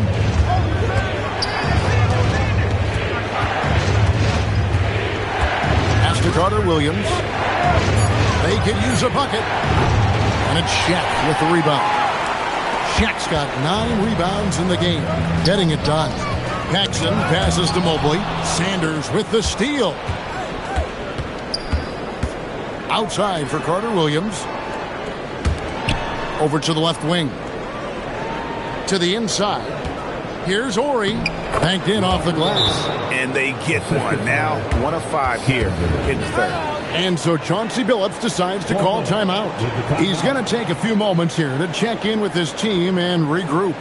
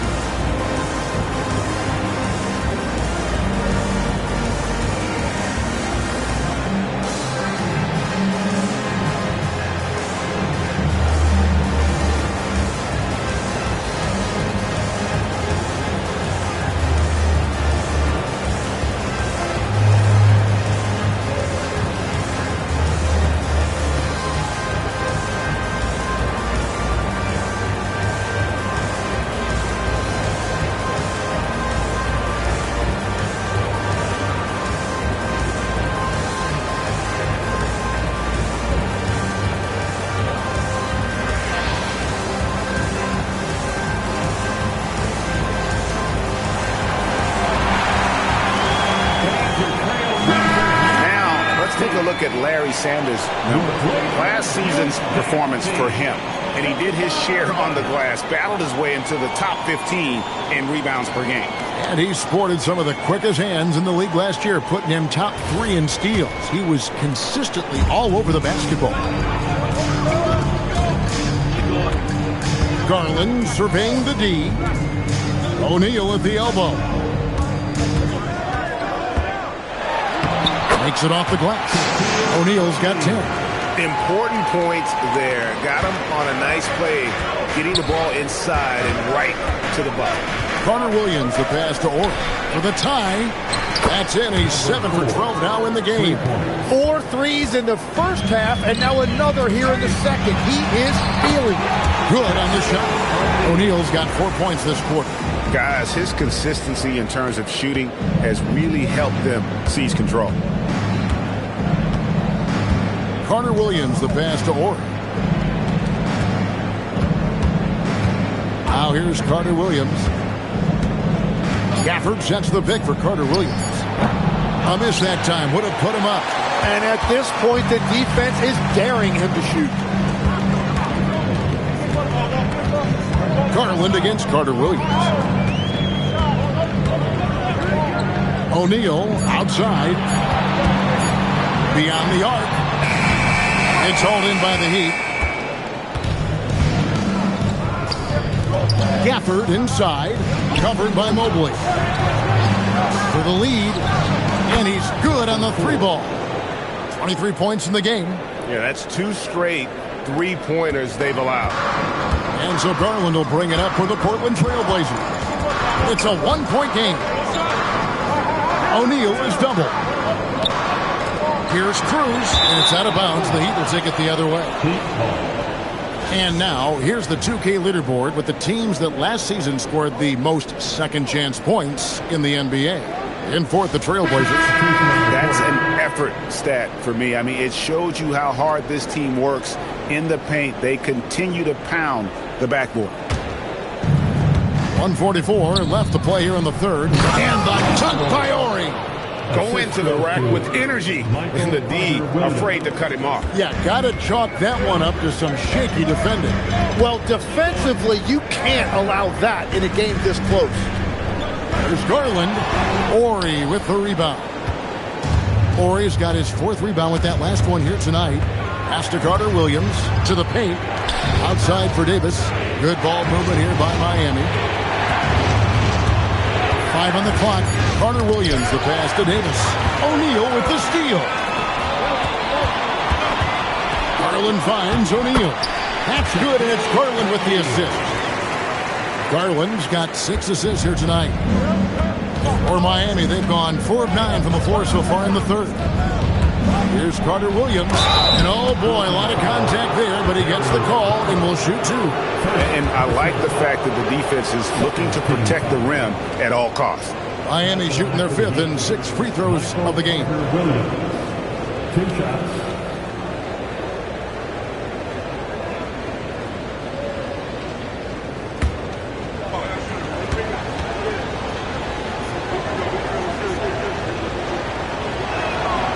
That free throw, no good.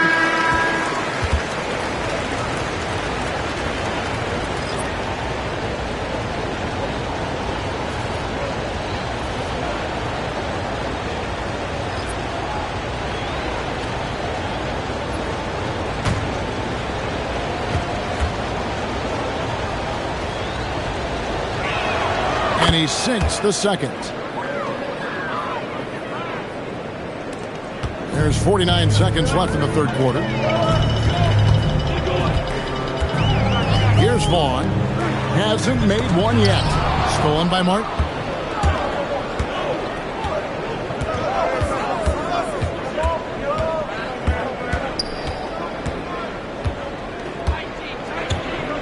Shot clock at 6. Here's Carter Williams. Portland grabs the miss.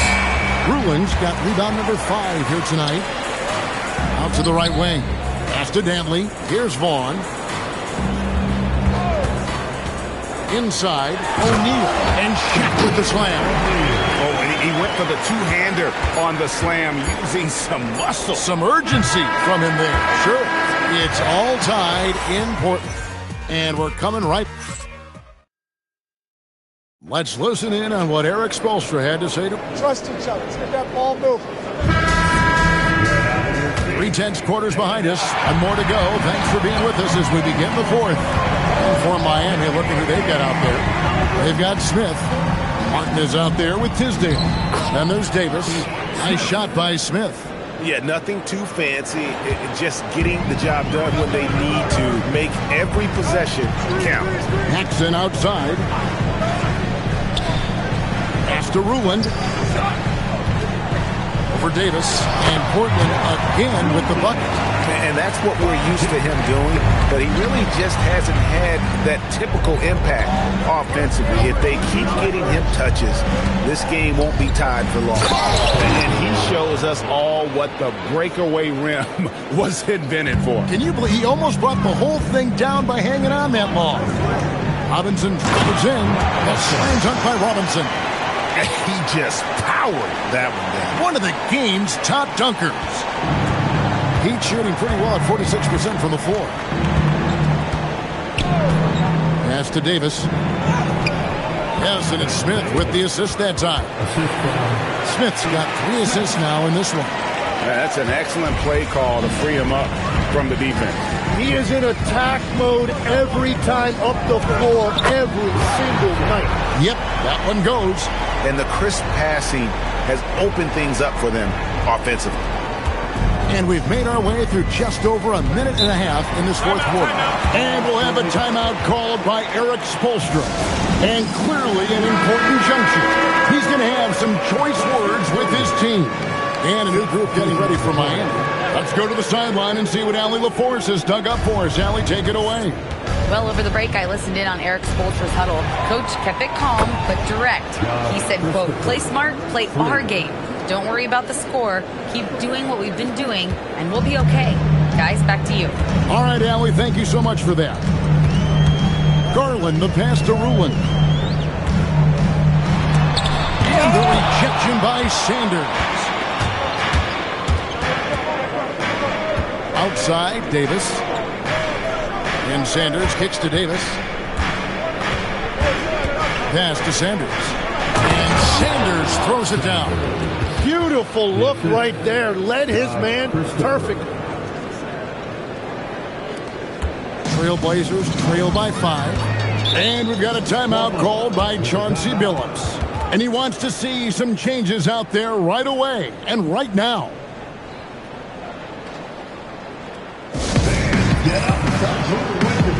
And the Heat making a change here.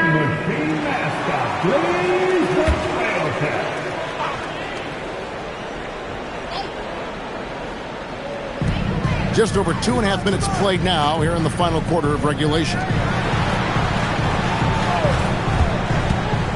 Jackson with the ball. And it's good for 2. And great intensity here down the stretch. He's not one to shrink in the moment. And that is great leadership. He certainly has that clutch gene that every team needs. The 3. And again, Miami with the triple. The defense is far too slow to close out on those three-point attempts.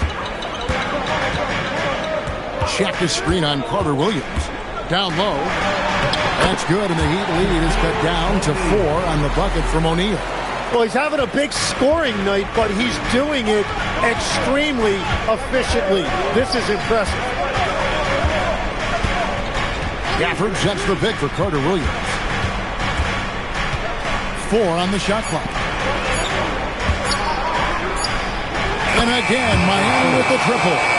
Well, and this has been their strategy throughout the fourth period. We'll see how it pans out. Well, they are hunting deep shots, but they'll take the layup if you give them one. Esteban launches a 3. That one is off. And all the credit goes to the defender.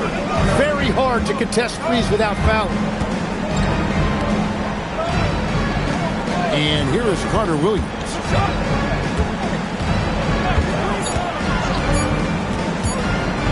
Fires the 3. O'Neal there for the rebound. So far, he hasn't done a lot of damage from 3. Only had that 1 in the first half.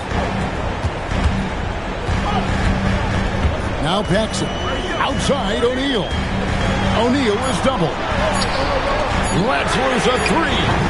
That does not go. The Heat leading by 7. Outside Ori. The 10-footer. And it doesn't go. Portland's gotten off to an 0-for-2 start from downtown here in the fourth quarter. Al Mobley, big-time jam. He was ready to receive and deliver.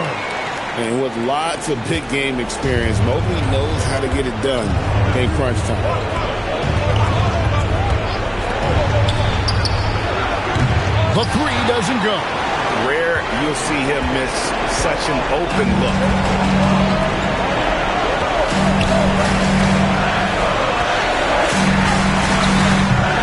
It's off. And so it's Carter Williams. He'll bring up the ball for the Miami Heat. It's a 5-point game. Mobley there for the rebound. And for Portland, they're shooting it brilliantly here lately. 60% from the field. Rising up and ripping down the two-hand jam. That's the right pass to make. Beautiful job. The Heat leading by 3.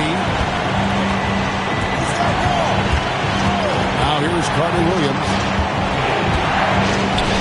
Gafford sets the pick for Carter Williams. Just 5 on the clock. No good from 3. Diversified scoring in this one for him.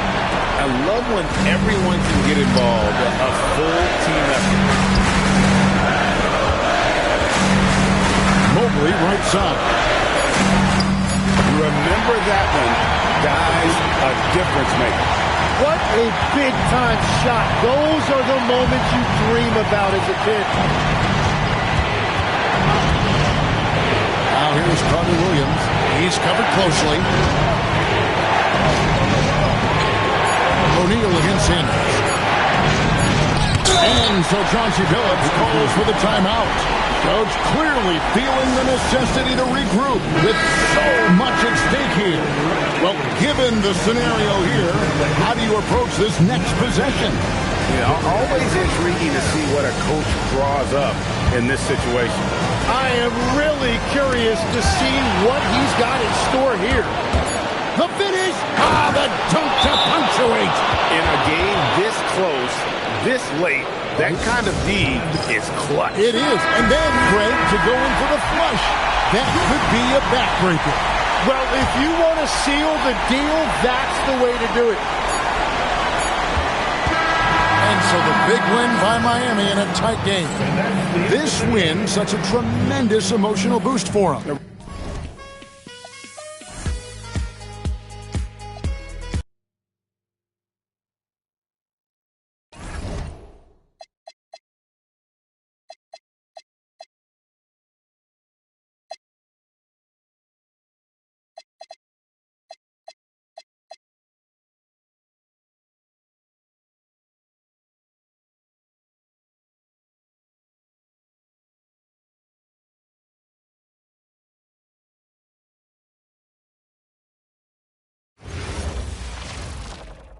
Coming up, live coverage of this. A lot of the talk coming in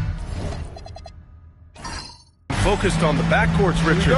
Both teams have outstanding guard play. And that means we should see some creative offense. I love skill play at any position, but it's often the guards that will leave you speechless. And let's take a look at Boston's starting lineup.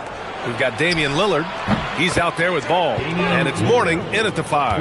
And that's a veteran move by Lillard to see the D closing and get the shot away. Here's Dunn. Following the 3 by Boston. And right away, they match it with a 3-pointer of their own. That's how you up the ante. Come right back at them. Yeah, I love the competitive fire right there. You drain a triple on us, and I'm coming for my revenge. Starting to find his rhythm. He's cooking, and he knows it. Yeah, when he gets engaged this early in the game, it's bad news for the defense. He can roll this start throughout the rest of the game. Blocked! And so it looks like it'll be Philadelphia ball.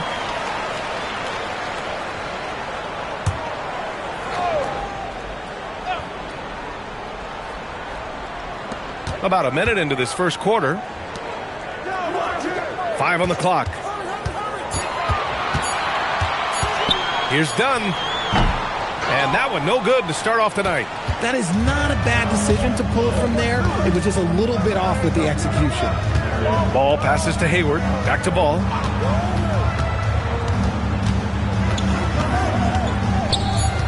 Pass to Mourning. Up and over Porter. Tries again, and it's blocked by Collins. Just over a minute and a half played here in this one. Now here's Dunn, guarded by Hayward. Oh, and that one, no question, powered it down. A brilliant dunk, and he hangs up there for a while, too. Like he's posing for the camera. He's just hanging out, posing for pictures, just making himself at home. Now here's Lillard. He has 6. Here's Mourning. Hey, how's that for an answer? Right back with the dunk. An explosive finish for a big man who doesn't always take it to the rim hard. Yeah, he has the appropriate size to attack the rim, but he usually doesn't. He did that time, and let's not discourage him because I'd like to see more of that from him in the future. Here's Ball. Lillard outside. They set the screen. Launches it. And his first miss of the night. Now 2 of 3. 76ers trail by 3. Now here's Dunn. To the inside. Donaldson. Nice pass. Nice catch. And a resounding dunk. And that's how you lead a team. Literally. Lillard outside.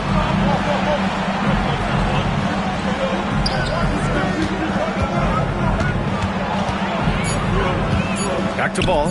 Lets it fly. And Donaldson pulls it down. The 76ers have gone 3 of 6 from the floor. Dunn left side.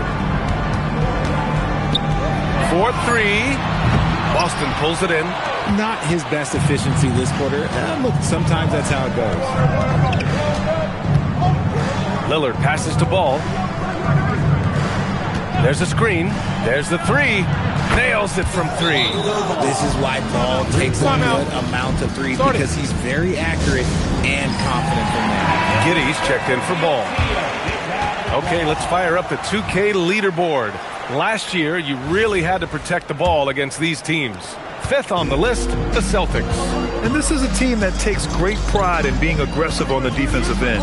They take good risk and know when to go after opportunities for steals. Pass to Donaldson. Here's Dunn. Philadelphia with another miss. Yeah, he usually makes you pay from that range. To the middle. Ooh, anticipated the pass. It's a turnover.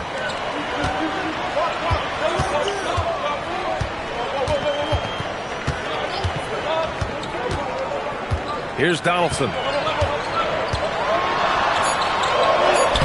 3 shots, 3 baskets. Great efficiency so far. So it's Boston now. They want to keep rolling here, following a win against Atlanta. They were lights out from beyond the arc, and they spaced the floor beautifully in that one. tough to keep the consistency from deep, but they did it last time. 4 on the clock. Here's Giddy. Knocked loose. I don't know if he got in his own head there or what, because the defense can't really take credit for that miss. Oh, a nice shot by Collins. Nice ball movement there. Delivered the pass right on time. And so it's Lillard who brings up the ball for Boston. Pass to Giddy. Now here's Hayward from outside the arc. Doesn't go for him. Porter against Hayward.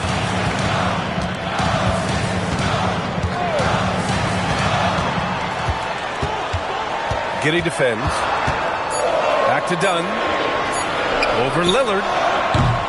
A chance there to take the lead, but a miss. For Boston, they've gone 4 of 10 shooting the rock in this first quarter. The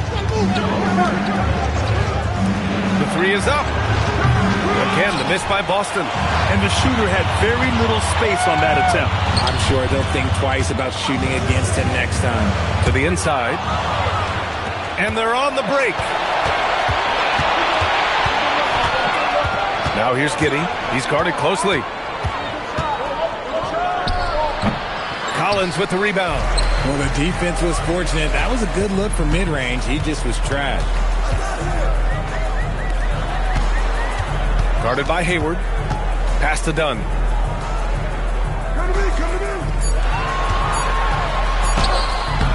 Some solid defense from Lillard.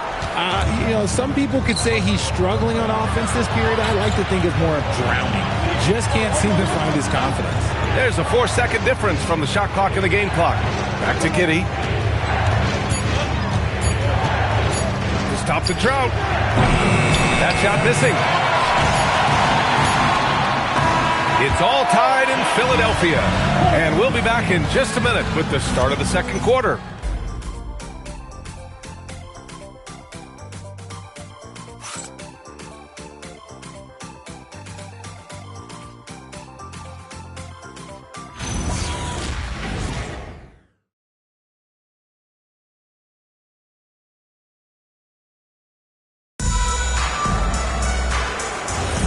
And we hope you're enjoying the game. Both teams tonight keeping things pretty even on the scoreboard so far.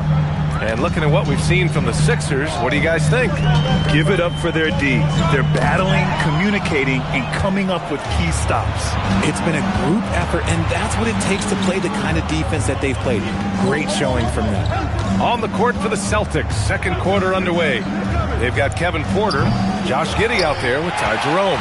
Then there's Gordon Hayward, and it's Cycli in at the 5, roaming the paint. Now here's Porter. No made baskets yet. From behind the arc. Rebound Boston. And this is their first time matched up with Philadelphia this year.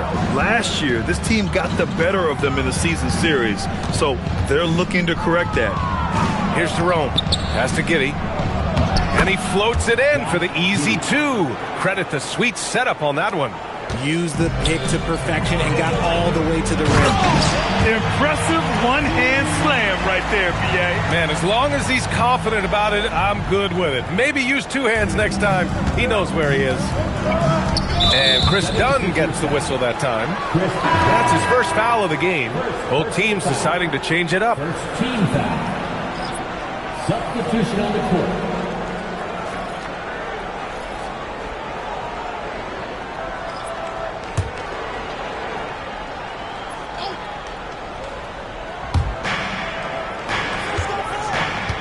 Hayward against Porter. Hayward, the pass to Cycli. That's in. Coming off an assist from Hayward. Cycli's got his first points of the game. And finding his teammate in stride, he led his guy perfectly. Outside Porter.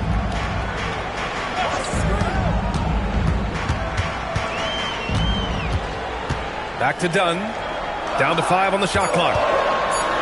3-pointer. Porter's shot is off. Locking the arc down. Defense knows it's on them to scare off those shots. Ball left side. Up and over Dunn. And no good, trying to use the glass. The Sixers trailing.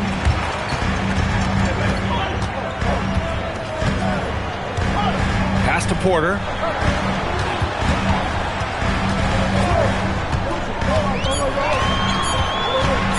Shoots over Hayward. Porter's shot is off. And Ball will bring it up here for Boston. They've only given up 2 points this quarter. Well, Richard, Draymond Green credits you for giving him some important advice as a rookie. I just encouraged him to be himself and told him that he's going to have to live with techs and fines because he is at his best when he is towing that line. So Nick Nurse has decided to call timeout here. He'll take the opportunity to regroup. The Celtics making a switch here. Lillard's checked in. Substitution on the court.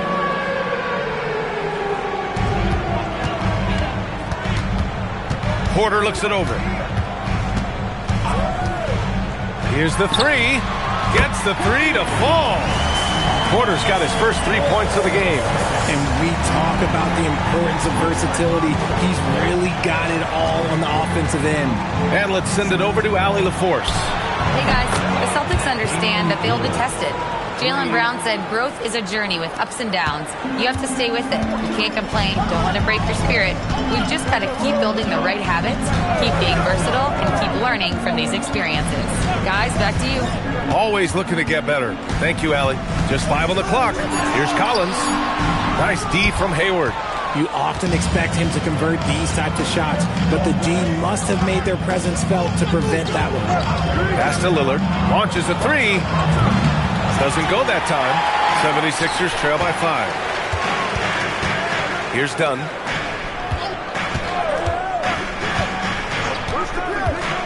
Outside Porter. Fires the three. Shikely with a rebound. Boston's gone 2 of 4 from the perimeter in the second so far. Ball passes to Hayward. From deep. And so he draws the foul, headed to the line to shoot a pair. And Grant, when it comes to a franchise player, how much does it help to have a guy who unites the locker room? Well, you know, B.A., when you think of guys like LeBron James or a Stephen Curry or Tim Duncan, it's not just about their play on the court, but the type of person you see in the locker room. That can rally a franchise. And so Joe Mazzulla decides to call a timeout. He's going to gather the troops and talk it over.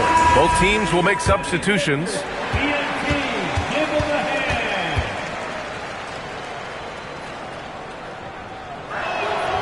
First one falls for him.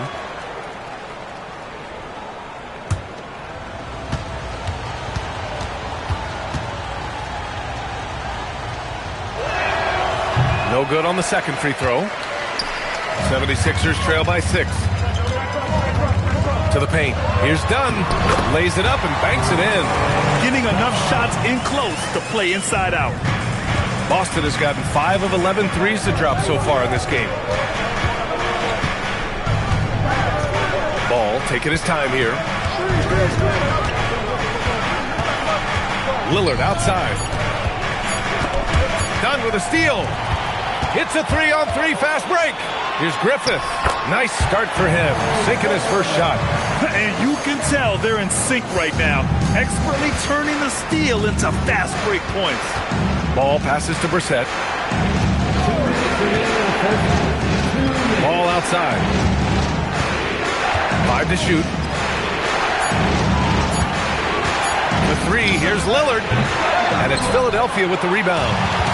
Donaldson's got rebound number 5 here tonight.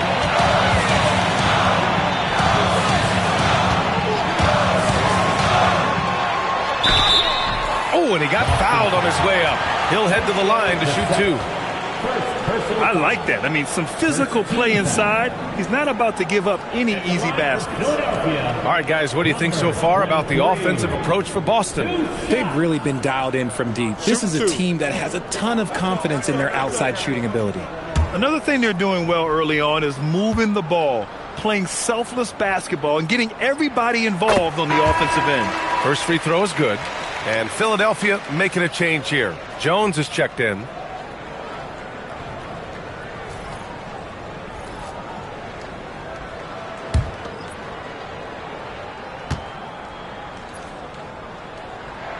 And it's tied up with that one. No surprise there. He's about as automatic as it gets from the stripe. I hope I didn't jinx him. Here's Ball, and Ball throws it down. Now that's how you use the screen right there. And it leads to a thunderous finish. That was nice. Yeah, you like the pick to set up the open shot. But when it leads to a dunk, okay, even better. You'll take it. Pass to Jones. Jacks up a 3. The rebound, Celtics. And here's Hayward. Here's Mourning. Collins defending. Fades. Another shot. Rebound by Philadelphia. Collins has got his 5th rebound in this one. Dunn outside. Stolen by Ball. Hayward outside. Nice ball movement by Boston. Jones against Lillard. Clock at 4. Boston needs to get off a shot here. From deep, Hayward. They get it back. And Chris Dunn gets the whistle that time. That'll be a 2nd foul of the game. That's his 2nd, and I think they'll keep him in. But he's got to be careful. A 3rd, and he'll sit for the rest of the half. Number 35, Darrell Griffin. 20 seconds left in the 2nd. Now here's Lillard, defended by Dunn. Just 5 to shoot. 76ers. It's his first trip to the line. At the line for the Celtics, Alonzo Mourning. 2 shots.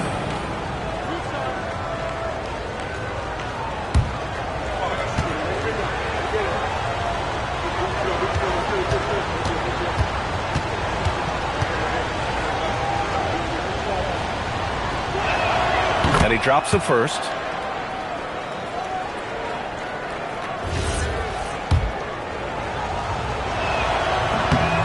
And that's good as he hits both shots. To have a big who's great at the line, such a plus. Pulls it. Oh, and he just knocked down the buzzer beater. Makes his selection just in time.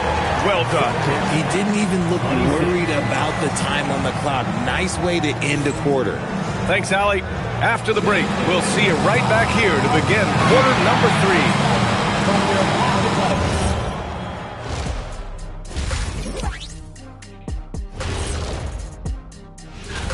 And this is totally off topic, but how did you guys feel about games on back-to-back nights? I didn't mind back-to-back. Now moving on to the Boston Celtics and the close first half they played. They have been disruptive and aggressive on the defensive end of the floor. Thanks for tuning in. Now we head back to Brian Anderson for the start of the 3rd.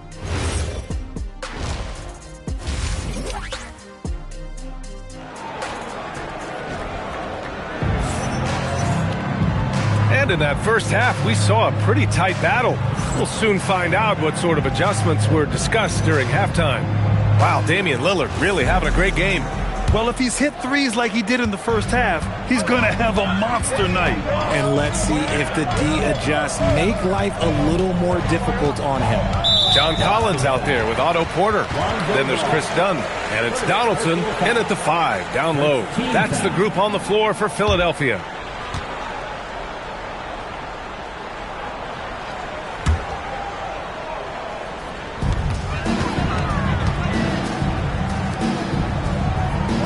Collins a screen, down low. And then it's Collins with the dunk. They've really picked up the energy level and have willed themselves back into this game. And as tired as they might be after fighting to tie it up, they have all the momentum now to finish this comeback. Now here's Lillard. Hayward outside. 5 on the clock. Here's Lillard. And it's Philadelphia with the rebound. When you talk about Nikola Vucevic, a big man who continues to get it done at a high level, Richard. Yeah, he is showing no signs of slowing down. Vooch scores, rebound, passes, and shoots it well from pretty much everywhere. I'd like to see him contend for a championship at some point in time in his career. Philadelphia shooting their 3rd and 4th free throw shots of the night. Number 23, taking 2 shots.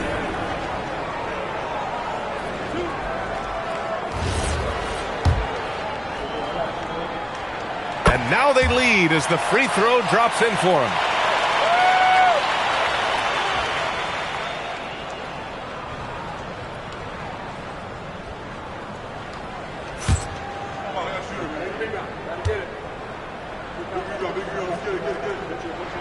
He's perfect from the line this time.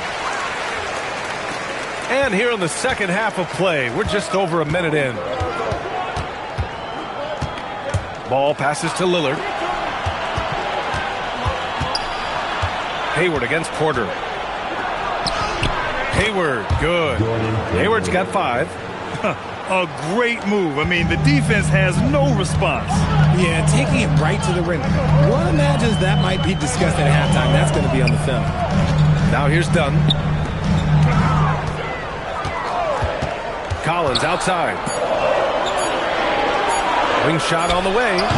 Hits the front of the rim and out. Decent look from mid-range. You almost have to take that shot to keep the defense honest. Ball outside. Nice ball movement by Boston. And that's out of bounds. It was last touched by Porter. And now a look back at last year's top shooting teams in the NBA. The 4th spot held by the Celtics. They were so consistent with their shooting. Maybe not lights out, but they played smart and didn't let good looks go to waste.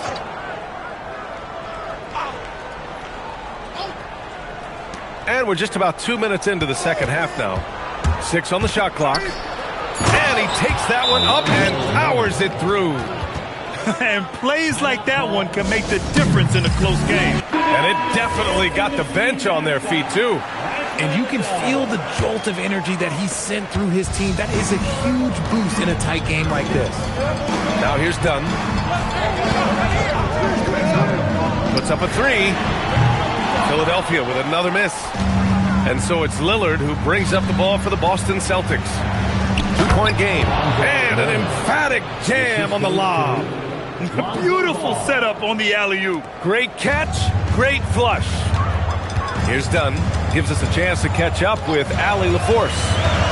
Well, Draymond Green is getting serious in the weight room. He said one thing I learned is you have to lift weights. I was always naturally strong, so I was like, what do I need to lift for? These guys can't move me right now. But your body needs to be able to withstand the pounding of a long season. Back to you, BA. Okay, Allie, thanks a lot. A nice shot by Lillard. Some slippage at the defensive end here in the second half, allowing the offense to establish more of a rhythm. Done with it.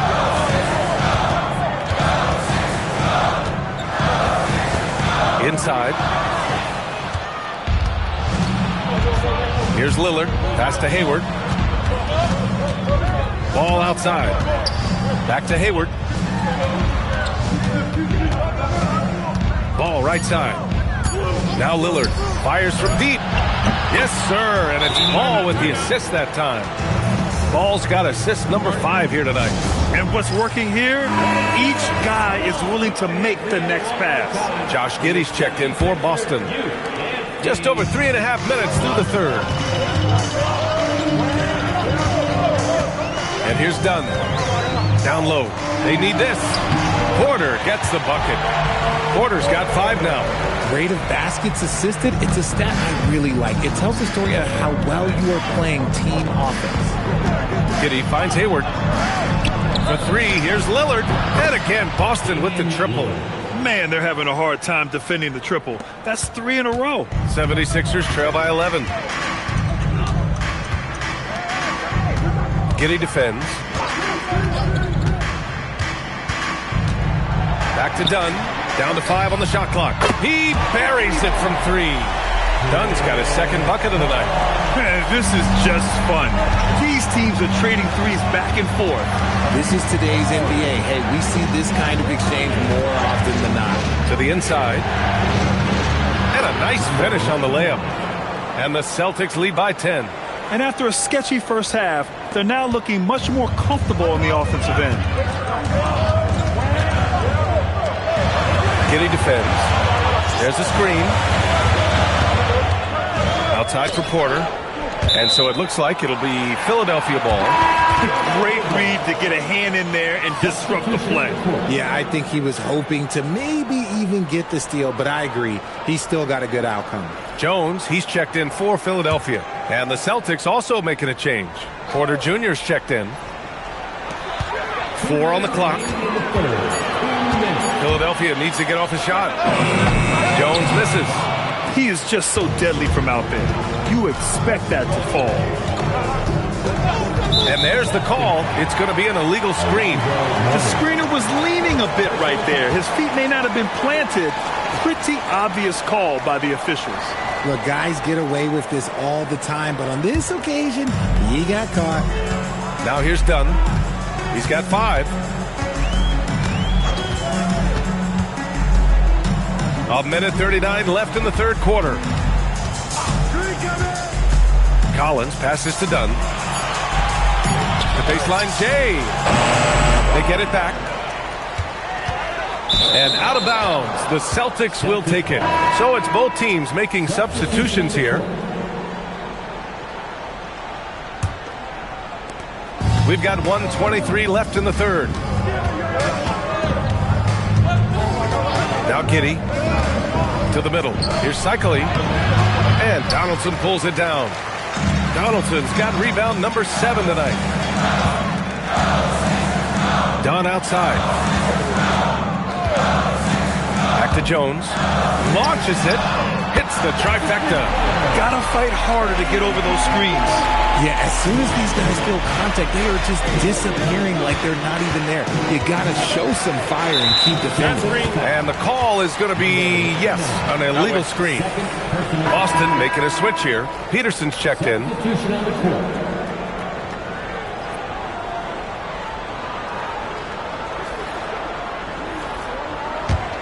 '76ers trail by 7.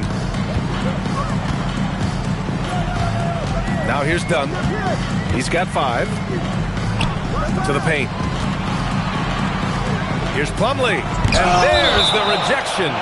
And so it looks like it'll be Philadelphia ball. Jones, he's checked in for Philadelphia. And the Celtics also making a change. Johnson, he's checked in for Peterson. 35 seconds left in the third quarter of the game. See, that miss right there, it's why teams try to avoid the mid-range jumper these days. Hayward, the pass to Porter. Inside, here's Giddey. Ooh, good finish at the rack off the slick feed. Giddey's got his second basket on the night.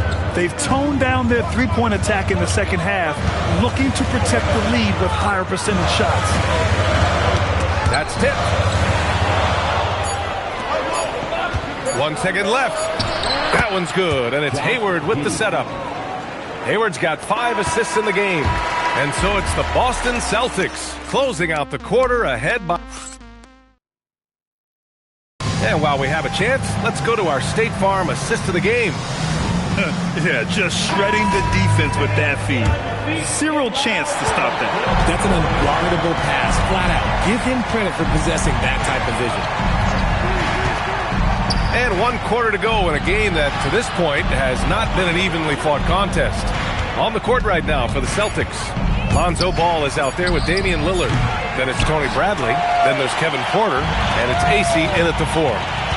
Now here's Porter. Pass to Dunn. Back to Porter. Let's go with a 3. Boston pulls it in. Lillard outside. Dunn with a steal.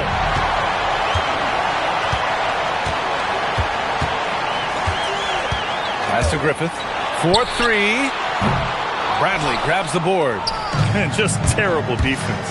I don't know how he missed that shot. The drive by Porter. The kick out to Ball. And that one goes out of bounds. Last touch by Ball.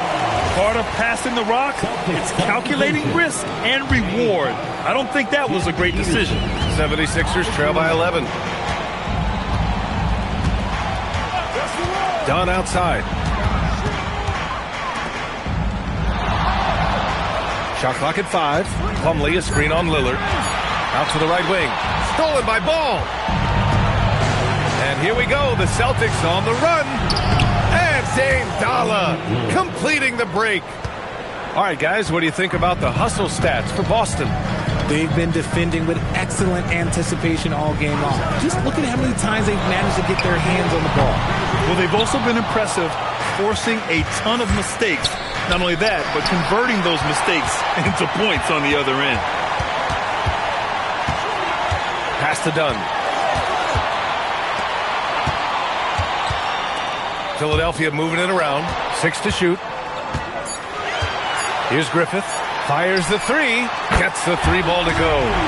No one there to contest, so he just drops it in like he's at the rec league. Jerome outside. From the arc. Sinks it from distance. Jerome's got himself on the board with a three there. And they're shooting with much more confidence here in the second half. The field goal percentage is now over 50%. Down low. Ball. Banked it in off the glass. And the Celtics lead by 15. And now almost all their points coming from the paint. For Philadelphia, they've gone 1 of 4 since the fourth quarter began. They set a pick to the inside. Porter's shot is off. They've had a slight leg up on the boards and a big leg up on the scoreboard. Lillard passes to Huff. Nice assist and nice finish. Solid play all the way around. Huff's got his first points of the night. Hey, they're just getting pushed around inside. Outside Porter.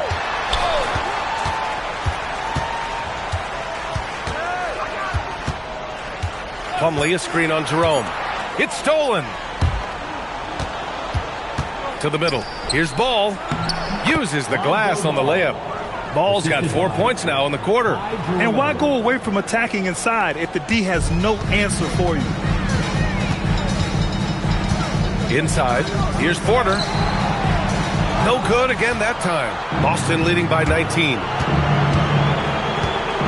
Out of bounds. It'll be Philadelphia's ball. Substitution on the court. Philadelphia's gone only 1 of 4 from the perimeter here in this fourth quarter.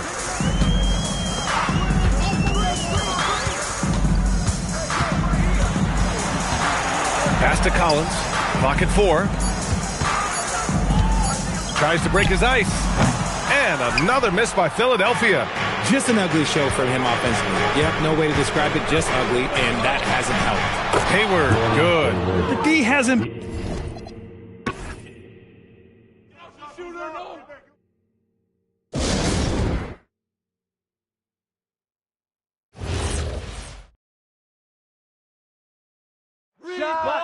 Hey, get on Lillard. Don't do too much. They don't know how to guard you.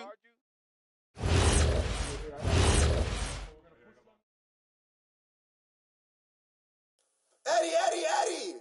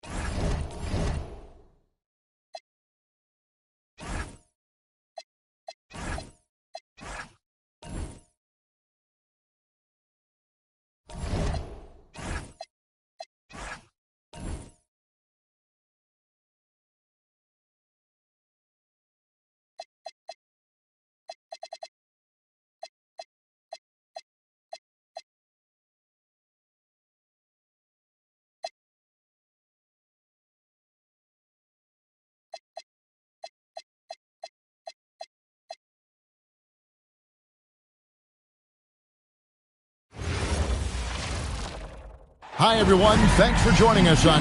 Of course, we've got lots of games left, but it's already been a very interesting season so far. Yeah, no doubt about that, Kevin.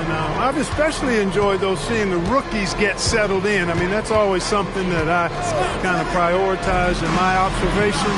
Just watching how these guys adjust to the pro game is always pretty fascinating to me.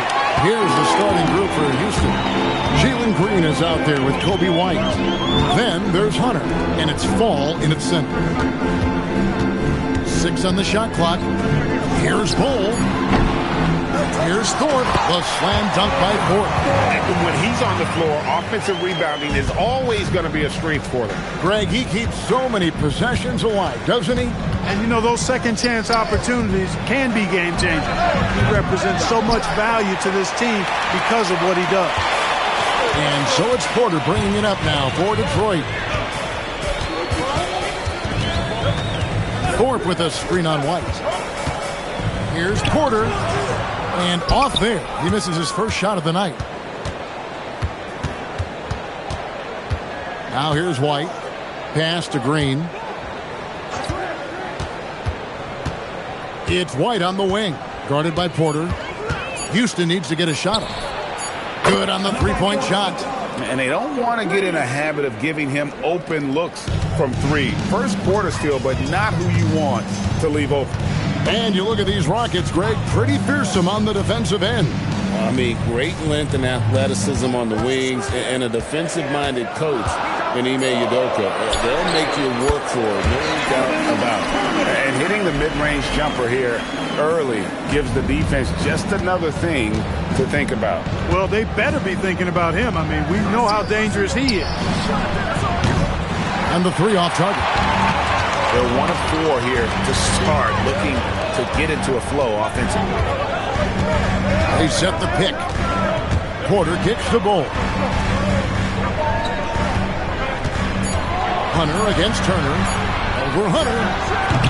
They get it back. Bull uses the glass to finish the layup.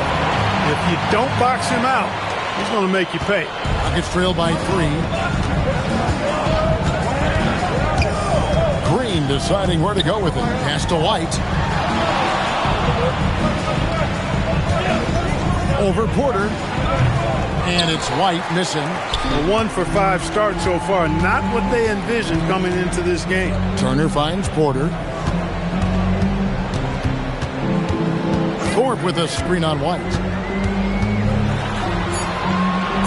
To the middle. Thorpe can't make it work. Houston's gone, just 1 of 4 from three-point range here in the first. White the pass to Green. Another miss by Houston. Pistons leading by 3. Here's Bull. Good, and a nice assist from Porter. And once he got to the 10, I think he was surprised to find himself that wide open. Well, this early, they should be showing a lot more energy on defense. It's not there. Right now, let's take a moment here to catch up with Allie LaForce on the sideline. Hey, Kevin. The Pistons are growing. Coach J.B. Bickerstaff said, I appreciate the work that the guys have put in, and I'm proud of what they're becoming. But we have more work to do. We're still taking steps. Our guys have improved. The team has improved, but we're not finished yet. Back to you, Kevin. On the rise. Hey, Allie, thank you very much for the report. Detroit with the ball after the Rockets pick up 3. Count it. Bulls got his 3rd basket of the night. And so the timeout taken here by Ime Udoka. He's ready to talk things through with them. Jackson is checked in for Detroit. Heroes checked in for the Rockets. Hawkins comes in for White. Rockets trail by 4. Hawkins passes to Hero. A floater. Hawkins shot good. Oh, such a field shot there, the floater. For Detroit, they've gone 5 of 9 from the field here in the first. Bull, a screen on Hawkins. Here's Jackson. Here's Bull. Score the basket. His 4th. He's only missed 1 of his 5 shots tonight. Love seeing that kind of activity on the offensive glass. Nicely done. Hawkins kicks to Hero. Hits it from three-point range. He's got 9. Just look at what a sniper he is from long range. He's got such an unusual skill for a big fella. He's covered by Hero. Pass to Bull. He gets it in there. Bull's got 10. And I need to see some more assertiveness out of these defenders. Outside, Hero. And again, it's the Rockets from deep. Well, that's one way he can finish, but far from the only way he gets it done. He's got all kinds of tricks up his sleeve. And so the timeout here by J.B. Bickerstaff. He's going to have a discussion on the sideline. Howard's checked in for the Pistons. Tony Roten comes in for Jackson. While we have a chance, let's take a look at the teams that led the NBA in rebounding last season. In third, the Rockets. It was really an impressive campaign for their bigs. And honestly, I think the whole team did a great job of getting bodies on bodies and controlling that defensive backboard. And it's Hunter with the jam. And that's up-tempo basketball at its best. So much easier to operate in the open court when a steal triggers the break. When you talk about Amen Thompson, Clark, one of my favorite players. This kid is great. Yeah, he's a joy to watch. I mean, for as young as he is, the way he gets after it defensively, the way he attacks the rim, he plays with a verve and confidence that belies his youth, man. He's a special talent, a freak athlete, exceptional at the defensive end already. And his offense is only going to continue to develop. Boy, that guy could be scary. There aren't going to be many people saying amen having to deal with him. Hawkins checked in for DeAndre Hunter. Hero, that's a two-pointer. Rebound, Detroit. Thorpe's got 4 rebounds in this game. Here's Lanier. White covering. Lanier, the pass to Thorpe. From outside the arc. Lanier, no good. Last outing for the Pistons, it was a loss to Utah. About 7 seconds separating the shot and game clocks. Gets it to go from beyond the arc. Heroes got a pair of threes now in the first quarter for Houston. Outside Turner. Bowl a screen on Hero. Nails the buzzer beater. Resourceful move there, ending the period on a high note. Nothing like knocking down that last possession of a quarter. Some great action here early as we end the first quarter. Clark in a tie. The second quarter coming up right after this break, so don't go anywhere. And it's been a pretty even game here after one quarter of play. And what stands out to you from the Pistons so far in this one? Well, one way to generate more offense, pound the offensive glass. That was the difference in the first.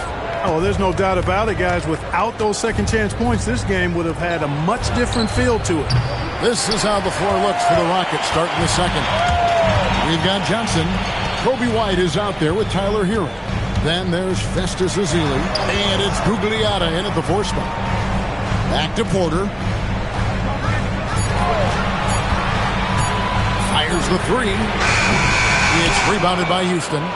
This game against Detroit here, it's their first meeting of the season. And although they were the better team last year by overall record, this was a competitive matchup for them.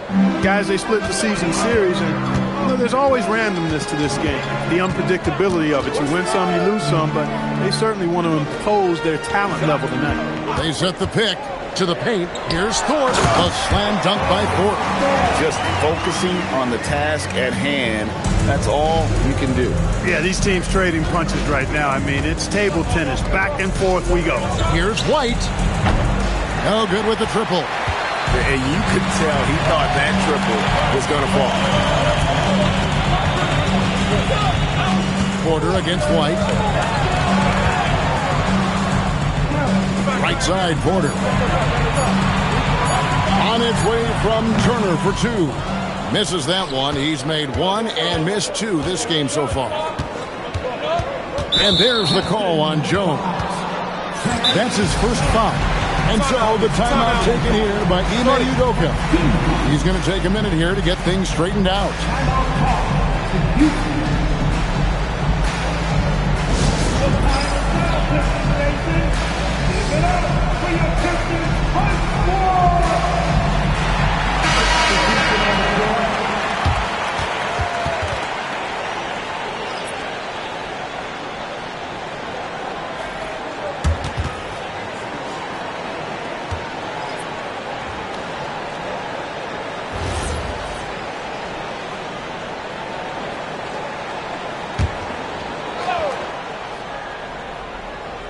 quarter number 2. We're about 2 minutes in. And that one, good. Hunter's got the game tied up here for the Rockets. Good read from Green there, getting better at sensing when his teammates are wide open and need the ball. White against Porter. 6 to shoot. The shot by Turner, no good. Well, with his solid midi game, you expect him to knock that one down. Porter against White. Azealia screen. Here's Reynolds. That doesn't go in. Had a chance, though, to take the lead. Turner against Hunter. Turner passes to Bull. Here's Thorpe. Outside Turner. Happy to see that one go in for his second make in 5 attempts. Clark, more so than ever, NBA offenses are putting the ball in the hands of their stars and letting them go to work. Yeah, you know, Kevin, that's because NBA offense is all about creating space, and usually your star players can do that with a high level of skill, speed, shot making, and playmaking. You can create it with strength as well, playing through a guy like Jokic, Giannis, and Luka. And there's the whistle, illegal screen. Beyond the leaning, you can see his feet weren't set on that screen. Easy call. Yeah, I agree. You know, sometimes that can be a tough call for the refs to make, but not that time. It was easy there. A 3-ball. And Thorpe pulls it down. Thorpe's got his 7th rebound of the game with that last one. Bull, a screen on White. Plays it up and banks it in. And now a 4-point Piston lead. Well, that's the goal of pick and roll. Get that separation you need. Outside, Green. Porter against White. Some nice passing there by Houston. The Rockets again can't hit. Pistons leading by 4. Good for the basket. Starting off 1 for 1 with that shot. The defense not putting up any fight on the inside. They've allowed 10 straight points in the paint. That's not the kind of streak you want to be part of defensively. Tighten it up, fellas. Buries the long-range jumper. He's got 12. Boy, he strikes again from range. His 4th in this game after draining 3 in the first period. And so the timeout here by J.B. Bickerstaff. He's going to make some adjustments to the game plan.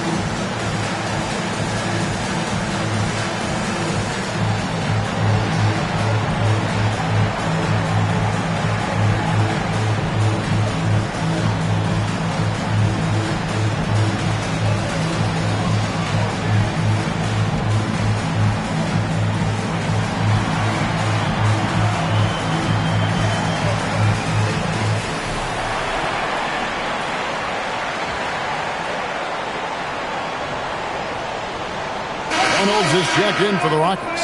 Hawkins comes in for White.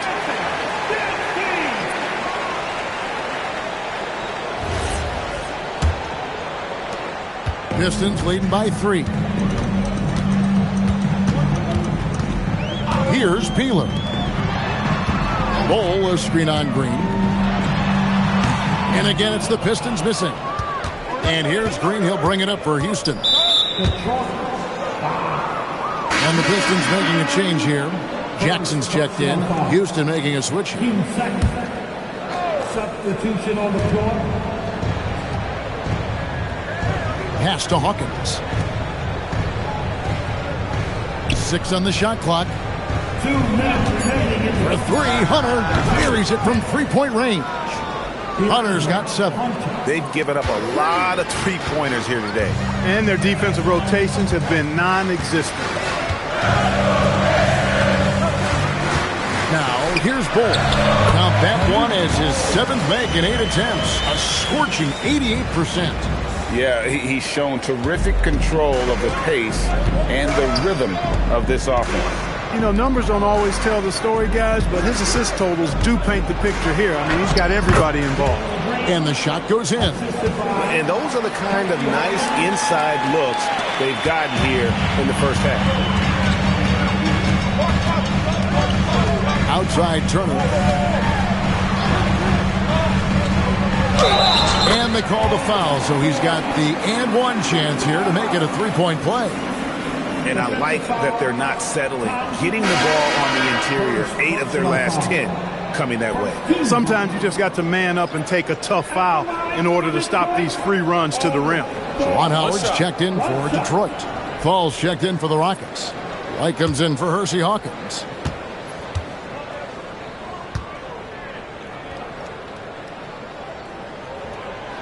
That one misses for Thorpe. Rockets trail. White looking around.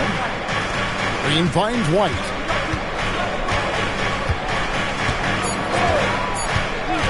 Puts up a deep 3. And Bull pulls it down. Bull's got 6 rebounds here tonight. Howard with it.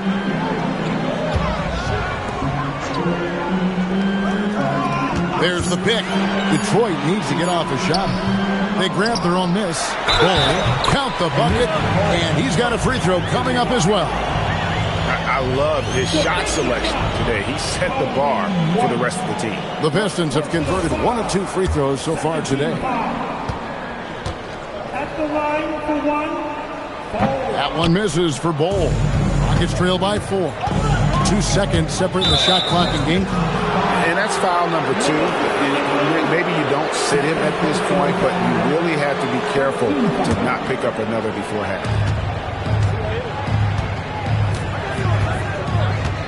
We've got 13 seconds left to play in the first half. 4 on the clock.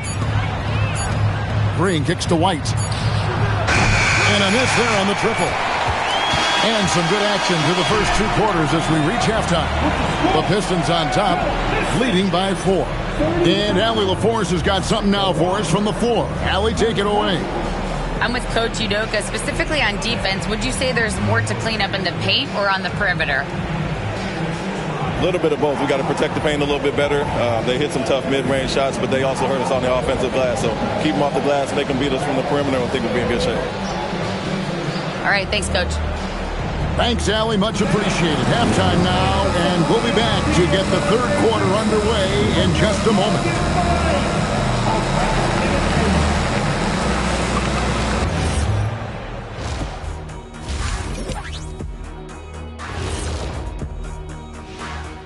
Welcome to the 2K Sports Halftime Show. The Detroit Pistons. They've done a lot of things well, but I look at the second chance points.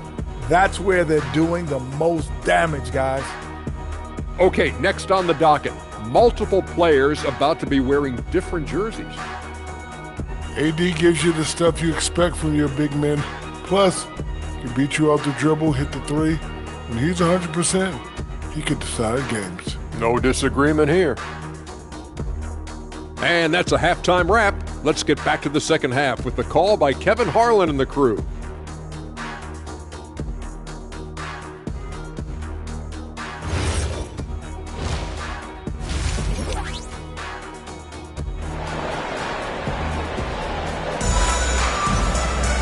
We've got second half action for you, and if the next couple quarters are similar to the first, this one could go down to the last possession.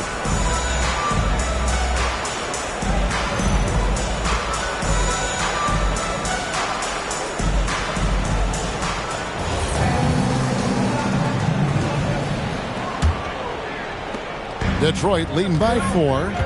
Evan Turner is out there with Thorpe. Then there's Bull. Then it's Porter. And that's the group for J.B. Bickerstaff as we begin the second half. Thorpe, that's good. They're finding lanes to the hoop now with consistency. 5 buckets in a row. from the paint. And on the flip side, the defenders have to show more fight on the interior. They've got to offer more resistance here. And all of a sudden, that three puts them in striking distance, guys. He's had that shot working all night. You bet he has. I mean, working overtime. The triple's been his bread and butter in this ball game. Nothing but butter. Sweet butter. Shot clock at 5. Oh, that's White. And they're moving it up. Here's White. Lays it up off the glass. Great teamwork, punctuated by a strong finish. That is the perfect fast break, guys. Getting a hoop before the defense can get set. Thorpe with a screen on White. They're outside. Fall with the rebound. Fall's got 5 rebounds tonight. Over in the corner, Green. Back to Hunter. For the lead. Offensive rebound. Here's Fall. No luck that time on the shot that would have put them on top. And it's Porter with the ball for the Detroit Pistons. It's a 1-point game. Over in the corner, Turner. Latrey trains the three-pointer. Turner's got 7 points in the game. And he found the perfect spot behind the arc there. Big gap in the deep. White the pass to Green. Outside, White. Launches it. Here's Fall. And that one is good with the extra effort on the glass. And you gotta love the big bucket in the paint in this sort of a grind-it-out game. And so the timeout here by J.B. Bickerstaff. Looking for a breather and maybe adjusting a thing or two. White against Porter. Pass to Bull. No good. Only a second miss and 10 attempts from the floor. Hunter kicks to White. Back to Hunter. Here's Fall. Bull covering. Here's White. And that won't go, missing the go-ahead bucket. Detroit's gone 1 of 2 from beyond the arc since coming out of the break. Thorpe with a screen on White. Pass to Bull. Porter against White. From past the arc. The Rockets pull it in. Yeah, but the defenders draped all over him. He just could not shake loose. For the tie. Hunter no good. The Pistons leading. Outside Porter. Bull setting the pick for Porter. Guarded by Green. Here's Thorpe. It's rebounded by Houston. Fall's got 8 rebounds in this game. Inside. And there's the slam dunk to finish it off. And that's the kind of lead pass we've come to expect from him. The Pistons have gone 2 of 7 from the field in the third. That leaves room for improvements here. Bull, that's good. Bull's got 18 points. Well, that's the goal of pick and roll. Get that separation you need. And so the timeout taken here by Ime Udoka. This now will give him a chance to discuss some potential changes. Hawkins check in for Jalen Green. And let's go to the 2K leaderboard to see the teams that blocked the most shots in the NBA last year. The Rockets, number 1. And that defensive reputation has value in and of itself. I mean, by the end of the season, teams were afraid to take the ball inside. Connects from three-point range. And this is the game plan for him. He's a big part of their floor spacing. And you know what? It's all about the long-distance game for him tonight. He's getting it done from out there.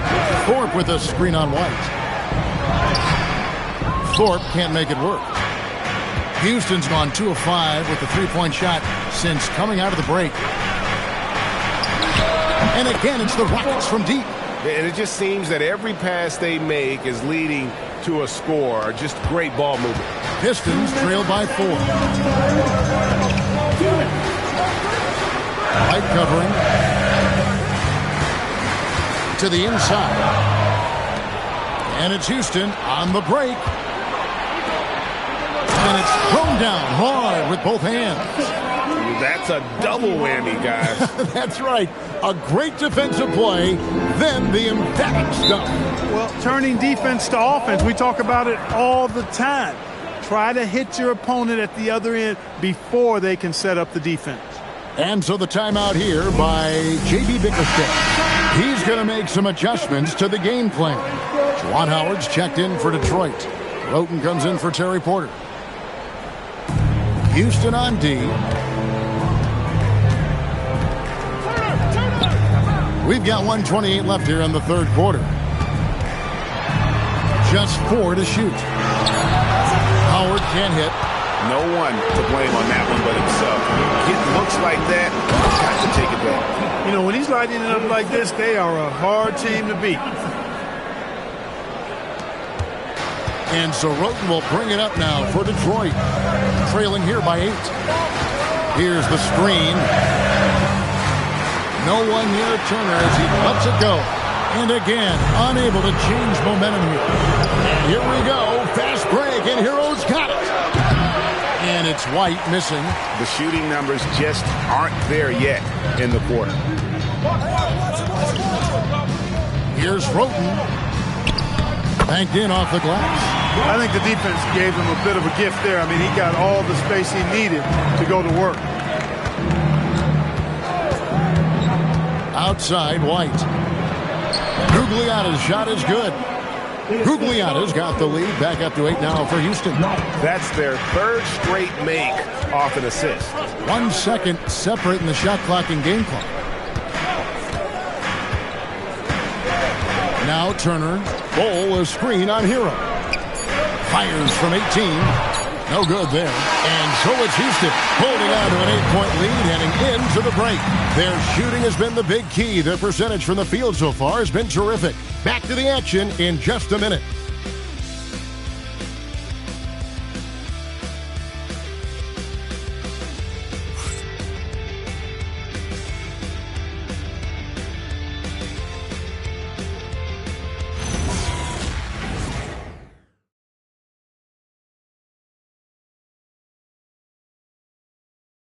And a moment now as we take a look at our State Farm assists of the game.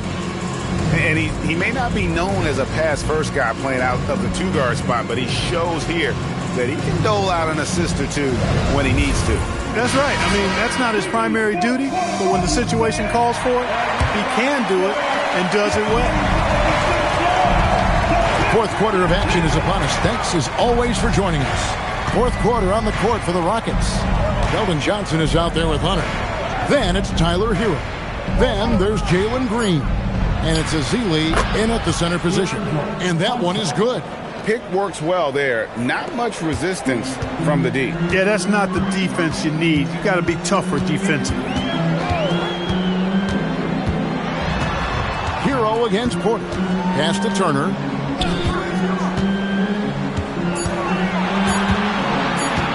Over Johnson. And he can't bank that one in. Here's Hero. And Houston again with the bucket. Unwilling to let up even for a moment. That's his killer instinct, just fanning the flames. Yeah, I love the fact he doesn't play the score. He just keeps coming, attack mode. He doesn't know how to step off the gas pedal. Turner looking around. Off target with his 3. And there have been some terrible shot choices here, Kev. That's not a good look at all. Green passes to Hero. The 3. It's good from long range. And the Rockets lead by 15. How many times have we seen a possession like that from them today? Ending with a basket, coming off a pretty pass. Well, when you look at the assist totals, heck, they've been clearly the better team. Pass to Bol. Bol setting the pick for Porter. Back to Bol. Good, and a nice assist from Porter. Porter's got his 3rd assist on the night. The offense is flowing through him right now. He just keeps coming. There's Hero with the 3. Jacks up a 3. Hero can't get that one to fall. Porter against Hero. Porter passes to Bull. And here is Willis. Near the three-point line, it's Porter. Johnson with the rebound. And the well is running dry for him right now. Nothing falling. And, you know, you can sense his frustration. This is going to be a test of his resolve here. Pass to Azili. Shoots the three. Kicks it out to Hero. Azili a screen. Hero can't get that one to fall. Pistons trail by 13. On the wing, Porter. He's covered by Hero. Bull a screen on Green. Porter in the corner. Shoots over Hero. Rockets with the rebound. And he has lost all confidence out there. Still not a single field goal made in the game. Azili screen. Hunter for three. And Willis pulls it down. One made three for him for the game. Does he focus closer in? Let's see. Here's Porter. Outside Willis. Pass to Turner. Bull setting the pick for Turner. Here's Bull over Green. Not that time. It won't go. Here's Hero. Puts up a three. Doesn't get that one. Well, another tin cup moment here because he continues to miss shot after shot from three-point range. This is not a fourth quarter he's going to want to remember. Green against Turner. And there's the foul. It's on Jalen Green. That is his first foul of the game. And you can see he just didn't get squared up with his feet. Those are always tough to judge, but I think the official got that one right. Now we'll hear from Allie LaForce, and she's got a story for us. An update. Allie? JB Bickerstaff had some words for his team over the break. Coach telling their players, let's play with urgency. This is the game. I know we'll win if we play hard. Let's see how the team responds. And Allie, thanks so much. And obviously his momentum from the last game has carried over here tonight. And you know that's how it goes with him. I mean, his hot streaks, guys, don't last minutes. They last days. Turner against Hunter. Releases from 15. That's off. Rockets leading by 15. White outside Hunter. Jacks up a three. Buries the deep ball. Relentless in their approach, even with the game firmly in hand. And, you know, until that final buzzer sounds, I mean, you've got to treat every possession like it's crucial. Thorpe with a screen on White. Here's Bull. And that's out of bounds. Detroit will retain possession. And guys, what we saw here tonight is one side having everything going for them. Huge margin of victory for the Rockets. Starting five must have been happy to get so much help from the reserves in this game. And they not only lightened the load, the subs did nothing less than guarantee a win. And so with this, they'll end up with their second win on the year. Outside White.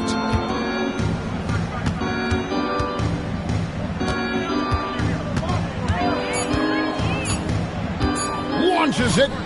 And another three for Houston. And their balanced effort at both ends has hushed this crowd. Yeah, you said the key word there, balanced. I mean, their big lead owes as much to their defense. Oh, man. Turner! Hey, Terry!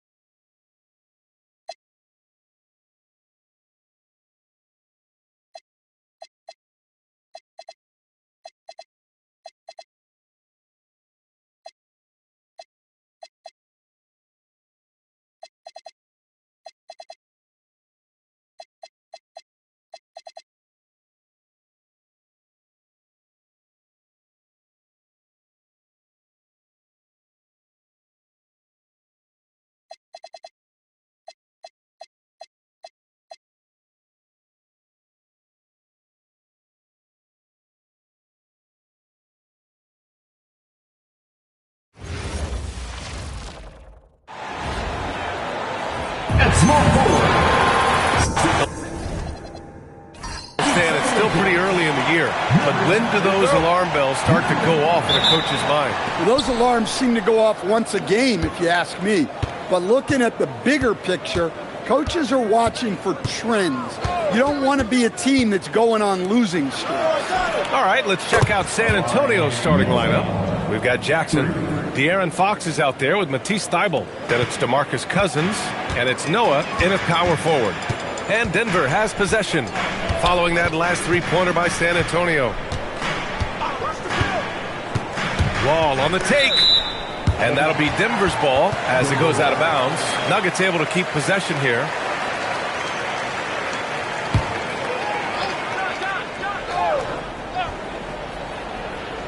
Just 5 on the clock. Cousins with the steal. Thybulle with it, and Johnson picks him up defensively. And that one drops for him. And setting the tempo with an assertive move. Like, where was the defense on that play? Well, when you are the aggressor this early, it is intimidating. Pass to Chris.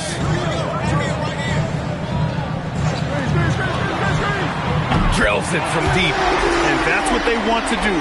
Get him open looks early. We played just over a minute here in the first. Fox with the ball. Over to the left wing. And San Antonio hits again from deep. Exchanging buckets from downtown. That's been a staple of tonight's game.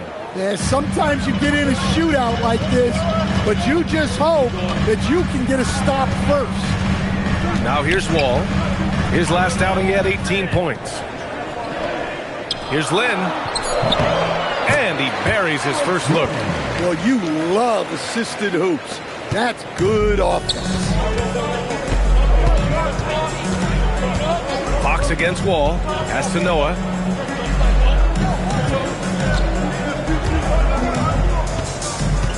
Jackson outside. They get it again. And the basket by Noah. Noah's got 8. Well, you can't start the game much better than this. 4 of 5 from the field. All right, let's check in with Allie LaForce. Thanks so much. I caught up with the Nuggets head coach. We talked about Victor Wembanyama and what he wants to see from his team defensively. And he said, I want to see us knock him off balance a little bit. Be tough, physical. That's how you get into his head, and that's how you frustrate him. Expect to see a lot of defensive aggression against Wembanyama tonight. Guys, back to you. All right, Allie, thanks once again. Here's Lynn. Cousins with the steal. Fox against Wall.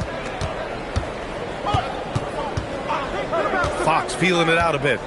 6 on the shot clock. Pass to Cousins.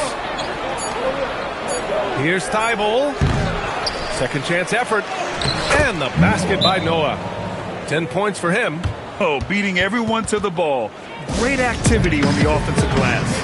And David Adelman wants a timeout. He might have seen something and needs to review with his guys.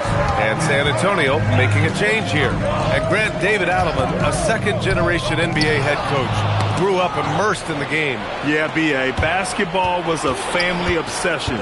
David, a ball boy for the Blazers in the 90s, went on to coaching, which he's done for decades.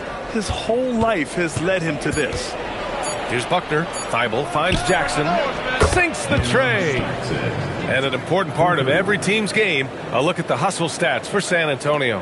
Well, so far they've done a great job of reading the offense and repeatedly putting themselves in the right place to interrupt the play and force turnovers. And they've done a tremendous job just creating havoc defensively. Active hands have led to tons of turnovers that they've capitalized on. Here's Buckner. Pass to Cousins. Here's Noah. And he can't extend the lead to double digits. Oh, this is exactly the kind of opportunity you don't want to waste. Tipped. Cousins with the steal. Johnson against Thybulle. Here's Buckner. And here's Cousins. 5 on the clock. Noah passes to Thybulle. Jackson for 3. Here's Noah. And count it. Now 5 for 7. What a way to begin this game. dominating at both ends of the floor. Obviously, guys, brilliant coaching, a perfect game plan. Pass to Chris. And play stops. A whistle there on what looks like an illegal screen. And that's 2 awful trips in a row resulting in turnovers. And San Antonio making a change here. San Antonio leading by 10. To the paint. Thibault, that's good. They're finding ways to get the ball into the paint. 5 consecutive buckets. And so it's Johnson with it. He brings it up for the Denver Nuggets. Pass to Hudson. Picked by Sabonis. A shot to stop the run. Offensive board to the right side. Now here's Johnson. Second chance shot. Noah grabs the board. Noah's got 6 rebounds now in the game. Thibault passes to Jackson.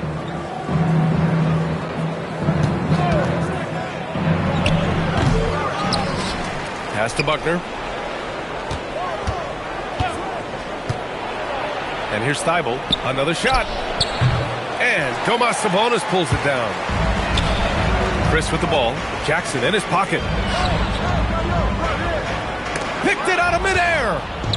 In transition, here they come. Thibault on the wing. He's guarded by Sabonis. Clock at 6. Back to Thibault. The 3-ball. Buries it. He's 2 for 4 in this game. Their ability to space the floor has been the story of this game.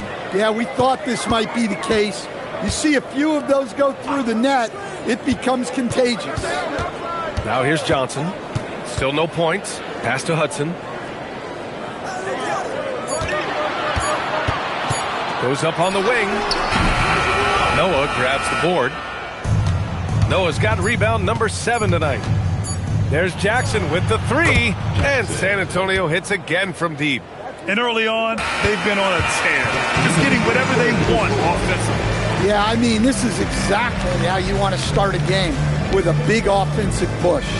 And so it's San Antonio feeling confident. 18-point lead to end that quarter. They just can't miss right now. Every shot they're taking, you assume, is going in. All right, we'll get back to the action after this break.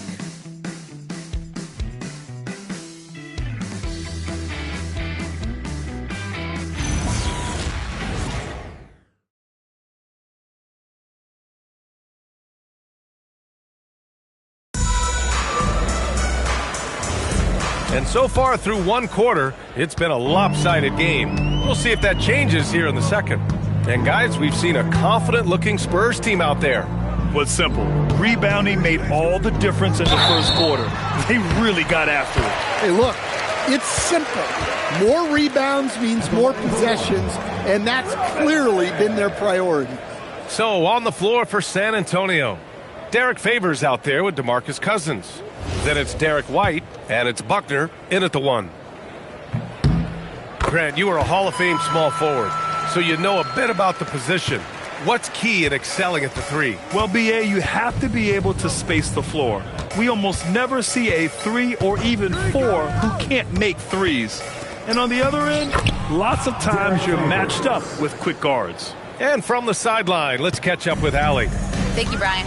Spurs talent evaluators first laid eyes on Victor Wembanyama when he was 15 years old, playing on a youth team in France. At that point, the franchise was enjoying its 22nd straight winning season, but the opportunity to just maybe draft a prospect like Wemby gave them the impetus to rebuild. Back to you. Okay, Allie, thanks for the report. And they seem to have found a nice groove here in the second period. Buckner passes to Culver.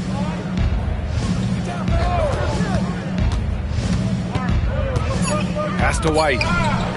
Fires from the wing. And San Antonio getting another bucket right there. Nuggets trail by 17. Outside wall. Out left to the wing. On the take.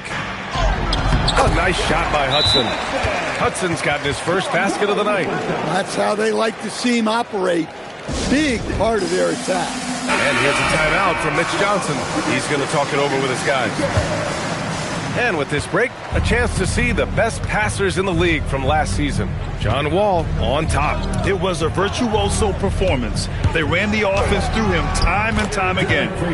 And the shot goes.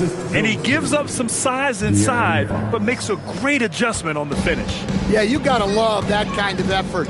Getting in there and fighting through the defense. One thing people notice about Dylan Harper, he loves to get going downhill. Yeah, he delights in bullying his way through a defense, using a blend of speed and size to get to where he wants to go. And the Spurs with possession here after the Nuggets picked up a basket just a moment ago. And here in the second quarter of action, just a hair under 2.5 minutes played. Looks like we're starting to see a pattern here. Not afraid to get in the paint and get wet.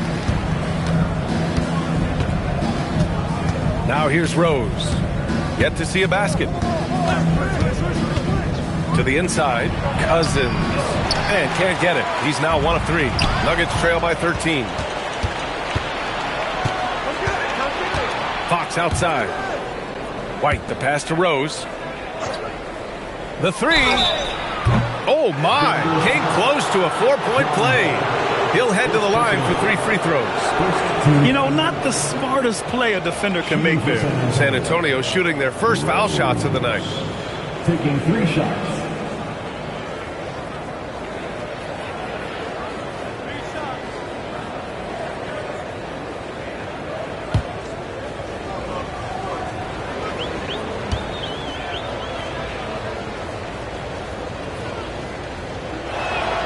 And he hits the first of 3.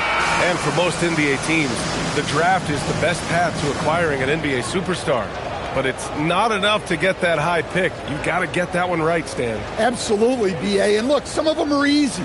Some of the top picks just stand out, and they're really, really easy. But some of them are very, very difficult, and especially as you move down even to the 3rd, 4th, 5th, 6th picks. And the guys that hit on those are the guys that end up with the stars.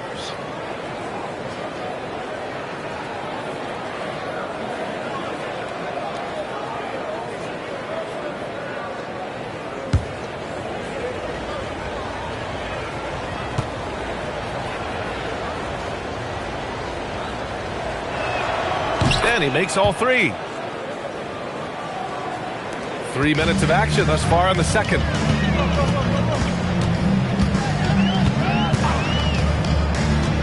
Pass to Johnson. Back to Wall. Shot clock at 6. Takes the 3. Rebound by San Antonio. Nice rebound. Trying to match the other team's intensity right now. Favors with a screen on Wall. Fox, the pass to Rose. Rebounded by Denver. Len's got 4 rebounds now. Nuggets trail by 16.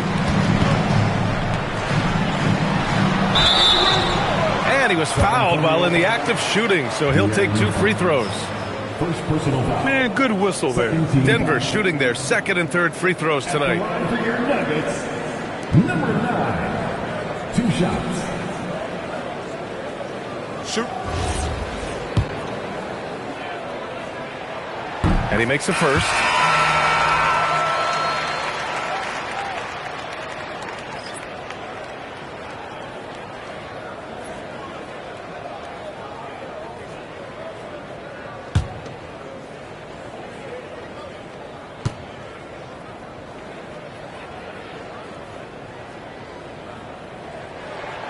It's both from the stripe. San Antonio leading by 14.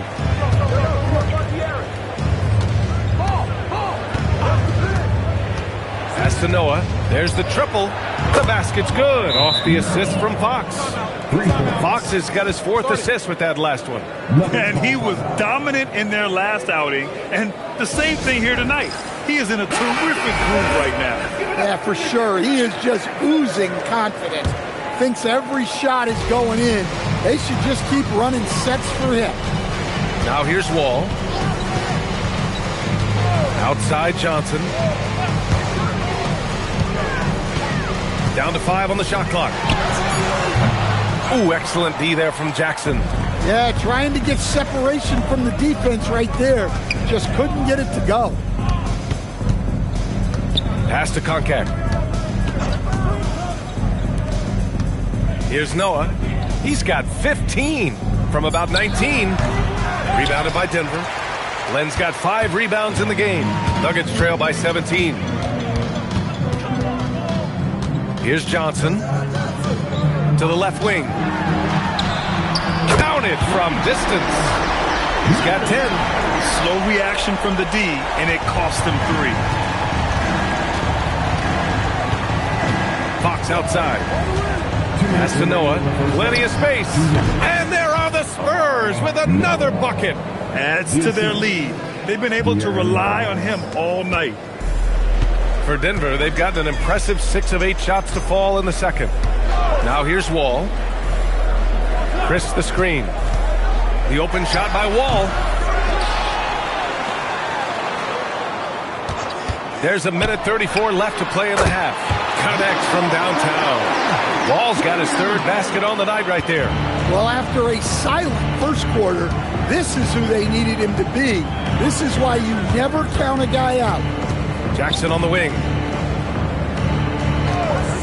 5 to shoot. San Antonio needs to get off the shot. Shot's blocked! And that'll be San Antonio's ball as it goes out of bounds. Spurs able to keep the possession. And it's time to take another look at that powerful block. Yeah, I love that they maintain the defensive energy even when they're behind. So both teams changing it up here.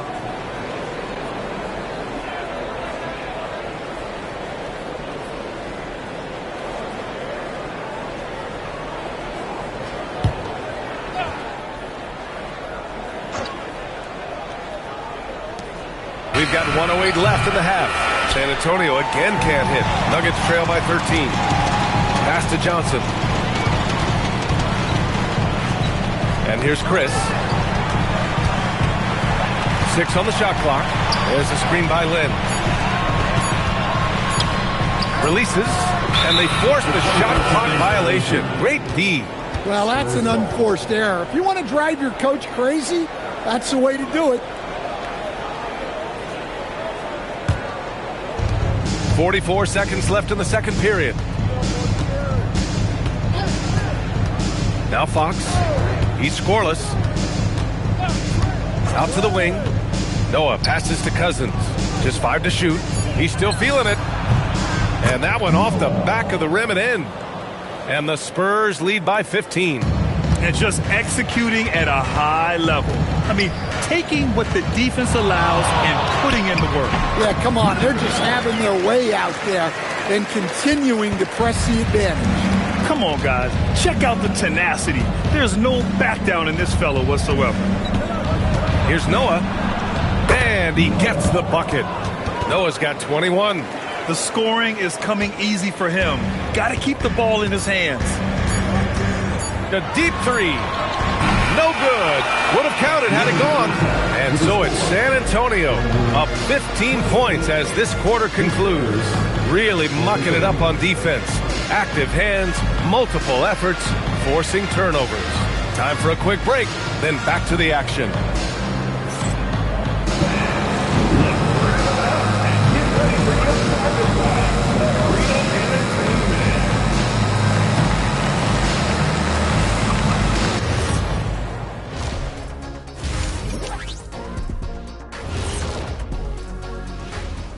Hello, everybody. Let's start out with a look at the recently announced Players of the Week. And guys, allow me to digress. Anybody care to explain what I saw in the catering area a few minutes ago? No, Ernie. Shaq started it. I promise you, Ernie. It was not me. I never throw the first chicken wing. Yeah, I can't believe you just snitched Kenny. Well, I don't care who did it. You're both cleaning it up. But Ernie was Kenny. And time to talk now about that first half. What a dominant display for the Spurs. They have been so careful with the rock. Smart passes, tight handle on the ball, really speaks to the focus and discipline. And that defense, try as they might, cannot disrupt their flow. Thanks for tuning in. Now it's time to head back over to Brian Anderson for the start of the third quarter.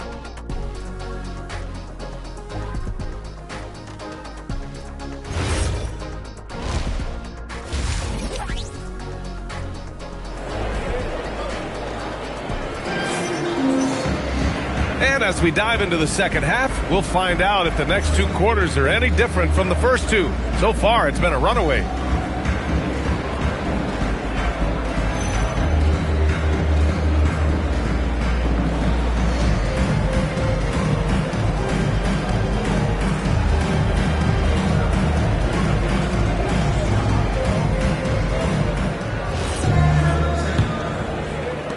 Nuggets trail by 15. They've got John Wall. Alex Len is out there with Marquise Chris. Then there's Johnson. That's the group in the game for the Nuggets. Hits the three-pointer.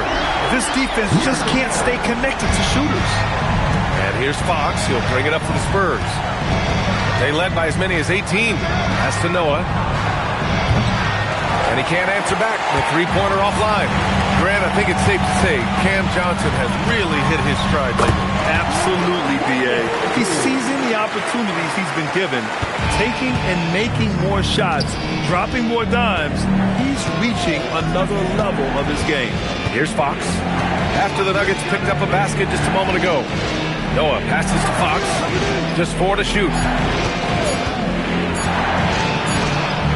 Oh, what touch, De'Aaron Fox. Tricky shot by Fox right there.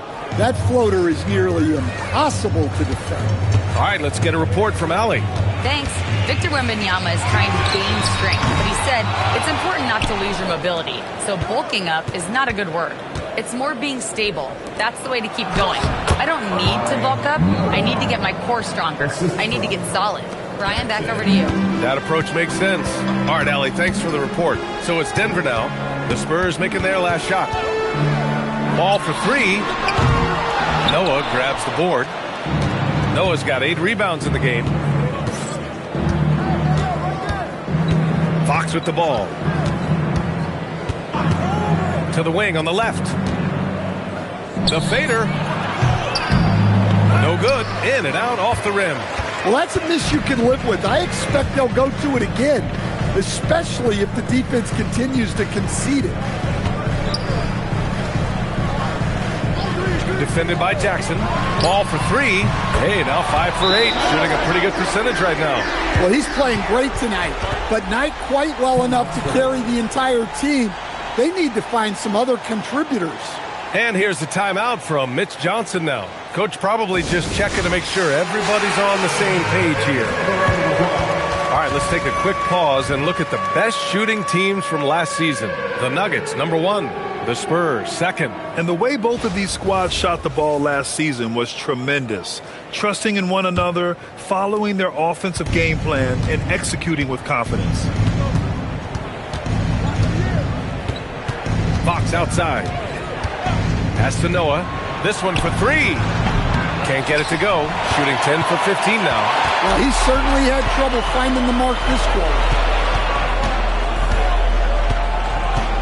Here's Wall from downtown, and the Nuggets hit again from deep. Yeah, he's leading the charge for them, but let's be honest, he needs more help if they're going to get out in front. Well, consistent scoring is a good foundation for a comeback.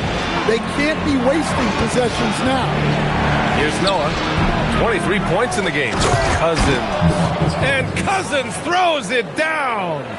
Incredible work right there on the glass. Just doing all he can to extend that lead. Hey, once you got him on the ropes, keep swinging away. Yeah, this is the spot where coaches want you to be relentless. Don't even give them a glimpse of it. So David Adelman's decided to call timeout here. He's going to take a minute to regroup with his players.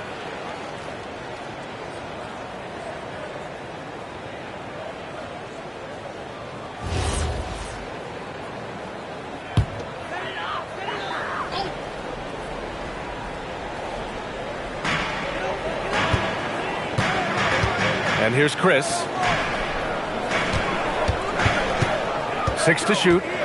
Outside Johnson. Shoots over Thibault. Kept alive. Snatched away. Oh, and a fast break for the Spurs. Len pulls it in. Nuggets trail by 10. Johnson on the wing.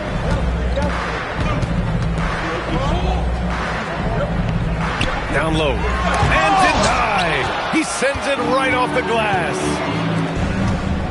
Here's Fox. Here's Noah. Len pulls it in. Len's got rebound number 8 now. Defended by Jackson to the middle. Ball against Fox. Oh, some solid defense from Fox. San Antonio leading by 10. High post, Cousins. Left side, Dybel. It's stolen by Johnson. Pass to Wall, to the inside. Fades and shoots. And it's out of bounds to the Nuggets as Denver retains possession. And a chance now to look at the schedule for San Antonio. On Tuesday, they head back home to host the Phoenix Suns. And then on Monday, it'll be the Philadelphia 76ers coming to town. And you know for that matchup with the Hawks, it's going to be their 7th outing on the year. You feel the team will continue to round into form. On defense, the Spurs.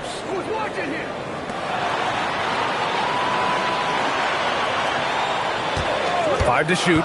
The Nuggets need to get one up. Lynn can't hit. It's not easy to finish in traffic, but those are chances he has to convert. Pass to Noah. Dybel, a screen on Wall. Dybel on the wing. Lets it go from deep. Rebounded by Denver. Well, despite his lack of efficiency, the team has put together a good offensive effort. Here's Johnson.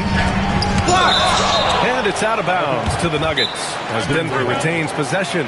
And David Adelman wants a timeout. And we might see some changes. Coach potentially looking to adjust. Culver, he's checked in for San Antonio. White comes in for Thibault.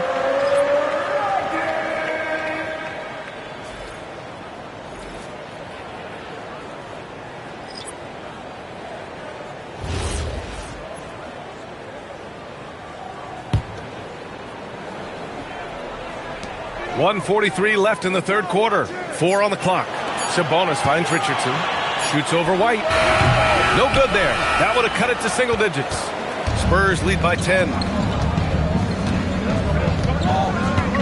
Here's Buckner.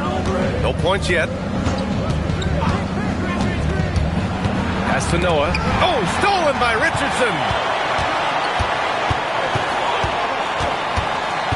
We've got 1:13 left in the third quarter. It's stolen by Culver. And here comes the break. And White finishes off the break. Well done.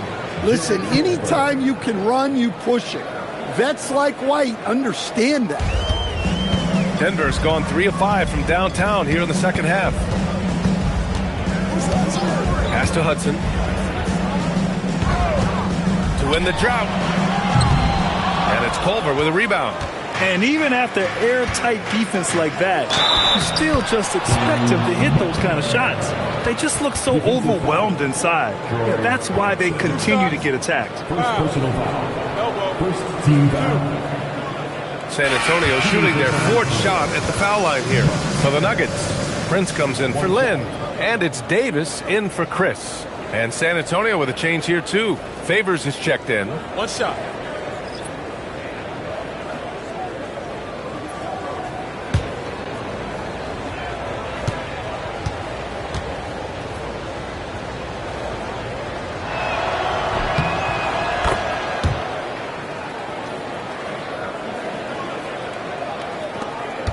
Nuggets trail by 15. Outside Richardson. Picked by Sabonis. Here's Hudson. Bounces high off the rim and drops. Hudson's gotten his 2nd bucket on the night. Rock solid screen right there. The defender got completely lost. Yeah, you've got to lock and trail hard. You can't allow him a clean look for it. Man, coach is going to have a few words with him after that shot. Yeah, that definitely wasn't the shot they were looking for. You got to keep the ball moving in that situation. And just a lack of fight right now on the defensive end. Right? At least on that slam it was. That's one way to let a team back in the game. Yeah, but also credit the offense there. That's making a play when you really need it, and they need more of that. Well, through 3 quarters of play, down double digits. It may be difficult to overcome. Spurs out in front, up by 11. And time to step away quickly, but we'll be back in no time with the start of the 4th quarter.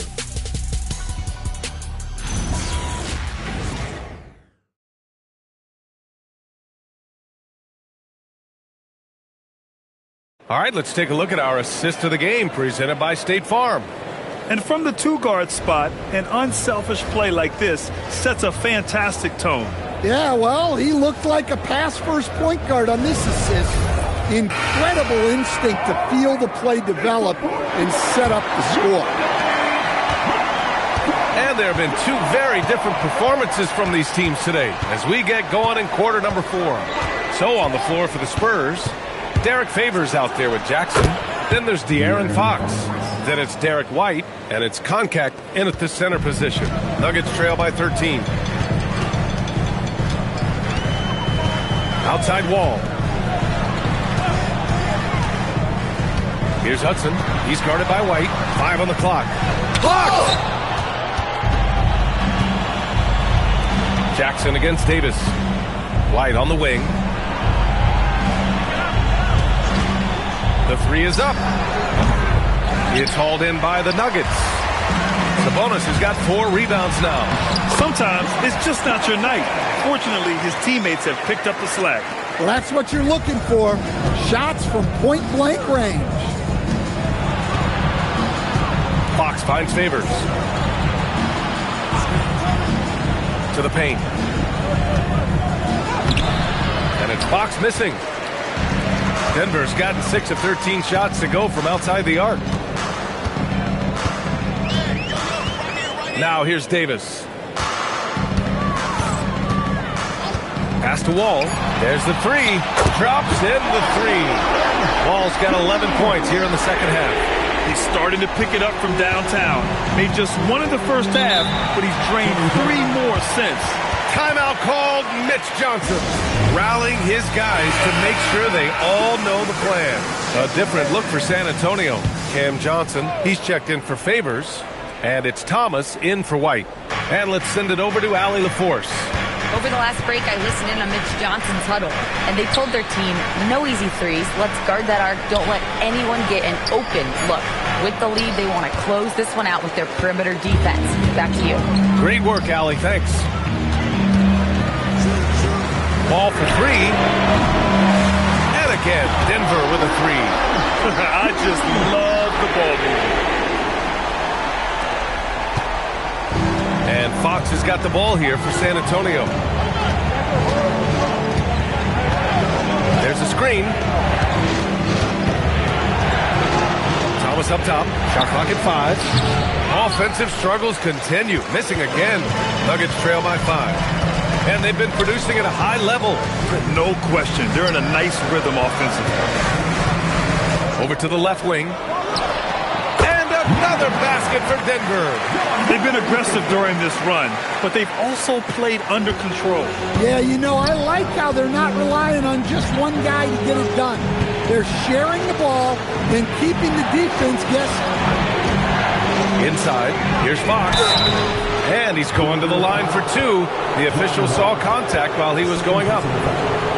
That'll belong to John Wall. I love when Fox takes initiative inside, giving the Dean no choice. Johnson, he's checked in for Denver.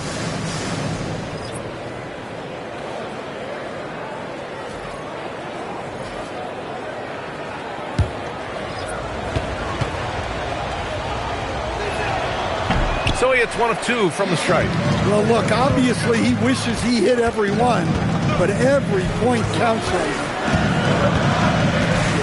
Outside Wall. Crisps the screen.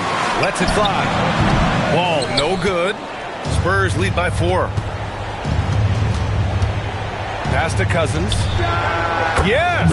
And a nice assist from Fox. Fox has got 7 assists in the game. Fourth quarter of play, and over 3.5 minutes have gone by now. Thibault against Johnson. There's the screen by Lynn. Denver moving it around. Just 4 to shoot. For 3. Rebounded by Cousins. Cousins has got 6 rebounds here tonight. Fox outside.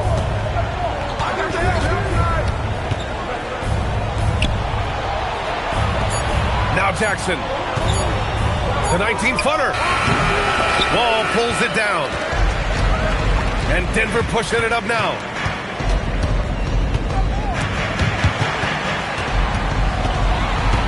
Tries to spin move. Oh, he goes to the glass with that one.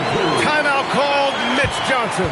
He clearly wants to talk it over and make sure everyone is focused.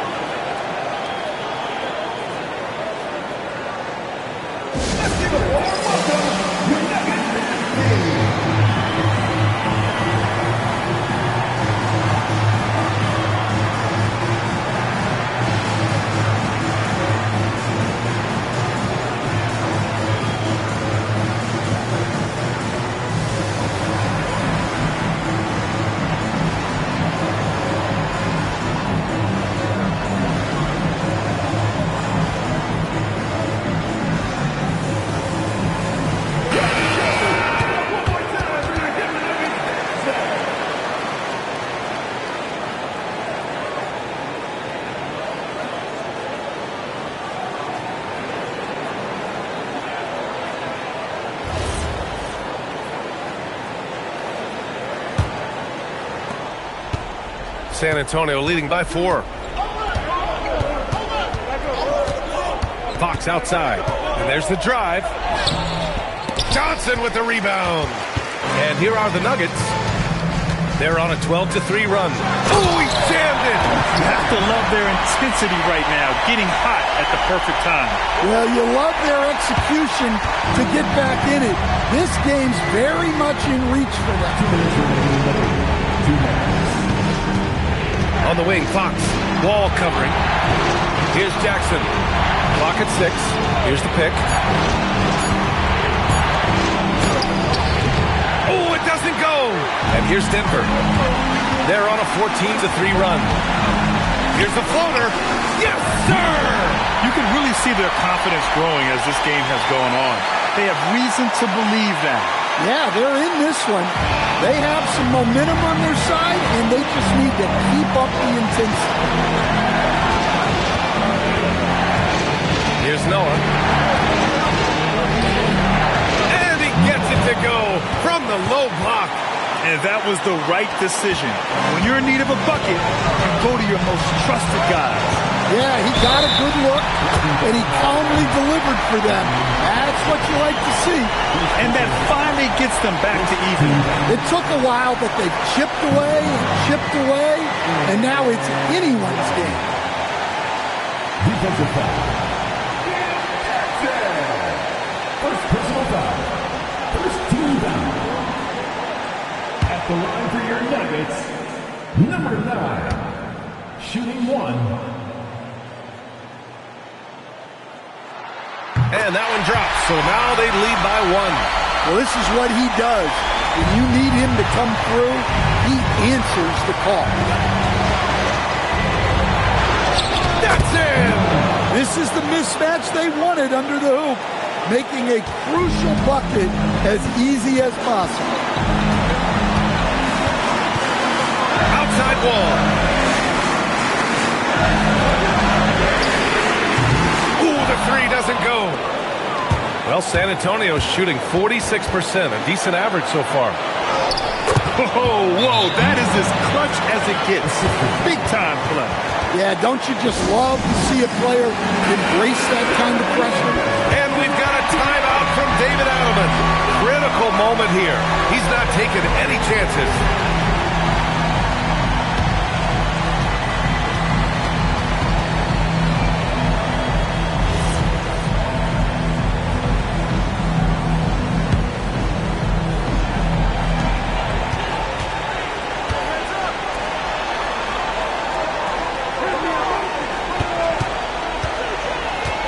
Now Johnson. Down to 5 on the shot clock. Fires the 3. No good. It's the fire he's playing with that has him leading the team in rebounds. Double digits for him on the glass. He's getting it done. Really feels like they're in control. They've got a big lead with time dwindling. Yeah, and at this point, the focus is take care of the ball, no needless fouls, and no threes. Here's Wall.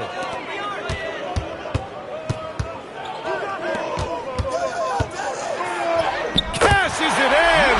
Terrific ball movement leading to the basket. You love to see it. And they committed intentional foul. We'll see another one of those, so they get into the penalty. Yeah, no, you had to do that. I mean, you can't allow them to dribble out the time.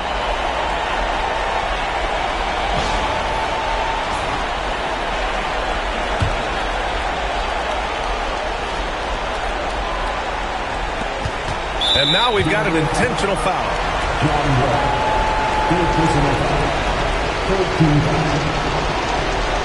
Shooting for second time. Line for 2. Shoot 2.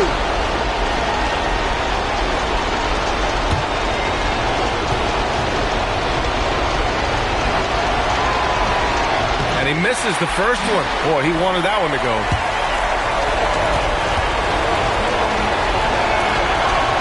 And the second of 2 is good. And that gives him a 4-point cushion.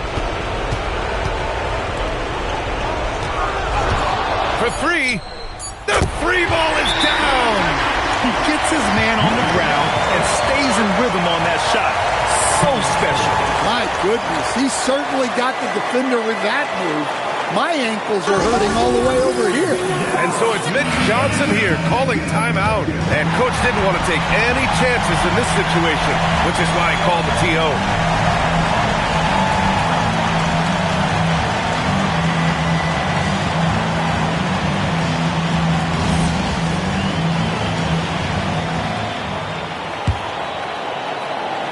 And now they foul and stop the clock.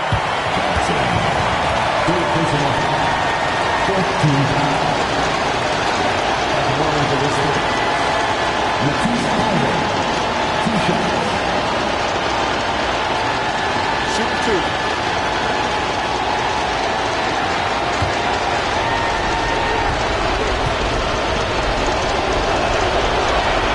He gets the first, and that'll put him up 2.